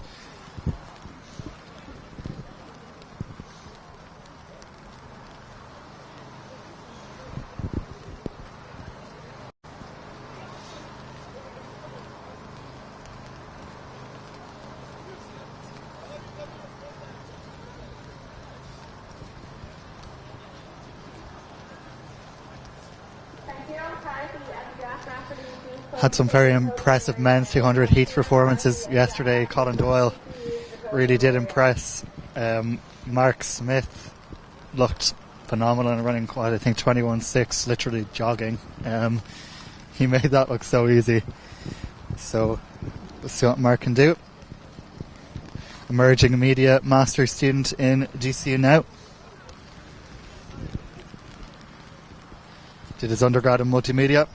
So I think he'll be going into his 5th year now in DCU next year.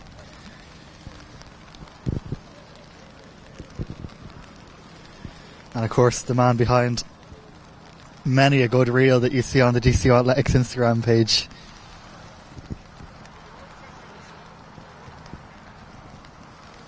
But reading about him in the week, he did a great interview with Cathal Dennehy, as I mentioned earlier, and just saying how he normally wouldn't do anything unless he's good at it. He's a bit of a perfectionist that way, and a latecomer to athletics, only coming in to the sport when he was in his teens. But I don't think he regrets that decision now.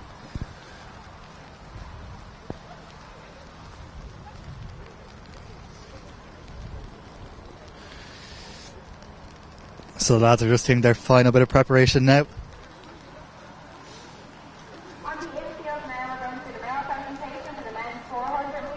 I'll go through the lineup. In lane 1, Gloria Wangima, UCC. In lane 2, Adam Sykes, Queen's University of Belfast. In lane 3, Owen Kenny, UL. In lane 4, Colin Baird, Ulster University. In lane 5, Mark Smith, DCU. In lane 6, Colin Doyle, MTU. In lane 7, Hugo McGee, UCD. And in lane 8, James Holden of UCD. And just see our presentation being made now.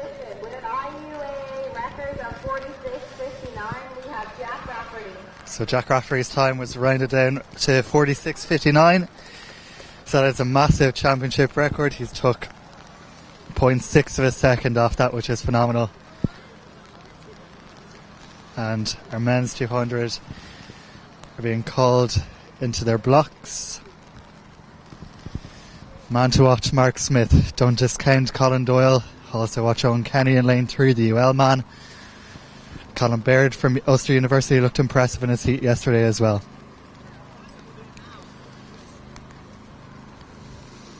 Championship record set by Robert MacDonald last year in Carlow, 20:67. Watch the clock, let's see what Mark Smith can do. They're away and he's got off very well, but Colin Doyle has got a lightning start actually in the colours of MTU there. But as Mark Smith comes around the bend, it appears that he's in the lead. He's going to power down this home straight. Colin Doyle in second, looks like Colin Bard in third at the minute, but Mark is really cruising, pushing away, gaining metres all the time. That is simply sensational from Mark Smith. We don't have a time on the clock, but it looked very, very good. And we'll hopefully get a time for Mark very soon. But powered home, wins from Colin Doyle in second and Colin Bard in third. It's a real pity we don't have a time at the moment. The clock was reading 7.33, but I somehow doubt that's an accurate reading. Yeah, so that would be a feel world like- record by quite some margin. Yeah, I don't think Mark is good, but he's not quite that good, and I don't think he'll mind me saying that. I might go down and see if I can get a word with him. Absolutely.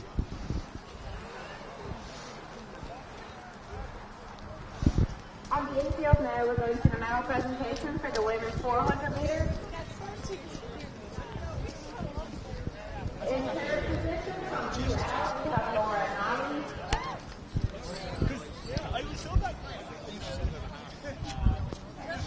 In second position from DCU, we have Leva Cronin.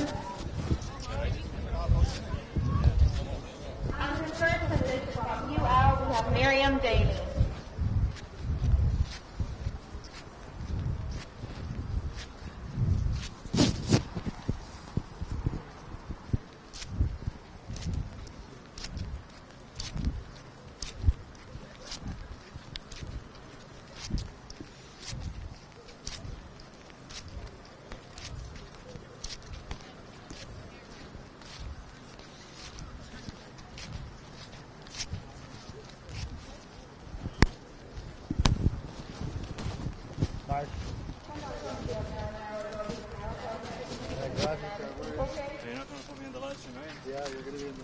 We might walk over side of it just so we're... Thank you. 7 seconds, I'll take that.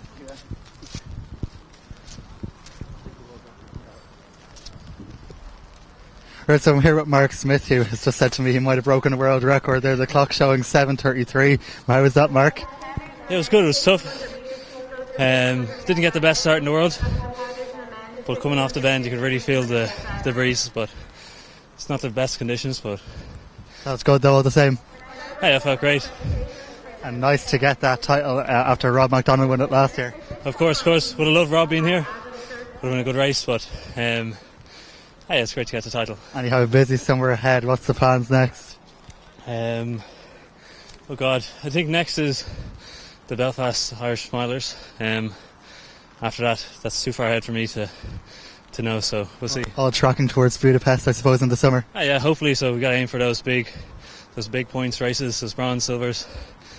You know yourself. Congrats, Mark.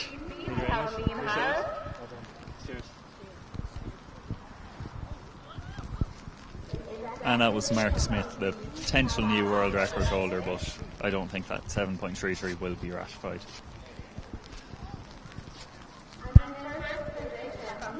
We have Sean McGinley.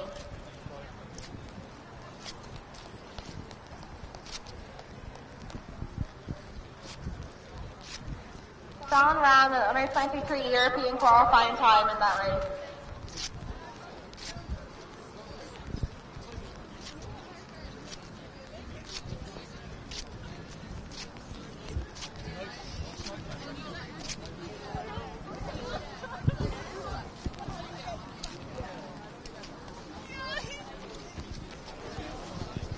As we look over now to the 1500 metre mark, we're seeing a lot of lads warming up now. The race should be underway somewhat soon. All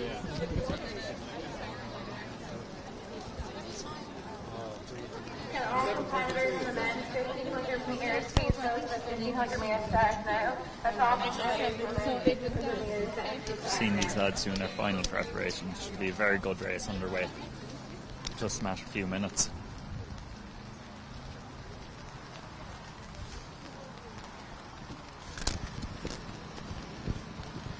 So ahead of these 1500 metre heats, or races, finals I should say. Yeah, we've got the men's final to come. Cian McPhillips, of course, on track. Finn Woodger, DCU. McPhillips probably the favourite. Nice to see him back. Mark was obviously delighted with his 7:33 world record. I'd imagine now he'd be favourite going into Budapest for the 7:33. Oh, definitely.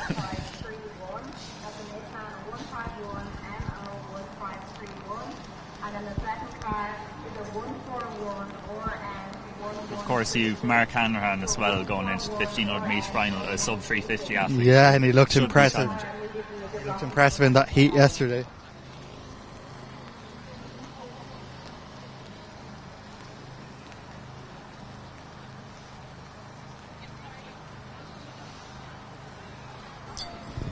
Saw Jack Hickey there over at the far side, just taking a bit of a break, it seems, which really isn't acceptable, but We'll be having words back in UL about this. yeah, abandoning ship.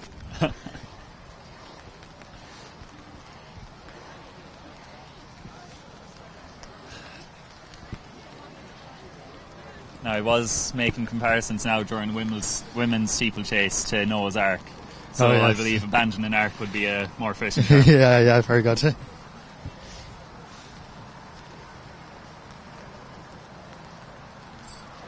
We'll get you that 200 metre result as soon as we can. Obviously, there'll be a lot of interest in that to see what Mark ran. Colin Doyle there in second, and Colin Baird of Ulster University in third.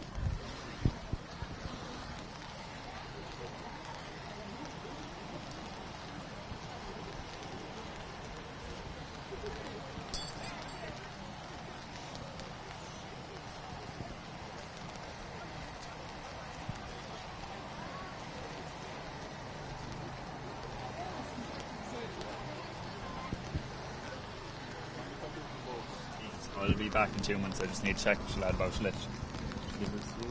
Sorry. I'll be back in a minute.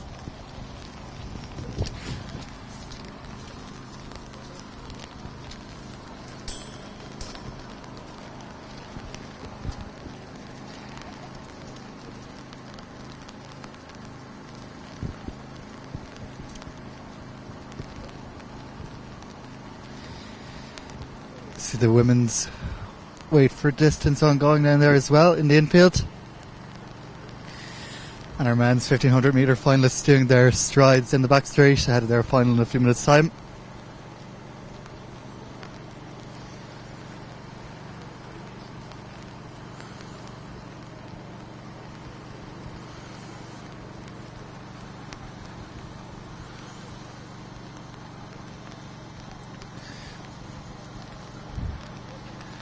We are, of course, here today, if you're joining us late, for the Irish Universities Athletics Association 150th edition Track and Field Championships here in this lovely new facility of Dundrum South Dublin Athletics Club. Does anyone find the newest iPhone find the results area? That's the newest iPhone in the results area. To our right, we have the M50, to our left, rolling hills of the Dublin countryside. Someone's after lost a newish iPhone. Not entirely sure what that means. It wouldn't be a great description for a phone, a newish iPhone. Answers on a postcard as to what that might be.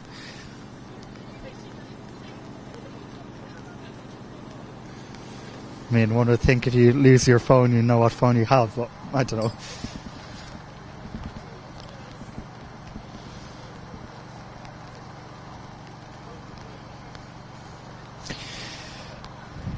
So Colin's left me for a couple of minutes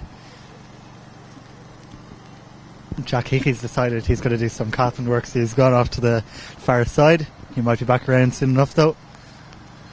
Imparting words of wisdom, no doubt, on his UL charges.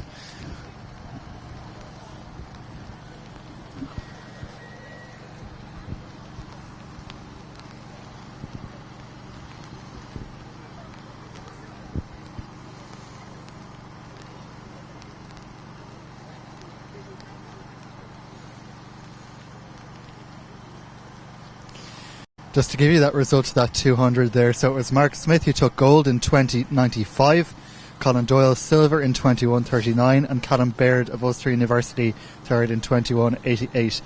So it's 2095 for Mark Smith. Very good performance from the DCU and Raheny man.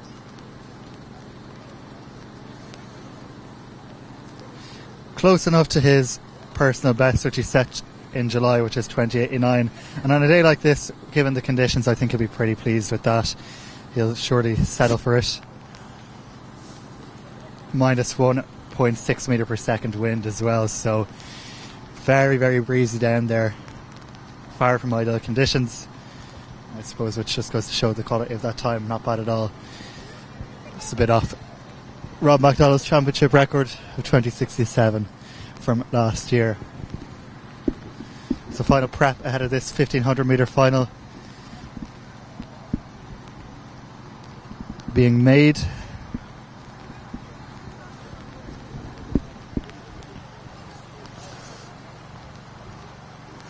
I'll bring you the lineup in just 1 second.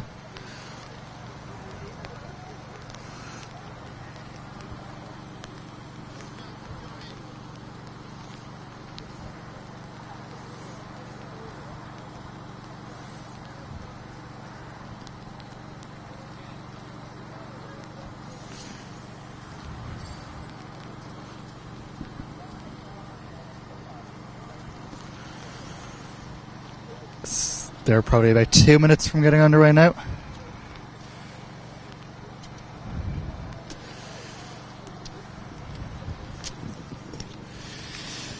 So in this one we have Aaron Brennan of NUIG, Colin Smith of DCU, Charlie Gaffney of MTU, Mark Hanrahan of UL, Jack Maughan of TCD, Aaron Shorten who's guesting, Connor Matthews of TCD, Gavin Kenny of UCC, Finn Woodger of DCU, Adrian Meadows of DKIT, Benlian Smith of UCC, Damien Madigan of UL, Matthew Crowley of MTU, and the favourite for the title in most people's mind, Keane McPhillips of UCD.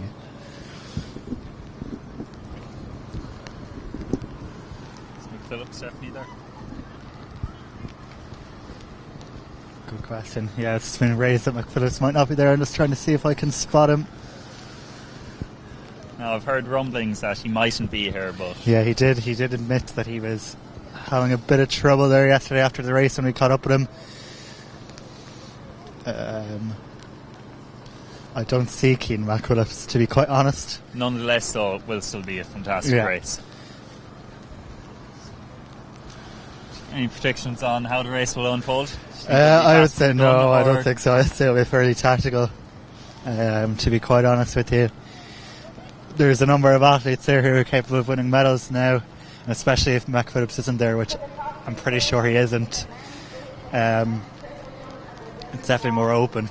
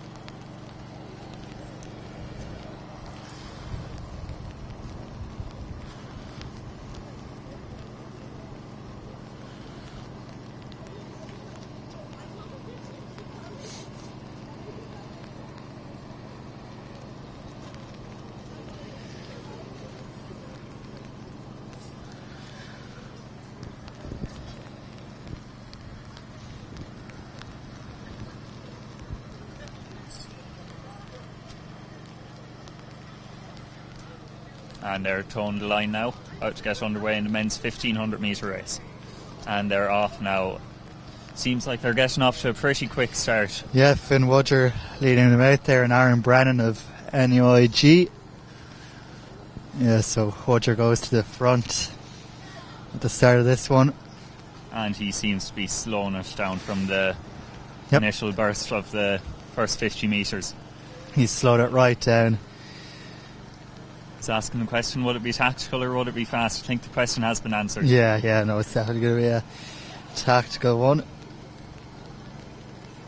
See, I think either Gavin Kenny or Ben Lee and Smith from UCC also featuring up there. So we see Damien Madigan potentially making a move up around to the front. Yeah, and of course Mark Hanrahan in the bunch as well, but they're going to go through 300 in 53 seconds, which is nothing particularly fancy from these guys. They're coasting around as we speak, but I mean, they're out into the beginnings of lane 3, so you know it is tactical when that is happening. Right across. You could throw a blanket over them if you want to go all cliche on it. So through 400 there in 73 seconds. Finn Wudger, Ben Lee Smith, Mark Hanrahan, Aaron Brennan's in there as well. Well, I mean, really, they're all in there, so I probably shouldn't be singling people out, but it is Finn Wudger who leads at the moment. Metro St. Bridget's man made the national 800 metre final indoors back in February. Gave a good account to himself at that. Has been training really well from what I believe and what I've heard from people in and around DCU.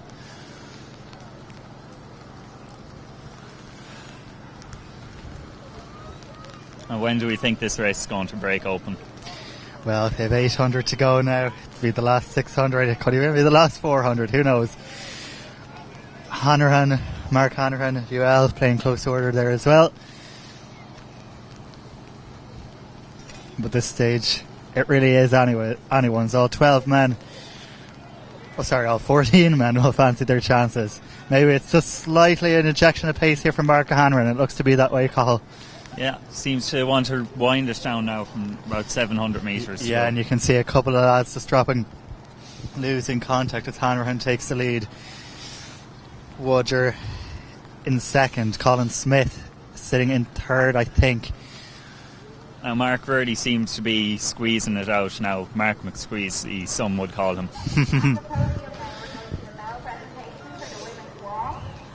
So they come up with 500 to go. They hear the bell in a second. It's Hanrahan, Wudger,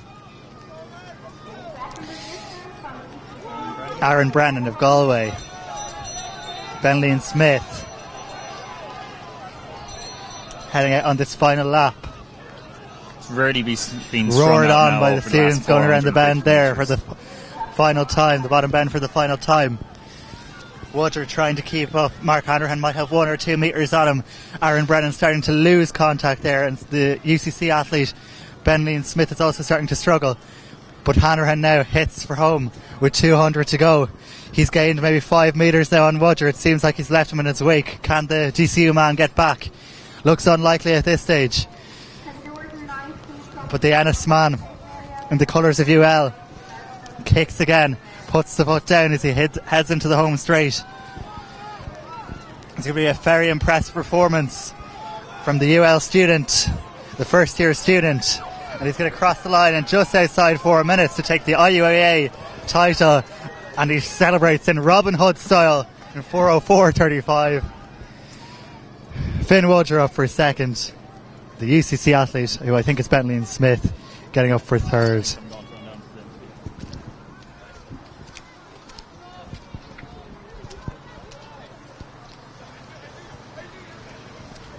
Excellent performance there from Rob Heffernan from Mark Hanrahan.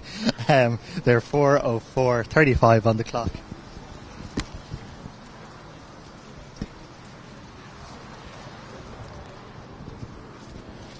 Very impressive performance. And Cathal's going to go down and try and grab a word.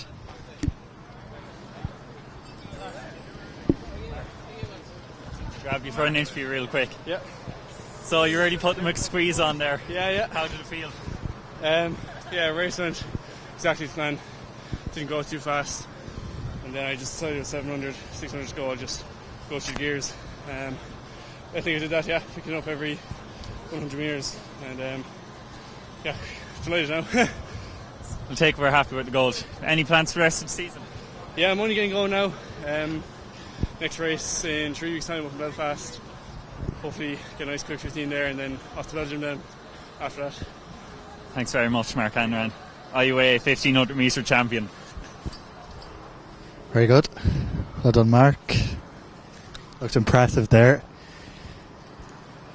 And his first time competing at these championships and his first gold medal at these championships, so you can't really ask for much more than that. And of course, he was very impressive at the road relays back in Maynooth in November as well. So coming up on track, we will have our 4x100 metre relays. That's in about 15 minutes time. So we also have a guest 1500 metre before that. So that's to come now. We'll have a guest 1500 metre beforehand, which I'm not sure I have a start list for. I'll have a quick look.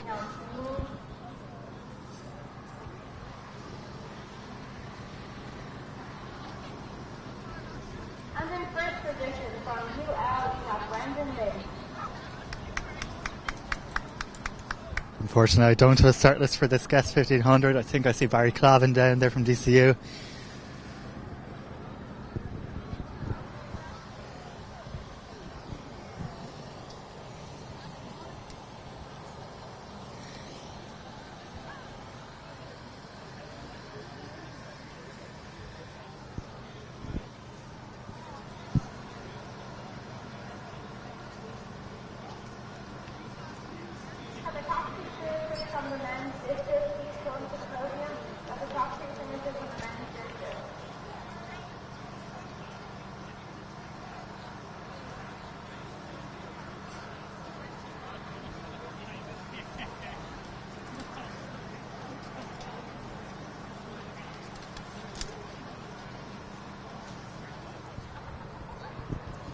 Yes, so we are underway in this men's 1500.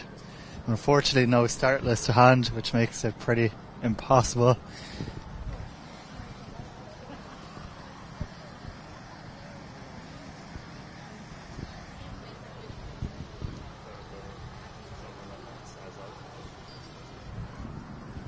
Yes, we have up-to-date team results at the minute. Men's team results, DCU are leading on 87 points, from UL in second on 58 points, and UCC in third on 36 points. UCD just behind on 32, and MTU in fifth with 30.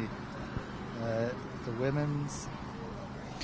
DCU again leading the women's team title on 86 points. UL with 55.5 points in second, and UCD in third at the moment on 53 points. UCC are in fourth on 19. And to give you the overall, it is DCU currently leading on 223 points, well clear of UL on 132 points, and UCD in third on 82 points. So it looks, barring a disaster, that both of those titles will be going back to Class 7 tonight.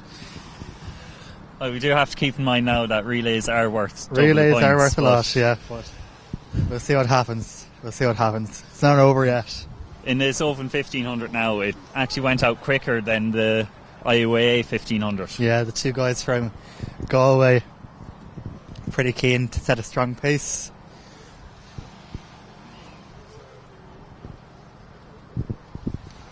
So we come up through to 700 in around about 155. Well, that's Jack Muscella, I believe, in the front, but don't quote me on that now. Indeed, and I see Barry Clowan there from DCU. He'll also be on the DCU committee next year.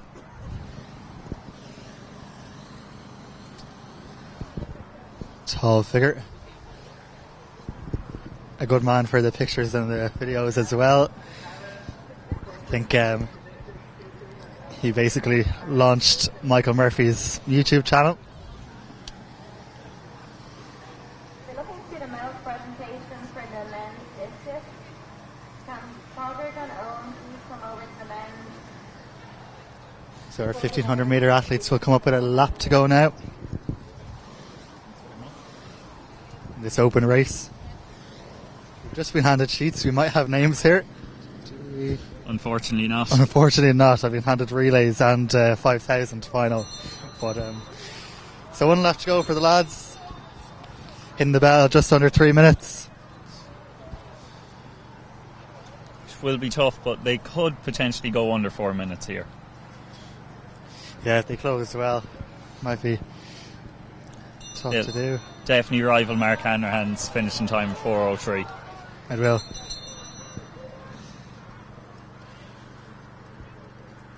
That's where we're coming up now with 200 metres to go.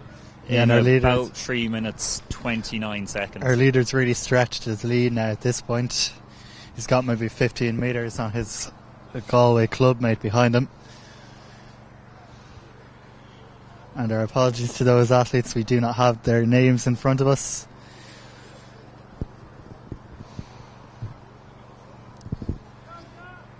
It's probably just going to be a touch outside 4 minutes. It'll definitely be close though. 3:57, 58, 59. It's going to be 4:02.56. Fantastic running. And yeah, great running there.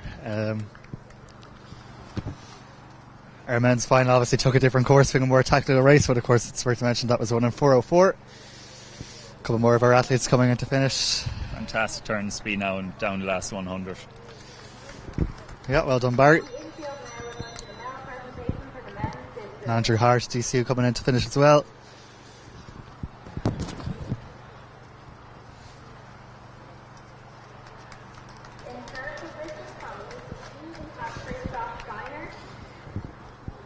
And we have something to look forward to in the next few minutes because I have been told now, I'm not sure, I haven't seen her around, but I believe Ireland's fastest man in history, Israel Olatunde, is leading out the UCD men's 4x1 team, but I await confirmation of that. So I've been told earlier, but we'll wait and see. I have seen him about the place, so. Okay, so he is around.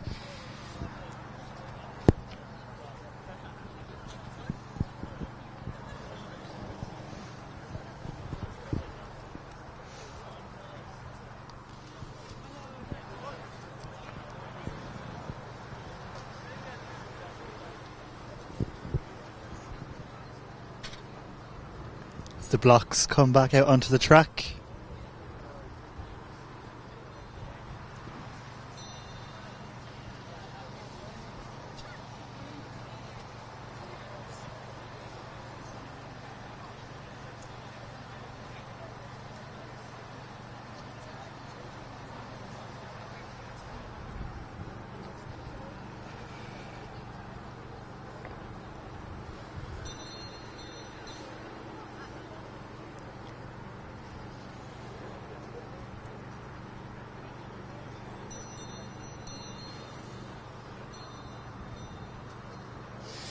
The relays always deliver entertainment. They can deliver a fair bit of drama as well, as a lot of these athletes will know. Of course, when Ireland got to the run that European semi-final last year, they didn't quite get the baton around.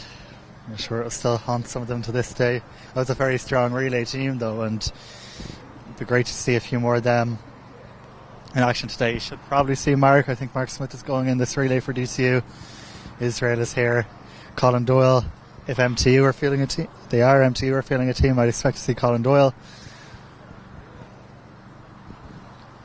Speaking of drama and relays, I don't know, do you remember the 4x400 last year in Carlow IT? I do. What a relay as well. And I think back to another relay at these championships, which I saw just last week as well. The depths of hell. Phil Healy's fantastic last lap comeback. I think it was 2018 in Morton, and It's got a crazy amount of views. I think it's just over 3 million. Yeah, just over 3 million views for that. And there's another video of it, which is just the last leg, which has a few 100,000. Yeah, I think the guys from Antrim were there that day as well, remembering it well. Cathal Dennehy already given a commentary for the ages there. Yeah, I think Cathal might have nearly collapsed after that, to be honest.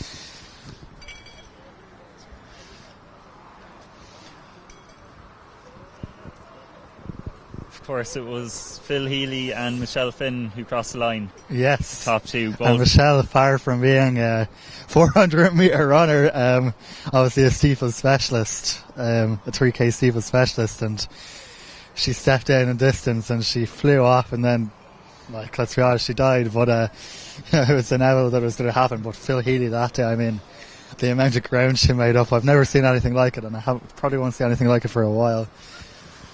It's no shame at all losing to Phil Healy in the 400. I believe it was her first 400 as well at the time. She hadn't really dipped her toe into the distance too much. Of course, she was back to focusing 100. And 200, at the time. Of course, Rashida Aleki's surpassed her 200 metre records. Rashida is the only ever Irish woman, though, that's gone faster than Phil. So I guess that goes to show the strength of that clocking. And I suppose I think Phil still might have her national 100 metre record, or she's there or thereabouts. There's not too much separating. I think she ran at 11.3 or something in Morton at one stage. Subject to correction, of course. We really are entering, though, quite a good era of Irish sprinting, both on the men's and women's sides. Oh yeah, it's phenomenal. I mean, you only have to look stateside to Rashid at the moment and see the talent she has, and the future looks very bright for. Obviously, she broke 50 for the first time. She ran 49.2 split for a relay, and should be good. She's going to be back in Dublin, I think, in July ahead of the Nationals and European Under-23s, from what I believe, and then obviously Budapest. So it'll be good to see her on Irish soil.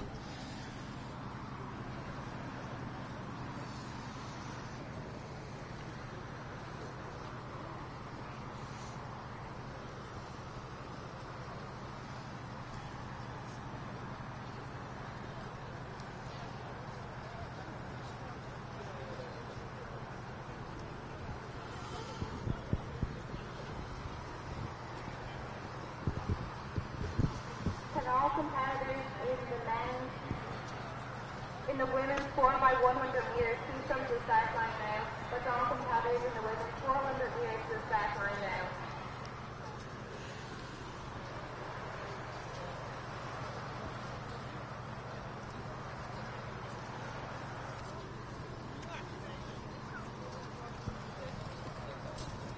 Yes, I had mentioned Mark Smith going in a relay for DCO. I see him down there, baton in hand, going through his paces. 20.95 earlier, his PB is 20.89, but given the conditions they were running into a minus 1.6 wind, I think he'll be pretty satisfied overall with that.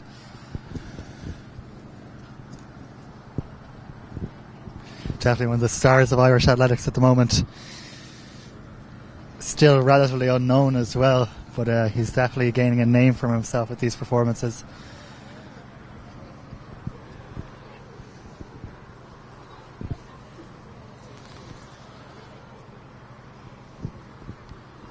Super talented Rahini man, of course, coached by Kay Bannon. I saw his coach down there. And the officials for the district, please make sure you're over at the district area now. That's Evan Kaufman, Shannon Hines, and Laura Green.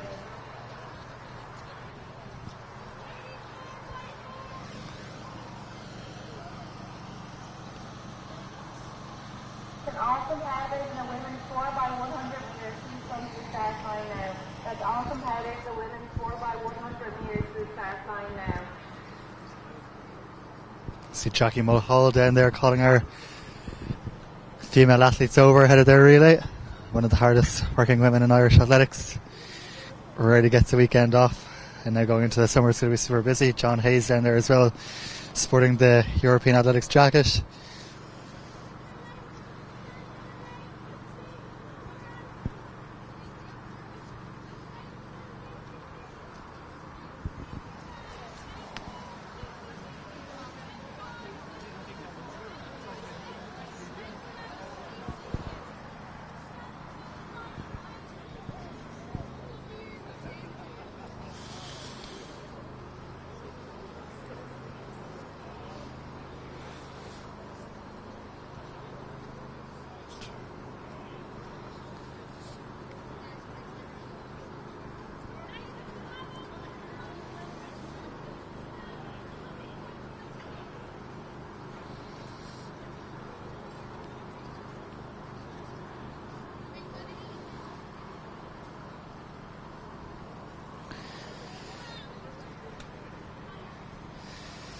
So we have a lineup for this, but I'll get to in a second. Unfortunately, we don't have a full list of names, so we'll be doing our best to pick out who we know. I think everyone would know Sarah Leahy now, lining up pretty well. See Sarah down there.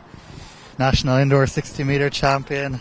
Intervarsity's 100 metre champion today. Went in the weight for distance as well earlier. Don't know how she got on in that. The Clarity woman. Time as well in the Irish 60 metre list. Yeah, and of course she competed at the World Championships in the 4x1 for Ireland last year in Oregon.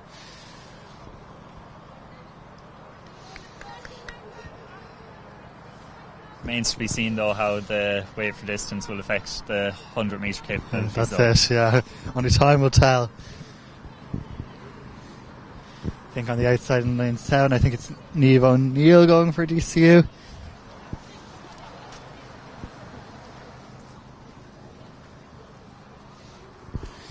Doing her sprint work with Daniel Kilgallen and coached over the hurdles by Paul Byrne.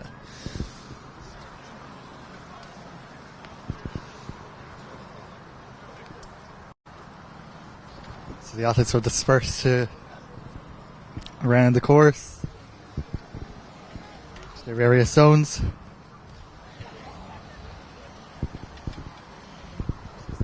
And we were talking about the drama of the relays. They had the potential to cause so much trouble, but let's hope all these get the baton around nice and safely.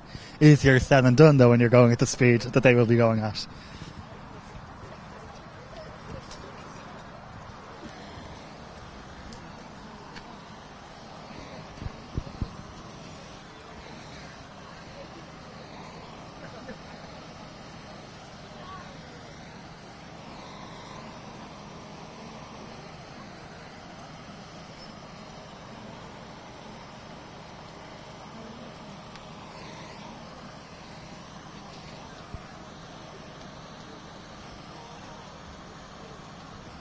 Can we ask that everyone please get off the back straight? That's everyone off the back straight now. We're trying to start one of the relay races. So Sarah Lee is going to be on the final leg for UL. That's all athletes off the back straight now as they're trying to start the relay race. I think it might be Hannah Aspel going in the final leg for DCU. Selbridge athlete. So our man still getting a bit of bottom practice. Down to my left.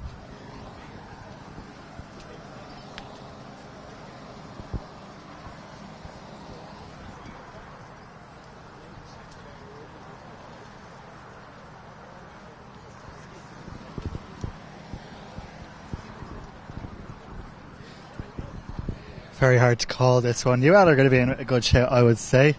DCU, of course, with a strong team there. Think it'll be a 2-horse race, or will no, anyone you be see, I won't discount anyone for afraid of making a fool of myself in about a minute's time. With the lineup anyway, in lane 2 UCD, in lane 3 UL, in lane 4 Trinity College Dublin, in lane 5 Maynooth University, in lane 6 Munster Technological University, and in lane 7 DCU.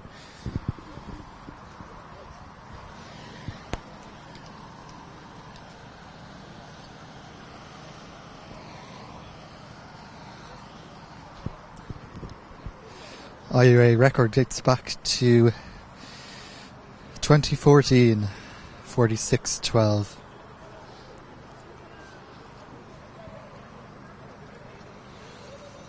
Victoria, is your zone ready?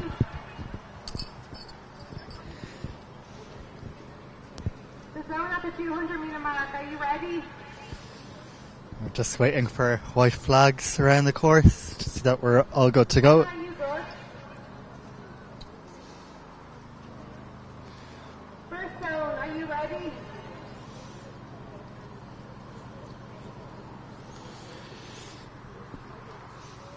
And a few more people gathering up in the stand now.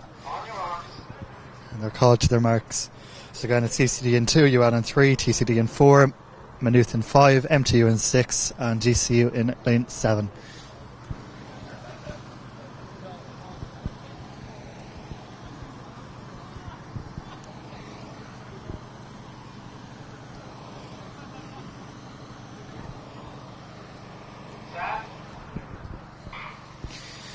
It's a really good start there from Niamh O'Neill on the outside. She's really got going well. So the UL athlete and the UCD athlete is stagger. Yeah, the UCD athlete is making up the stagger as well. So they get the first changeover. Looks like everyone is okay there by the looks of things. GCU absolutely powering down this back straight as they head to the third changeover, and hopefully everyone navigates it safely. Looks good there. Going around the bend, it looks like it could be Arantini of DCU. UCD is second, perhaps, and UL in third. So final changeover. And a bit of a messy one from DCU, and UCD have taken the lead, but Sarah Lee is powering back. She's trying to make up the ground on the UCD athlete, but it doesn't look like she will be able to. UCD are going to take the title from UL in second and DCU in third.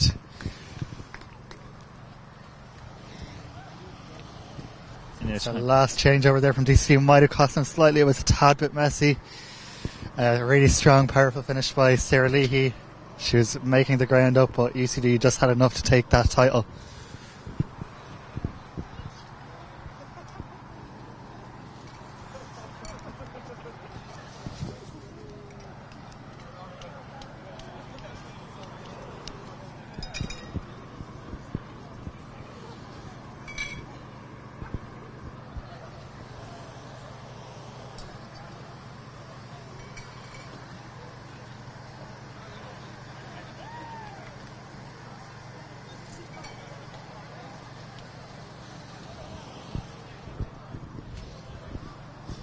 So our men's 4x1 is going to be on the way next.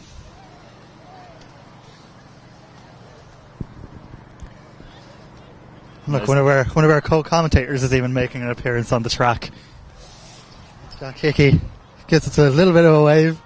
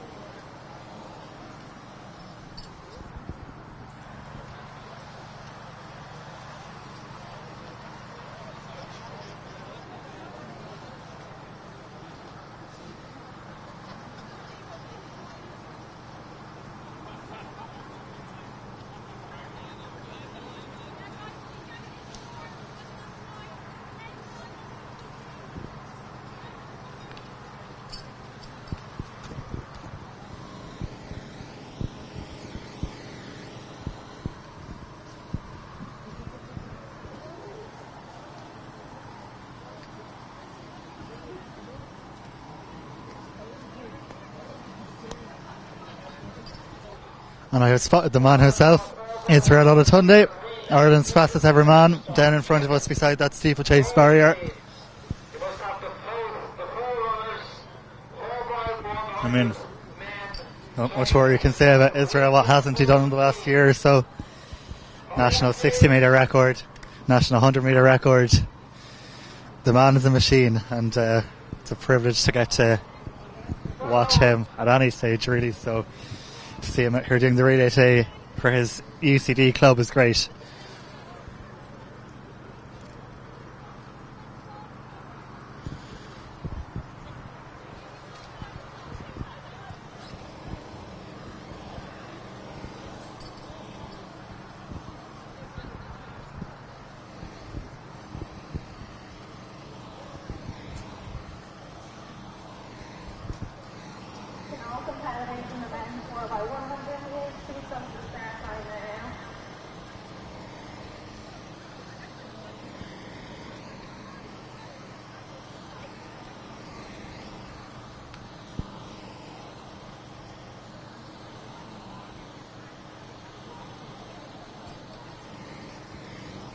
After this course we have our 5,000 metres, men's 5,000, and we also have our two 4x4 relays.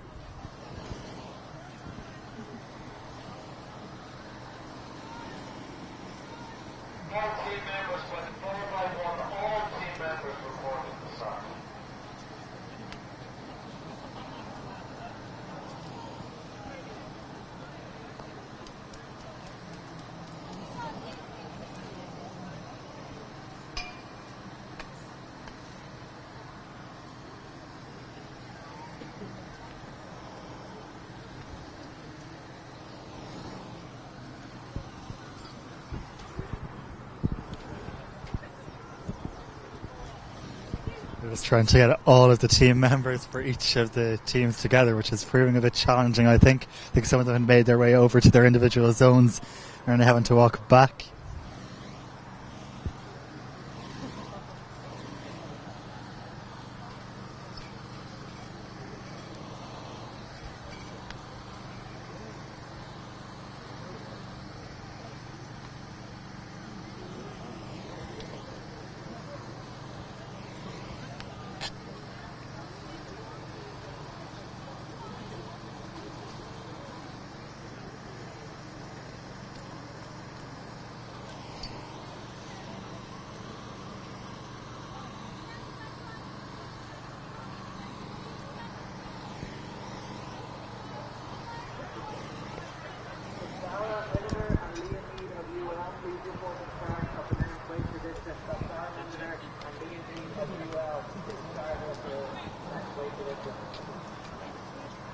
Yeah, so Israel leading off the UCD quartet. You would expect them to have a lead after the first leg, but hopefully they can all navigate the baton successfully. I think something that would have to go wrong if Israel wasn't leading after the first leg. Yeah.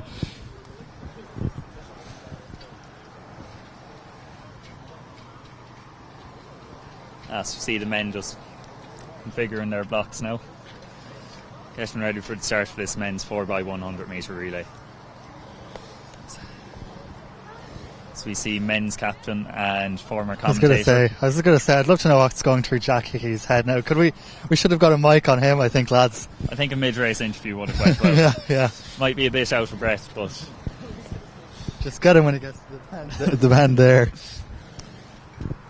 I'll meet him over there with the microphone, so.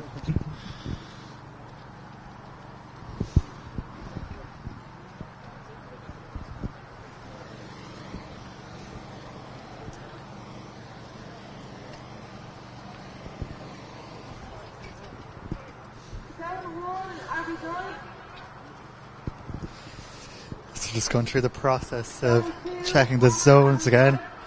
We might run through the full start list there, Carl. So in lane 1 we've Trinity College Dublin, in lane 2 we've Munster Technological University, in lane 3 we have the University of Limerick, lane 4 we have Technological University Dublin, lane 5 we have the University College Dublin, lane 6 we have Dublin City University, and in lane 7 we have Munster University. And I see Colin Doyle from MTU leading them off. Of course he was part of that 4x1 team. I don't know, I think Jack Hickey might be trying to copy Jack Raftery because he's gone for the t-shirt look, rather controversially. Well, if it worked for Jack Raftery now, I suppose it can work for Jack Hickey. Good point.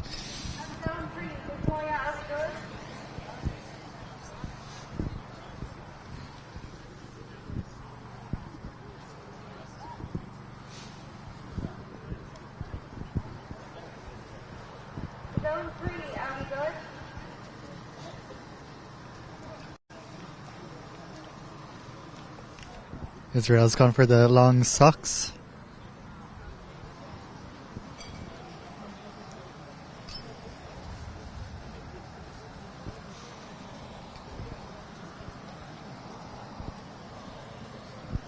I think it's Michael Farrelly out there for DCU as well.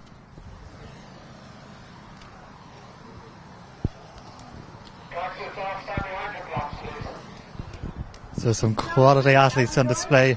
These relays still waiting for confirmation from the zones down there.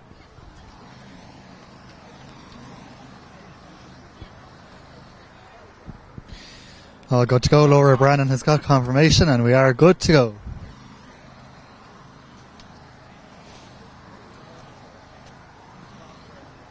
Trinity, MTU, UL, TUD, UCD, TCU. And Maynooth.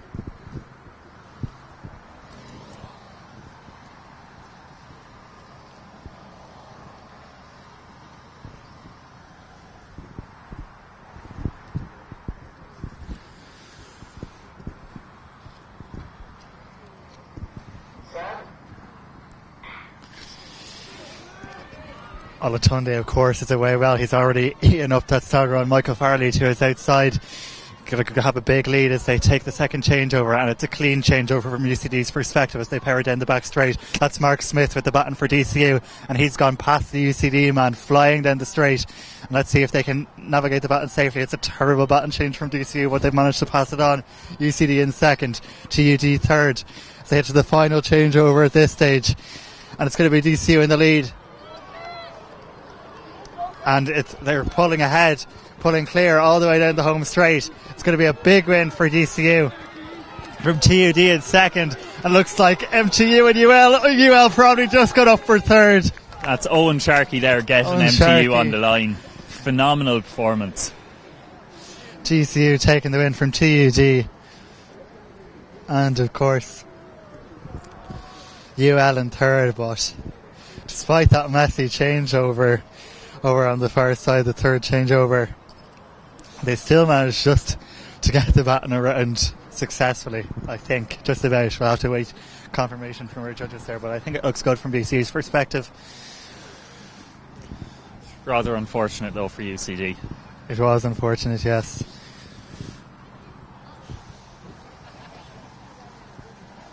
And MTU just ran out of the medals there as well.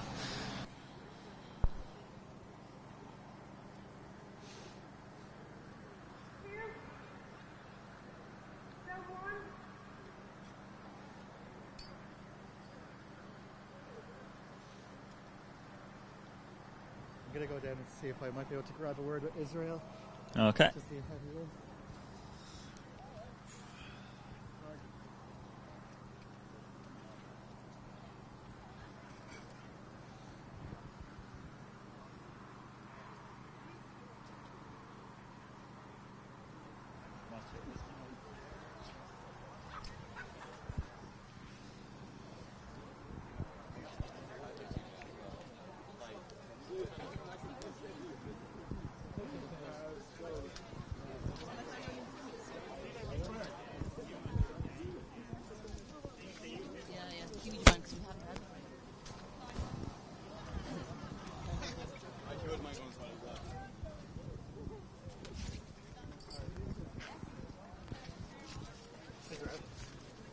Are you? Can we grab a quick word for you? So I'm here with Israel Olatunde, who led the UCD team off today. Israel, how was it?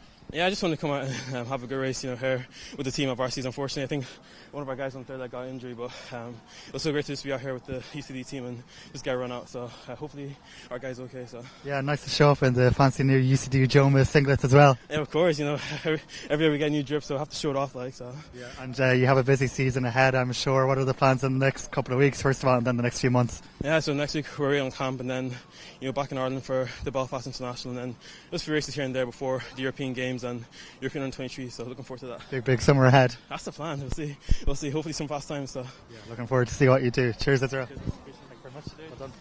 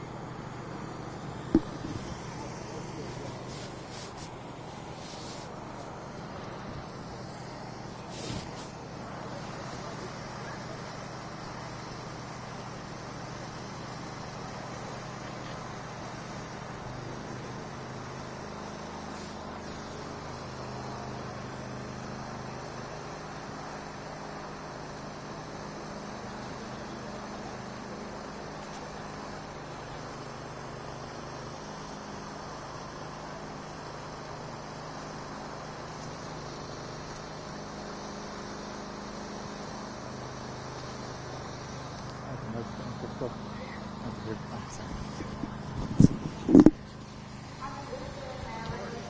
Would you look, he's came up. Do you want to come on for a couple of minutes, Michael? Talk us through this 5k. Yeah. Oh, I'm here now joined by GCU men's captain Michael Murphy. Is this on? Yeah, it is. It's on. You're on. Yeah, look, this is fresh for a steeple earlier. Oh, like, I don't know, like, I was kind of looking back at the commentary there, and I got absolutely roasted on by Jack Hickey, no doubt. yeah, I think it was Jack and Oisin as well. So look, I don't mind. It was my first ever steeple, but now looking at the 5k now that's on, I kind of wish I was in that, but look, had to help out DCU, and look, I wanted to try the DCU or the steeplechase as well, so I'm glad I did. But this 5k looks like it's going to be a good race. Yeah, big field, and I didn't go through it, so I'll just read out all the names here now. Paul Hartnett of UCD, Nisho Flaherty of UL, Luke Johnson of NUIG, Thomas Lupton DKIT, Killian Lynch MTU, Dylan Casey UL, Ungormley TCD, Seamus Anderson DCU, Kieran McNamee MTU, Fabrizio Ferres MTU, Donica Hughes ECC, Shane Spring TCD, Michael Comer MU, Harry Colbert TCU, John Maroney TCD, Adam Condon TCD, Dan McIntegrett TUD, Dylan Wright UCD, Sean Cotter NUIG, and James Lynch UCD. There's a fair few of them in this. That's a good race. It seems open enough as well, and there seems to be a small kind of group breaking away here at the minute, and I think, as I said, I was chatting to a few lads there, I think Paul Hartnett was going to take this from the start, so it looks like he is. He'll probably make it his own race. He kind of likes to do that, and he's a good racer for that. He won the Nationalis down in Cork before Christmas there, so got pedigree on the track, and of course in cross country as well. Would he be your favourite then? Yeah, like if there was one word to describe Paul Hartnett, I'd definitely just say strong. Mm-hmm. So like, just looking at him at the cross country and any race, like throughout the years, he's been unbelievable. So I think for him, the best way to win this race is probably just through strength and making it as strong a race as possible, rather than kind of down to the last kilometre or so. But like, there's still Harry Colbert there, Sean Cotter, Dylan Casey as well. So there's a nice group there breaking away now. So it'll be interesting to see how it develops. Yeah, and a good couple of days for DCU. Look on course to take back those titles again. So far, anyways, it's looking good. Like, it'd be great to go back to back from last year winning it. It was very, very tight last year. I don't know what the story is with the points now. I think we could be a bit ahead, but it'll be a great weekend. Check, but the relays, of course, could come down to the relays at the end. We'll have to see what happens. Yeah, it always does come down to the wire, so I can't wait. But DSD now, the track has been class. I was running on it earlier, and it's a really good track, so I can't wait to see more racing here in the summer. Yeah, your first time here, is it? Yeah, definitely. Yeah, I think yesterday I wasn't here, but yesterday it looked fairly windy. So yeah, it was incredibly windy up where we were here. Quite windy on the track as well, but up here we got the brunt of it. And today the weather hasn't been great, but sure, look. I think they went through the first K there in around 2:56, 2:57. So it's on for decent pace. Yeah, sub 15-minute pace anyway. It's always good going. That little group there now, like, if that's probably Harry Colbert looks to be sitting in there nicely as well, and Sean Cotter, so we'll have to see how they get on. And of course you saw Colin O'Reilly make his 10k debut yesterday and finishing second behind Nacho from UL, who ran away with it, but good performance from Colin in his first ever 10k. Yeah, I was very impressed, and I think a lot of other people would be impressed as well. Like, that's hard to do, your very first 10k, and to come away and come second place. So I thought it was a very good run, especially in the conditions yesterday. So it was a very good run, and I was very impressed with Colin. I was texting him as well, and he said he really enjoyed it, so he'd probably stick at the 10k for another few in the future anyways. And we just see our walkers getting their medals there as well. Oisin Lane taking gold, Adam McInerney in third, and Maddie Glennon in second. So I think Oisin Lane has his eye on perhaps maybe an outside shot at getting to the World Champs in the summer, but we'll see what happens with that. Yeah, he looked very strong today there. I was talking to Israel on a Sunday there, and he has his eyes on big things this summer, and fast times. He says he's away on camp next week. He deserves it all. I was talking to him about a few weeks ago about I was looking at a video of him a few weeks ago of him at the European Youths, and he was like second last in the 100 metres, and like, just to see where he's come from now, But if Seamus Anderson can get back onto that group, if he can latch on there, he can get into a nice little train. He's kind of lost at the minute in no man's land, so hopefully he can make his way back onto the guys there. I hate that, because that can be so tough, like, to come back. But if you can, there probably will be a few lads that might die off. So it's a strong pace. It is very strong pace. Yeah, Paul Hartnett's still leading them. Harry Colbert sitting in there. And look who's arrived back up here as we speak. Mr. Jack After Hickey. slagging Michael Murphy off on the stream this morning. How bad has Murphy been on the stream? I wonder about my t-shirt. I think if I was wearing the speed I actually suit. mentioned the t-shirt. Michael hasn't mentioned the t-shirt yet. I mentioned the t-shirt. Were you taking inspiration off Jack Rafferty? No, actually, to be honest, what happened is I couldn't find a singlet. We do have a finite resources in UL, and I happen to have that t-shirt. And to be honest, arguably, it was the weather conditions for it. But yeah, no, we've actually received inconclusive reports that UL have indeed secured the Sprints Trophy. I believe they're 21 points now, going up into the 4x4, and the most points that they can lose is 20. So good day for the Harrisons, who oversee the sprints group. But on the track, Michael, I believe this is our league group coming around here with that's the chap at the O'Briens, isn't it? No, it's not. It's Paul Hartnett. I haven't got my glasses on, lads. They're still in the bag. And Dean Casey's brother Dylan is there as well. They went through 2K in about 5:50, so it's like for the conditions, it's the strong pace. Like if they can hold on to it now, there's a few guys kind of struggling with the pace at the minute, but it looks like a lovely little group there now to work with. So we'll have to see. And I can see there nestled in third place is the best mullet in Irish University's athletics, Harry Colbert, the Watford man. Only turned 18 there a few weeks ago, and he's right up there with all the best of them, so it's great to see it. Yeah, and right going back the field, there is quite a number of lads you would imagine on track for lifetime bests, or certainly maybe tackling their first 5,000 metres on the track also, after spending a lovely winter preparing on the cross country and the road scene. But yeah, it was I don't know what it was like from the stands, but I feel those 4x1s were entertaining to watch, Rory. Yeah, they were indeed. Yeah, some good races there. Good wins from the respective winners. Israel blew up the field in his first leg. He's quite fast, I won't lie. He did, yeah. Marcus Wood absolutely turbocharged up that back straight. But yeah, looking forward to the 4x4s now. They always deliver. From what I understand in the warm-up zone, it's very much a scramble to find 4 boys and 4 girls who are willing to put themselves around. There's a lot of sore bodies, a lot of colleges having to go down to their 5th and 6th respective athletes. I think we 2 800 metre guys doing it now. Yeah, as far as I'm aware, there's 2 800 runners in the DCU team, and a 200 runner as well. So it's shades of that Great Britain 4x4 team with the likes of Boom Boom, Chris Akabusi, and the rest of them. But Casey still has taken to the front of this 5,000 metres. Yeah, Paul Hartnett just slipped back in the fourth there, so I wonder, is that a tactical move? It might be. Top 3 finishers on the women's weight for distance, the men's 200 metres and the men's 1,500 metres over to the finish line now. Thank you, Jack. Coming up to 3K now, so this is a really strong pace, especially for the conditions. I know there's not that much wind there today, but just Dylan coming into 3K now, followed by Harry Colbert, John Cotter, Paul Hartnett and Luke Johnson, and then Shane Spring just falling off the back of that group. But that's a really nice group there now. It's a nice train to hop on, isn't it, Paul, Rory? Yeah, no, there's a good group. They're trying to get back on. You kind of don't want to get detached. It's hard to see a few of the boys there now kind of starting to get detached, and you're running by yourself then, which is obviously not ideal.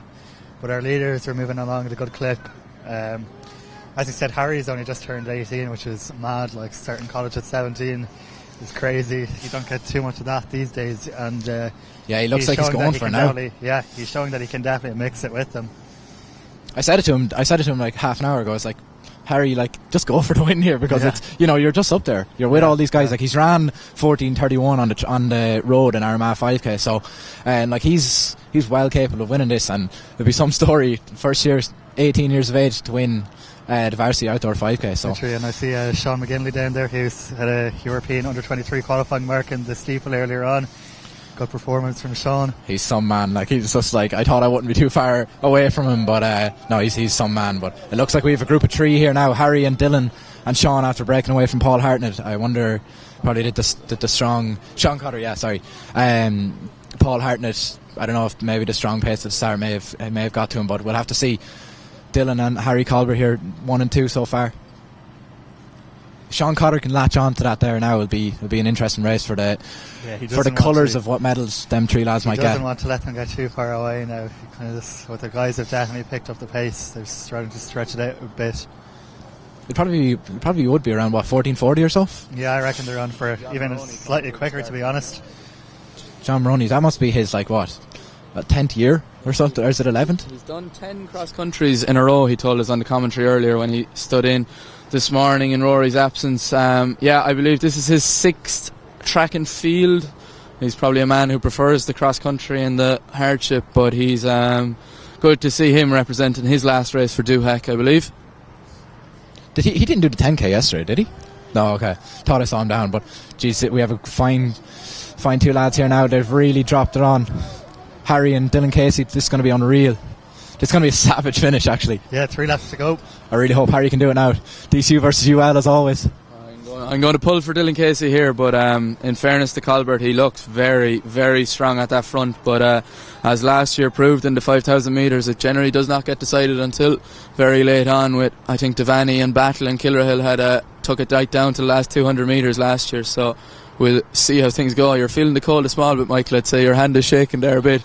I'm just nervous for Harry. The nerves are getting the better of you.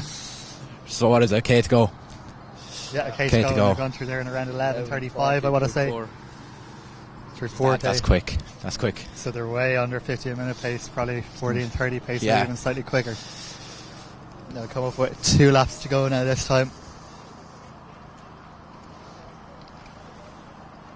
So at this point, Michael, if you were in Harry's position, what would be going through your head?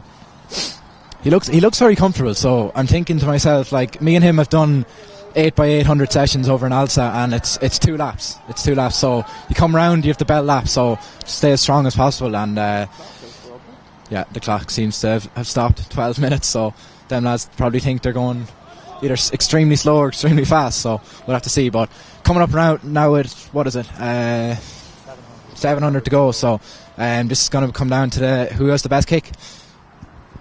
It's definitely Mano El Man now, and now is when you have to start thinking about tactics. When do I make the push? When do I let him take the breeze, maybe take the effort? Can be often quite mentally draining finding yourself at the front of those races. I can see back down Cotter is still plotting a kind of a lonely furrow, maybe in no man's land, but he seems to have bronze fairly well wrapped up. But at the front of the race, it is still as you were as they round into the home straight for the penultimate time even. That's a big word for Elmo. But Harry Colbert and Dylan Casey, they've got to start thinking, when is the time? Casey maybe rolls up onto the shoulder, just lets Colbert know he's still there. I'm still thinking about it. As the roar from the DCU Mastiffs comes in, and Michael Murphy roars here beside me. Completely impartial as always in the commentary booth at the IOA Championships. But a lap to go here now, and now is when the wheels will start to turn. Yeah, it's going to be tight now between them as they get him around with 300 to go now. And does it look like Harry's trying to pick it up? He might have 1 or 2 metres. 300 to go. Harry's trying to wind it up. Dylan's sitting in nicely though. He's ready to strike. Poised to make his move. It looks like it's whether Harry has enough in him now to keep the momentum going in this final 200 metres or so. And Dylan looks very, very comfortable.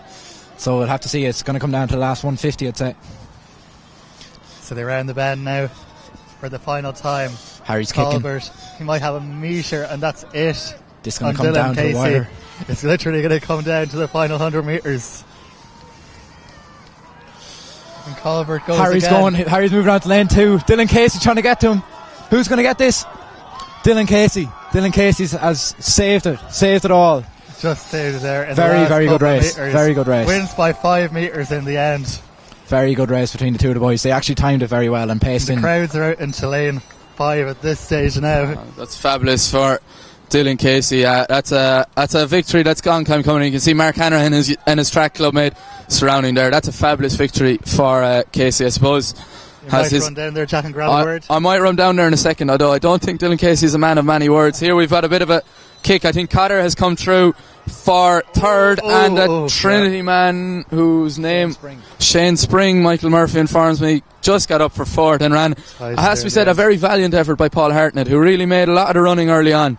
I think I can see this is a Galway.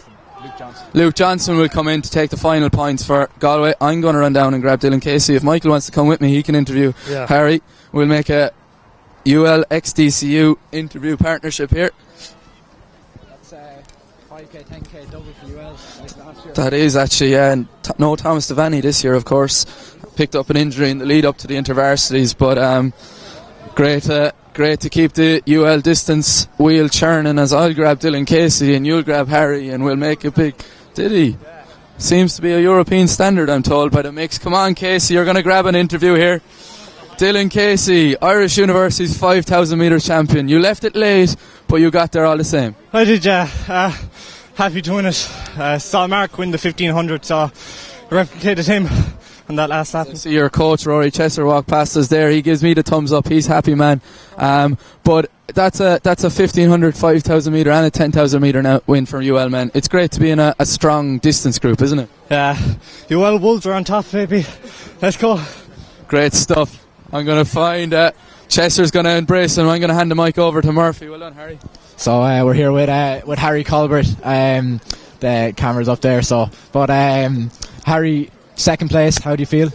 Oh, great! I have to say it was a lovely race. Now the first 3k just ticked away lovely, just at a pace. It was lovely sitting in, and then with about a mile to go, I just kind of said to myself, right, I'm just going to try and drop the hammer now.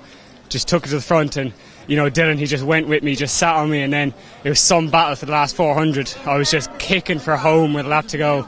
Yeah, no, the 2E now, in fairness, you really paced it really well. Like, you sat in the group, waited until the perfect time, and then I think it was around there with about probably a K and a half to go, or 2K or so. That's when you decided. So was that part of the plan, or what was the story? Yeah, I mean, me and my dad, we said, like, if we got to 3K and I was feeling good, then to just try and just wind it up from there.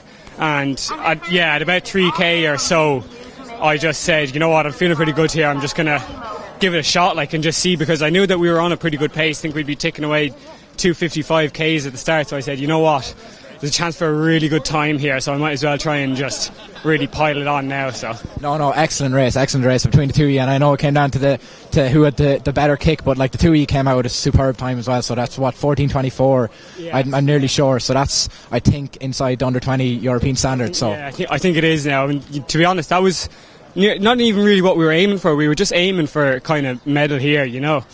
I mean, it's brilliant to get the standard, because it just shows that if I can get it now, there's plenty of opportunities, in later races in the season to get even better times again, and to really, really try and be competitive there. So it's exciting. It's really exciting. It's definitely an exciting summer for you ahead. So best luck, get a top on and cool down. So well done, Harry. I think we should get Michael Murphy interviewing more often, because he didn't do a bad job there. That's to shame a small bit there, but yeah, no, in fairness to Michael, he's quite comfortable with a microphone in his hand. Yeah, not a bad job. We're just complimenting your interviewing skills. Yeah, I think I should take over from now on. I think we'll share it out, by Harry's off to Jerusalem anyway. Yeah, that was great. Off to visit the Holy See, and he'll be hoping for a divine performance out there, Rory. Indeed. But a lot of credit deserves to Sean Cotter as well there. We didn't quite grab him down there, but third place, and a lot of solo running there at times, which is tough to do in those events, especially when I suppose you can watch the medal gradually slip away from you. But a third place finish for him, he'll be delighted. Matt Lockett will be delighted with the Galway boys. In terms of team standings then, what do you know? Do you have any? I think I'd say DCU's throwers have cemented a win for the men in DCU. I haven't been following it, I won't lie. I would imagine we won't have to have as much emphasis, as I see Mark Smith collecting his gold medal for his outstanding performance in the 200 metres earlier. Yeah, at the time it showed up as a world record of 7:33, but not quite. It's probably in and around what Sarah Leahy, our Irish University's 100 metre champion, would be running over 60, but possibly not. Is that Brendan O'Donnell in the weight? Indeed, in the weight for distance. He's sure to attract a great crowd. An alternative technique. Oh no, he's gone between the legs again. Good effort by Brendan O'Donnell. Safe to say, Michael, a character amongst DCU athletics? Well, like for anyone who has watched The Day in the Life of Brendan, they'll know they got a better insight into who he actually is. So, but look, we all know that from living with him and all that. And look, Brendan has his own way of things, and he still manages to get on with things. And you know, he's a nice lad. So, but one word or two words to describe Mark Smith, I'd say an underrated sicko. What do you think? I very much rate him. For that to come out. I very much rate him, having been dusted by him on many occasions. But yeah, definitely probably the quiet man of the Irish men's sprinting scene, and starting to 2095 today. So is starting to not 2095 today. So yeah, just off the PB, but he was into a minus 1.6 wins. So, but I would imagine that PB will be obliterated very soon. I would anticipate. Yeah, I can see Jackie Frayne is down below us along nice OFI umbrella. It is actually white and navy, lovely. And Dean Adams, who I believe is the Irish under-20s female 4x1 coach for the season, and I believe I was talking earlier to Kevin Cogley also. So we will have the Irish under-20s invitational 4x100 metre relays to come before the final event of today, which will be the 4x400 metre relays. Great to have, I suppose, the future intervarsity athletes getting their taste of the IUA events, while also setting up their relay season to come. Should be some quick relays, hopefully. Fingers crossed. Might put us to shame after our obliterations of handovers from the UL team earlier in the men's 4x1. We're in tally with them, no? To be honest, when you put in minutes of preparation, you kind of get those results. But look, Owen Sharkey pulled it out of the bag on that last flight to get us up to bronze. So no one was touching that DCU team, if I'm honest. And credit to TUD as well, who are getting up for a second. Very quietly going about their business as a men's short sprint powerhouse. As Paul Byrne comes up to join us in the commentary booth. I don't know if he wants to. But I don't think he. I don't think he will. But he won't come under the mic, I would imagine. He's a quiet man of DCU athletics, much like Mark Smith. Is it the 4x4s now? No, we've 4x1s, Michael. Now I think. He's robbing the entry team. Oh, it's the girls. It's the girls, yeah, girls invitational. Yeah, I don't have their panel to hand. Neither do I. We might have to kind of make this up as we go along. It'll be Ireland versus Ireland anyway, Rory. Versus Ireland. You can see Laura Brennan there in her fashionable beanie hat, approaching. Some work over the last couple of days. She has been. The only way to describe it, Rory, is flat out. Exactly. Flat out clean lifting. But still quite an accomplished cross country runner herself. A member of the Raheny Shamrocks Club, I believe, and a mainstay in the Trinity Athletic Circles for many years. I believe she is credited with the lady that saved College Park, Rory. Very good. She'll hate me for saying that. That's a nice achievement to her name. Yeah, definitely. The Trinity Athletics are forever indebted to her. I was also told on my rounds that Eamon Flanagan was not wearing a swim hat, Rory. It wasn't a swim hat? No, okay. I believe it was a... What's he describing it as? A buff. Okay. Yeah. Okay, interesting. Yeah. So, capiche. Yeah. But no, the girls are looking quite cold there, it has to be said. It's not one bit warm. That looks rather synchronised though, Rory. And it is... Seems that teal Nike Super Spikes are the order of the day. Yeah, they're definitely popular. Are they all actually wearing them? I think all bar one. All bar one. One girl seems to have the white and red variant. Michael Murphy is being roared at by Niamh O'Neill, and I didn't quite catch who the other. Aaron Tahini, that who it was. Just to let all the people watching here, don't worry, I'll be back to save the commentary in a few minutes. Save the commentary, okay. Good Lord. I think Niamh O'Neill will be rather disappointed to hear that apparently the DCU women's 4x1 were faced a disqualification earlier, I believe, really? for okay. I'm not. That's disappointing. I think a lane infringement or a missed zone, I believe. They did have quite a messy changeover. I was like, oh, that does not look good. Yeah, I believe MTU got up for messy changeover as well, but I think they might have survived. I believe they got up for bronze now by process of a disqualification. They they will benefit. I think it's the first relay medal ever for Munster Technological University. Very good. And I see Mark Hanrahan collecting his gold medal for his performance earlier. I believe it was a Finn Woodger. Finn Woodger, yeah. Finn Woodger, yeah. DCU and MSB. Yeah. It's a club of Eamon Coughlin, I believe. Indeed, yeah.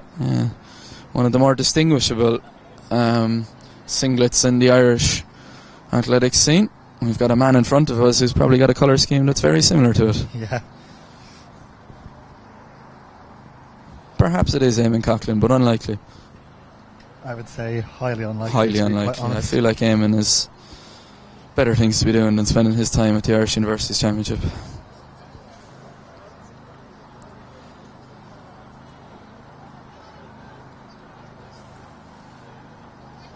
Nice to see the crowd stay on, Rory. Yeah, staying on for the relays. To be honest, would you blame them? The relays always deliver. So yeah. I'm going to see if I can get this relay. No, they're not even showing up on our live results. That's a shame. So we can't tell you who's in these invitational relays.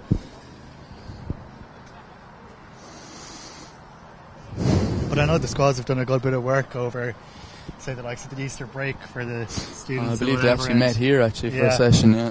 And I think in January there was a good few away on camp as well. So yeah, should be good to see. I can see Kevin Cogley down there now alongside Jackie Frayne. He is the men's team coach.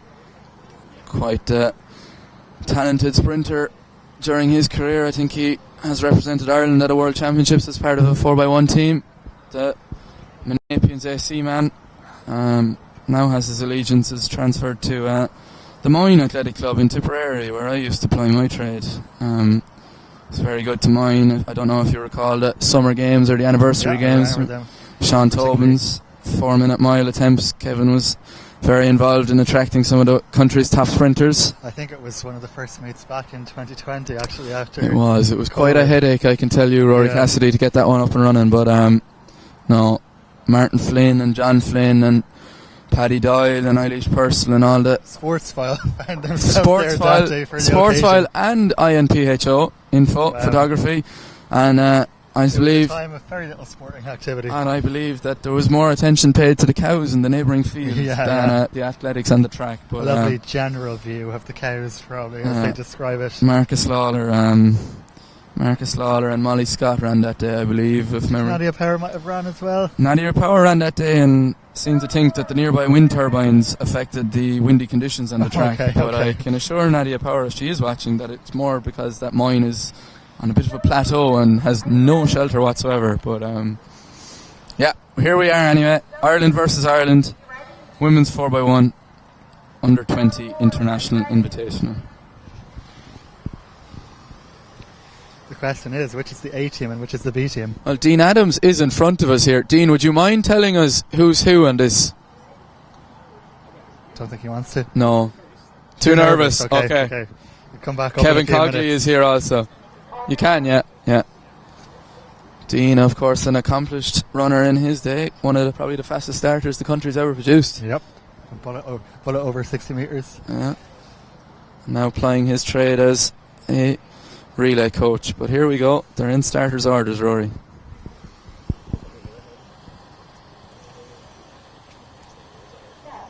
Yeah, so let's see how they got on. Kevin Cogley's got it recorded anyway. And it's quite even so far, as the two teams will hope to just navigate that baton safely around. Can be quite edgy. And nice relatively safe there, yeah, definitely. Down this back straight. As they stride out. And Kevin Cogley, like a proud father, videos the race from just below us.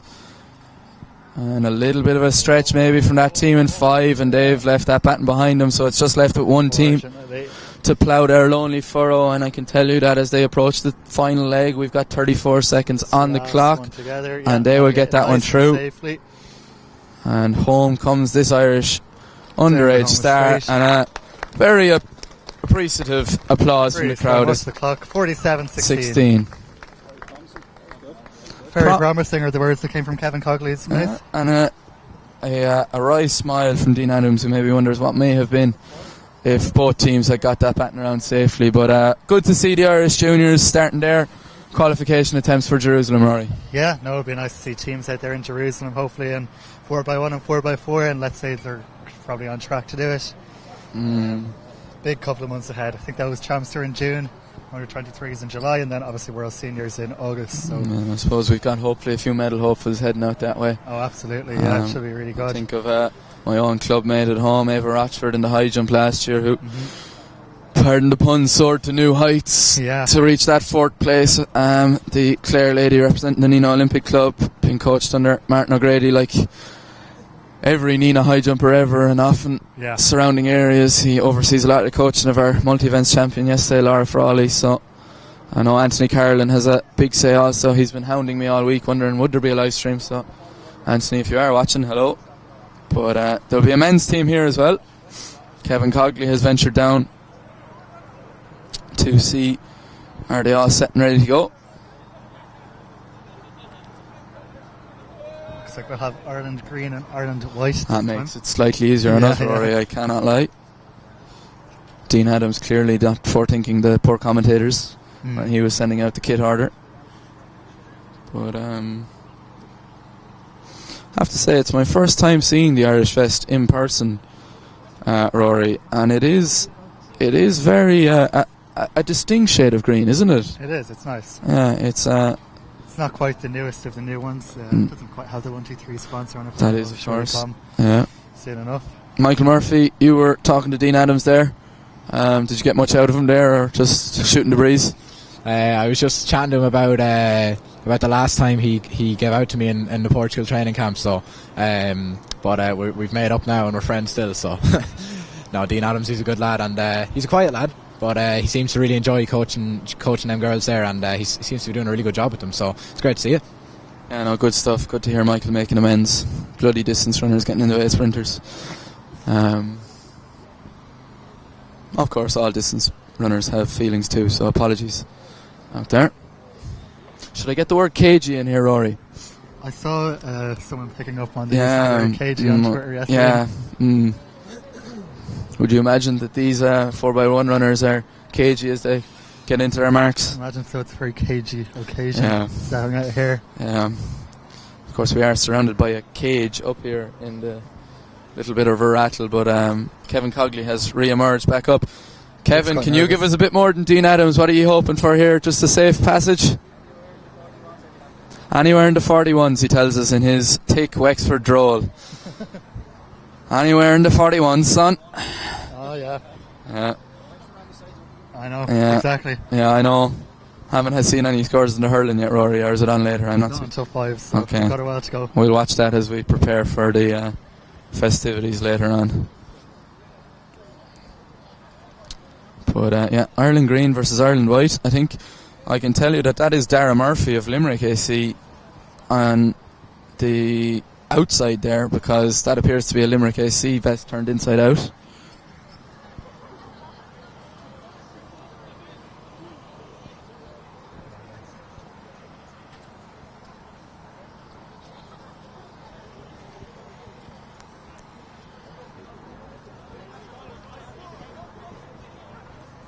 See Andrew Lynham down there with the women's team.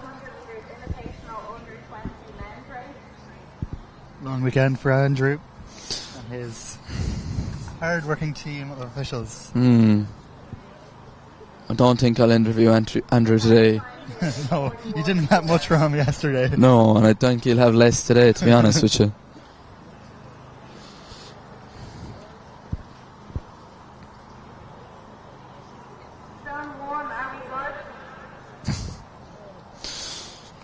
Laura Brennan's back checking the zones, which means we're just about to get underway. I don't think the budget's stretched to a white and a red flag for the zone judges this year. It's the job for next year. Maybe DCU will find a bit of extra funding for us. Is it left in the kitty, Michael? No, there's nothing. We spend it all on our Instagram. That's speed. And speed suits, okay.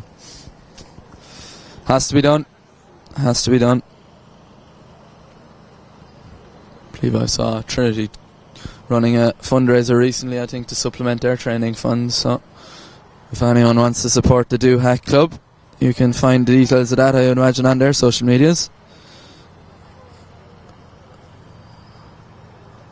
Tyrrell Smythe is strolling around there on the top end in your camera shot, I'd say, with his fashionable orange hat. But the juniors have been called to a mark, as Colin Smith is waving at us as well, with a lovely fashionable DCU beanie hat that is available in JF Sports. Yeah, he might come up. No. Anyway, Irish under-20s, invitational, international 4x1. Safe passage and somewhere in the 41s. Sun. Yeah, out in the sun. Darren Murphy has had an electric start, or what I think is Darren Murphy on the outside, but some good takeoffs there, and a change of hands with the baton, which you don't often see in the 4x1 by the athlete in green, but they've careered down the back straight, and it's possibly the white team that has an edge, and they just about get the baton through, and we've got two athletes on the bend now, and with 100 metres to go. Rory, your guess is as good as mine. I don't know what happened there. Just ahead of green, that is a mess, a complete mess, and the baton's been actually thrown away. But anyway, white are going to come through. That looks like Jesse O'Seth. No, it's not Jesse O'Seth coming through. It's going to be just outside, but I would imagine an administrative error may have occurred at the top end. That was a big word. I made a bit of an admin error. An admin error. I'm not too sure what happened there, so that's unfortunate for them. But 42-72 on the clock. Yeah, I don't know. I don't think Kevin will be probably too happy with that. But anyway. What? I'll tell you what. I grabbed Brendan Lynch for an interview. He won the triple jump earlier. Brendan Lynch, you won the triple jump earlier. Exercising your master's year in UL. 2 in a row as well. 2 in a row, actually, yeah. Talk me through the triple jump competition. And first of all, your timekeeping. My timekeeping, well, I suppose it's all about the strength of the pack down in UL, so I suppose we're working as a team to check in athletes, I suppose, if they're not here on time. Yeah, so nothing to do with you turning up about half an hour before the competition actually started? A good 40 minutes, yeah. So, but the weather was fairly reasonable now, so I can't complain either. Brendan, you're a man of many talents. We've seen you in the multi-events at the indoor championships. We've seen you in the high jump, the triple jump. I believe you've represented the Irish Universities team in a 400 hurdles in the old Celtic International back in the day as well. Yeah. Are you eventually going to settle on an event or go back to the hurling? I think the triple jump for another year, and we'll see where we go from there. Yeah. Can you give us a bit of insight as to the remaining medalists in the men's triple jump? The remaining medalists, Jordan Knight was in P3, and two DCU athletes in second and third. Yeah, that's all I can tell you. Fair enough. Rory, do you know who was the other DCU athlete in the triple? Who was the other DCU athlete in the triple, no? Leon Sweeney got the second. Chap. Thanks very much, Brendan. Well done. Cheers. Thank you. A characterful man, Brendan Lynch. The woodwork and technology teaching graduate who's now pursuing a master's in mechatronics, which, to be honest with you, Rory, sounds like a bit made up. Did you tell him that? Do you want to tell him I that? have on many an occasion, to be honest. But yeah, Brendan Lynch, an All-Ireland minor hurling medalist back in the day, also with his native Galway. A man of many talents, as one of them is not putting up an umbrella, as he has made a bit of a hames of that one. But really not his forte. No, as the rest of the UL gang look on in absolute disdain. I can see Louise King there, who medalled yesterday in the multi-events. I was told by Michael Hayes, who is a stalwart of UL athletics, that he was wondering why there was a commentator with such UL bias yesterday, so I should like... Oh really? I presume he wasn't talking about me. No, I'd imagine... I don't know. I didn't have too much of a bias, but the 4x4 ladies are out. Rory? They are for our penultimate race at the championships, an action-packed 2 days coming to an end. Yeah. It's been great to have these championships streamed, I must say. Yeah, it may well be. I think UCD are flying under the radar slightly in the women's relays, but they may well have a very strong team here with, I'd imagine, Ella Duane and Cueva Mackey and some of their, Cara Murphy, I believe, some of their 400 hurdle squad, and I would imagine Molly Horan, who has found herself on the Irish under-23 women's panel, will make the step up after dabbling in the 200 metres today. I think I see her down there. And Yeah, 200 champion. Okay, an appeal may have gone in. Appeal, I think so. With thanks to the live stream, we've been able to look over and see the timing of the batting change and if it was over the line or not, because currently DCU women's 4x1 have been DQ'd. But and that makes up a lot for the sprint trophy. So I don't know what the story is. So I haven't I'll probably let Aurora Jack Mitchell realistically in the last leg to just kick on a bit. We'll wait and we'll get that. We'll get through the women's race first anyway, Rory. We will. I believe have DCU been drawn in lane 1? They have. They're in Oh lane no. one. Anyway. Wouldn't be great, but No, it's not. It's all 400 metres. once the stagger on one. Michael Murphy is giving me a strange look. What's going on? I don't see. I can understand maybe the 200 indoors being on the outer lane, but No, I don't potentially not at the is pace. DCU that being drawn into the lane 1 400 is not going to make a difference, or No, I can see on that DCU team. I can see Quiva Cronin. I can see. No, my eyesight is not good enough. I don't know who else is there. That's that. Emma Moore is there. Emma Moore, the 800. I was Yep. going to say. Got a Aspel, little bit of no. pace in her legs. Yeah, I think it might be. Yeah. I can tell you amongst the start lists as well, there's an MTU team that boasts Lucy Holmes and Katie Walsh on the first 2 legs. 2 800 metre specialists, as I can tell you that Molly Horahan looks absolutely frozen down there. As does Jenny Sawyer. The rain is coming down hard again. Yeah, we have a UCC team that looks to be led off by, is that Orla Coffey, I believe, who competed in the pole vault earlier. So, bit of a change up in event from her. As my hood is going to go up. And Jackie Mulhall is presumably telling the 4x4 athletes that there's a red line there and you're not to cross it.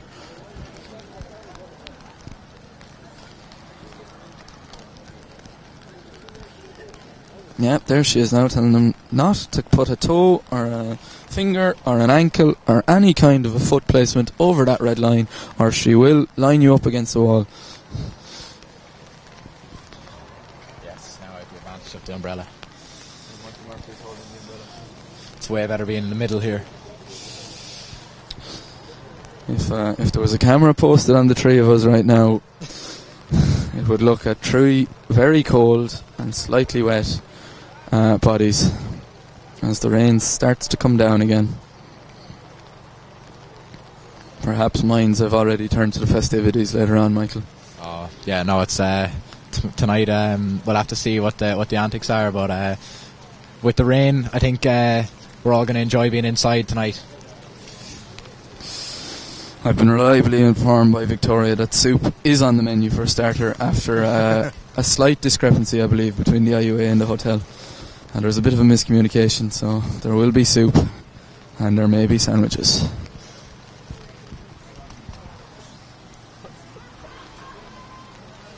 John Maroney has joined us. John Maroney, your final run in a Trinity vest, how did it go for you? I was happy with it now. It's emotional, you know, not getting to do that again. But I think I gave it a good shot. Track PB at my last race for Trinity, so we'll take it. Great stuff. The second best mullet in the race, arguably after Harry, it has to be said. But yeah. It's definitely the second fastest mullet in the race. But yeah, it's good to see the mullets being represented. I mean, if they're not represented in the distance races, where are they going to be, really? not the sprinters, anyway. Anyway, we've got a 4x400 to commentate on. Yes, we're just about good to go. In lane 1 we're going to have DCU, in lane 2 MTU, in lane 3 UCD, in lane 4 Trinity College, in lane 5 UCC, and lane 6 is UL. Who are we calling, boys? I'm going to put my UL allegiances to one side and say UCD. Yeah, UCD have quite a strong team. Did I'd have May imagine. from the 4x1 on the same team? I believe Molly Horahan, if you didn't pick it up on the mic, Michael Murphy asking, did Manny double back from the 4x1? I believe Molly Horan has, definitely. And I'm not sure. I think I can see Sive O'Toole down below me, but it may be another blonde UCD athlete. All I know is she was wearing yellow earlier. I know on the UL team, Lauren Nally and Alana Ryan are doubling back.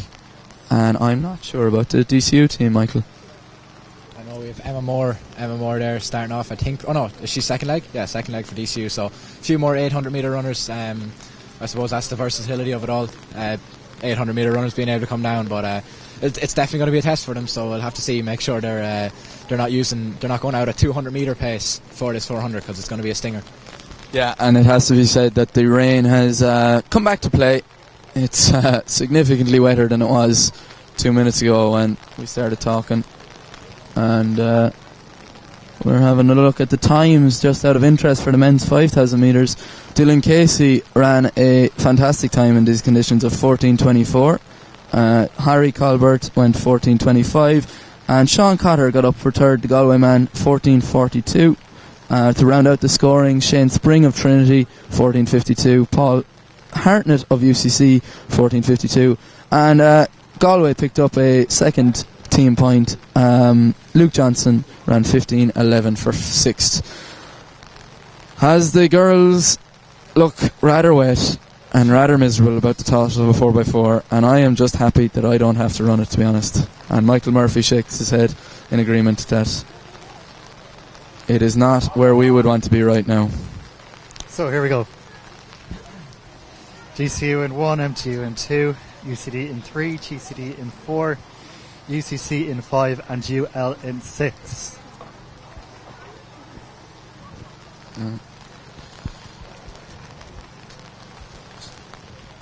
Sarah Leahy has 400 come metre over here. final.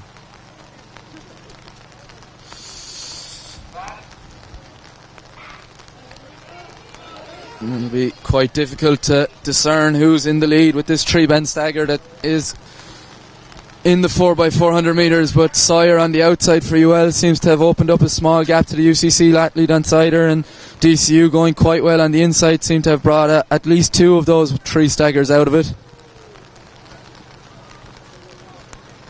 But right into the teeth of the driving rain now these athletes emerge on this top end. I'm sure they are loving life as we speak. Absolutely, it has to to wait until the lactic hits in the last 100 metres. Yeah, but very little to split amongst the mid-pack there. As I take a step down under the umbrella, Sawyer leading it out on the track, but of course the stagger we won't know until another 150 metres who is in the lead. She will hand over to Lauren Alley, who has picked up medals in earlier in today in the 200 and I think the 400 as well. Coffey of UCC running quite well, and I would say probably not much to call between MTU and UL on the handover. Looks like UL are in the lead there. Emma Moore has taken the baton for DCU as she sets out on the second leg, but I'd say UL slight lead at the moment. The cut in now, is it? The cut in now. So this will tell now. Emma Moore running a fantastic first 100 anyway, so we'll see how this pays off. Emma Moore pulling up onto her Galway City Harriers teammate Laura Nally, who represents the Limerick College. MTU just holding on in third now, but Moore, it has to be said, probably looking the stronger of the two runners. Maybe that busy day of action by Nally starting to catch up into her legs. This is her fourth race of the day and her fifth of the weekend, and I can see the lactic start to hit as Moore, the 800 metre strength really starting to tell here now. I think her 800 metre strength will show up this home straight, and she might be able, she is slightly pulling away. And talking of 800 metre runs, here comes through Lucy Holmes. Yeah, and MTU and the Waterford girl coming really, really strongly there. As so DCU, MTU, UL, UCD, GCD and UCC rounding out the field.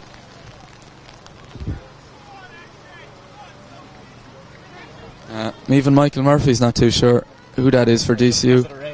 Yeah, in fairness, it is quite hard to discern at this stage. But big time anyway. I can tell you the black hair of Alana Ryan is rather distinctive, the former DCU athlete herself. Alana Ryan has put herself through hell and back. Yeah, this is her fourth race of the day and her sixth of the championship so far. She's going to pull up onto the shoulder. It's been a while since Alana's ran a 400, it has to be said. But Cueva Cronin will take the baton in a rather strong position here for DCU. Miriam Daly will get the baton in second, of champion from earlier, but it's 30 going 40 metres here for DCU going out onto this last leg, Rory. Yep, DCU with Cueva Cronin on the way out. Miriam Daly, she'll be doing everything she can to track Cueva down, and UCD in third with Molly Howard, our 200 metre champion from earlier. Yeah, UCD there, they're coming up on Miriam Daly there. So I think they were like 5th, but into 3rd now. So it's going to come down. It's a big lead though for Cueva. She's got maybe 30 metres on Miriam, and she'll feel confident that she's in a good enough position to hold on. Yeah, a very strong DCU team. So if they can hold this off, it'll be a great win for them. Trinity going really strongly, trying to get themselves back into contention for the medals as well. Cueva Cronin coming into the home straight now to round out the 4x4 women's. Yeah, so it looks like it's going to be a really good win for DCU. Cueva's finishing really strongly. Fantastic battle on for 2nd with Molly Haverhen coming through. But DCU are going to take it in 3:40.41 from UL in 2nd, led home by Miriam Daly, and UCD in 3rd. I don't think it was 3:40 because the clock stopped with about 100 to go. So okay. Probably around sub 4 minutes. So which is great stuff. Yeah. Commanding by DCU there. Yeah, it was great. And it was hard to tell at the start. Yeah. Michael's going to go down and have a word, I think.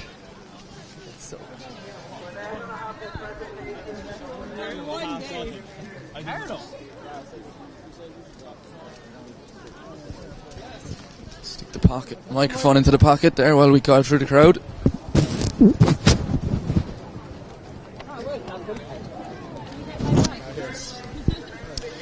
So we just have the women's 4x4 girls team here after winning the varsity. So we have Cueva with me here. Cueva, do you want to say a few words? How'd that feel? Very miserable. I know along the back straight it was just really wet. Thought I heard footsteps. I actually don't know who was behind us or what was happening, but yeah, you got the baton with a nice comfortable 30-metre lead or so. So you were confident probably the last 400. Yeah, Emma had a very strong leg, so she kind of got us ahead. Thanks, Colin. Well, I'll leave you to it. You're all out of breath, so well done. Thanks, Mike.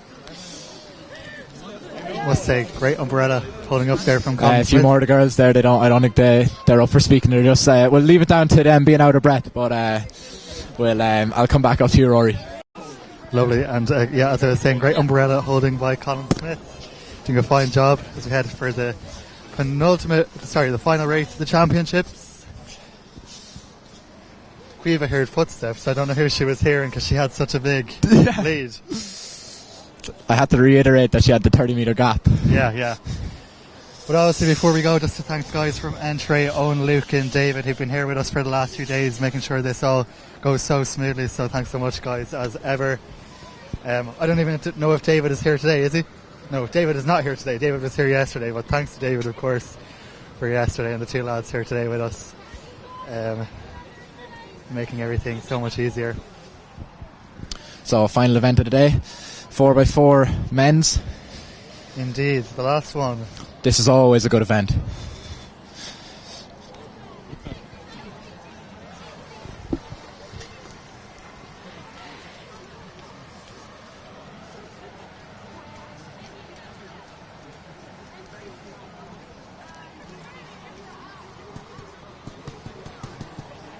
Who did DCU have going for them, Michael? You might be able to confirm.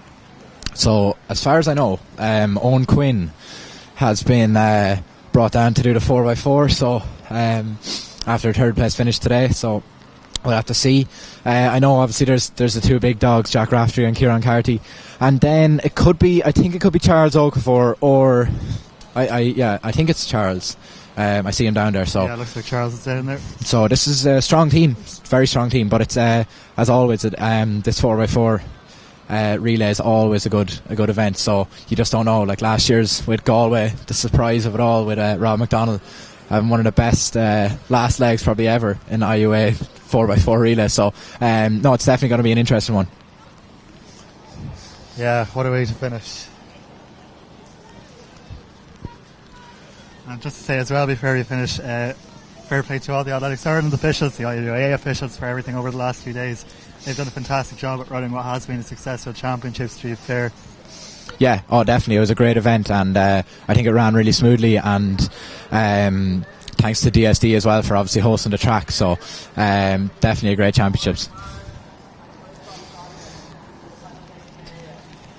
Yeah, I'd say there'll be more events happening here in the not too distant future. it's definitely a very good track. I know the DSD games, I think, are scheduled in July. I could be wrong, I could be June, but that's definitely going to attract. I think especially anyone watching the live stream today, they know that the track it's in really good condition, and the DSD have done really well here, so I think the DSD games will attract a lot of people. Jack, any reaction from the UL crew? Jenny Sawyer nearly got sick on me, and Alana Ryan is just in front of us there in her bare feet, which is arguably not a great thing. I don't think I'll grab her for an interview because they're behind their blocks. I have received confirmation that, surprise surprise, DCU have won both the men and the women's competition by comfortable margins over UL, and I believe in the men's competition, I think, I'm open to correction, but I think MTU have got up for third, and this is the men's and the women's, overall, and then UCD have got up for third in the women's competition, about 2 points behind UL. So just give you the full lineup then for this 4x4. In 1 it's DCU, 2 UL, 3 UCD, 4 Trinity College, 5 TUD, 6 Maynooth, 7 MTU and 8 UCC. You can see Charles Okafor, the 200 metre specialist, having a go at the 4x4 for the team. We've got Owen Sharkey doubling back onto the 4x4 after his 4x1 exploits. James Holden will start for UCD. And then my eye starts to get out of my render distance now. Tommy Connolly is on the outside for UCD. Good spot, Michael Murphy. And actually that is our Irish Paralympic athlete, Cathal Ryan, in the blue of Munster Technological University. And then for some reason Maynooth and TUD have decided that sky blue is a very nice colour and we're both going to wear it. But such is life. Let's go, boys, says Michael Murphy, and indeed, let's go, boys. I see Runo is going to run a 4x4 and he cannot be loving that. It's a 100 metre man. Yeah, stepping up. Not easy at the best of times, especially when it's absolutely lashing down rain. Right, what are we going to say for Kieran Carty's split? Prediction. Michael Murphy is looking for a prediction on Kieran Carthy's split. Whoa. He told me, actually, I was down there, he told me at 55 he'd be doing well at the moment, I think. Come on, Charles. So they are away. And James Holden probably the best of the starts, although Cathal Ryan has absolutely destroyed the stagger on poor Tommy Connolly there. But James Holden out well, as is Charles. Yeah. Yep.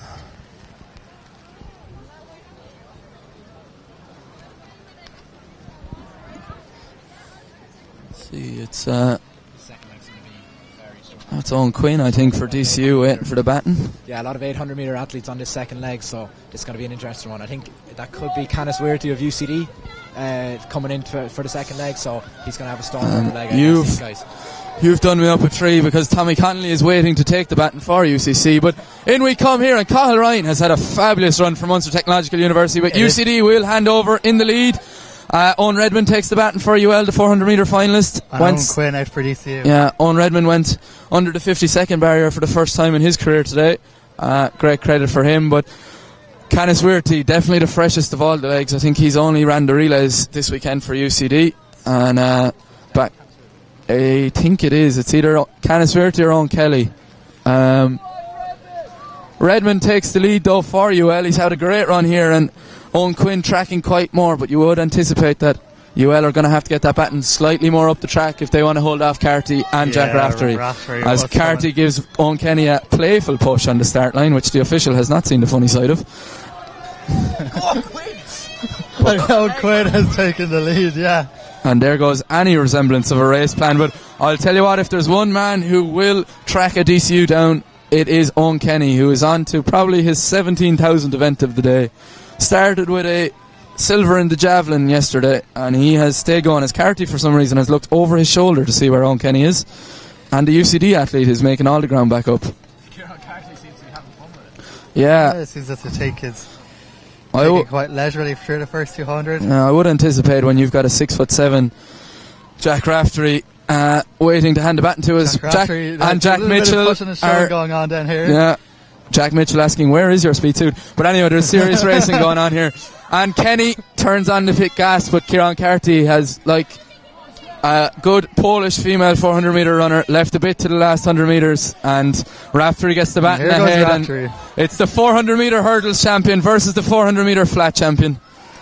Dylan King gets the baton for UCD in third. He'll look to take it all the way around, but stuck to like a limpet to Raftery is Mitchell. Raftery maybe a bit trotting as Minute will round out the field here. They're passing the start line, and Raftery and Mitchell tete-a-tete.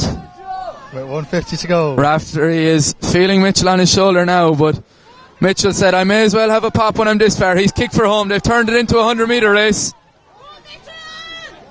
Yeah, and who has it here? Raftery's looking around. He's giving him a playful look. And he's going to have enough to do it. Surprise, surprise. The 46-second man was able to run away from the 400 hurdler. And he makes it look so easy. He does make it look very easily. Annoyingly easy at times. But Dylan King, this is a great battle for third. I think TUD are going to get up for it. That is a fabulous rundown. He's tripped over his own baton. I don't know who that is, but he is pumped up. The sunglasses were a fashion statement. That is a fabulous run by that man. I don't know. Is that... No, it's not Ed Carty, Kieran Carty's brother. But well done. Michael, we'll go for a wander, will we? Yeah. We'll leave Rory with... I think the first two people who need to go head down. Kieran and Jack. Yeah.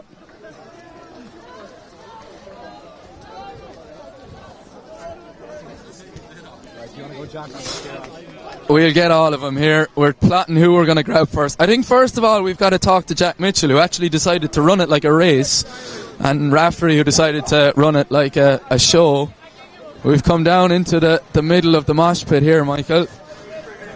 We're going to grab Kieran Carty and Jack Raftery here. First of all, Kieran Carty, what was with all the pushing and shoving on the start line? Just a bit of crack, wasn't it? Like, you know, it was getting in his head, so he was unsettled.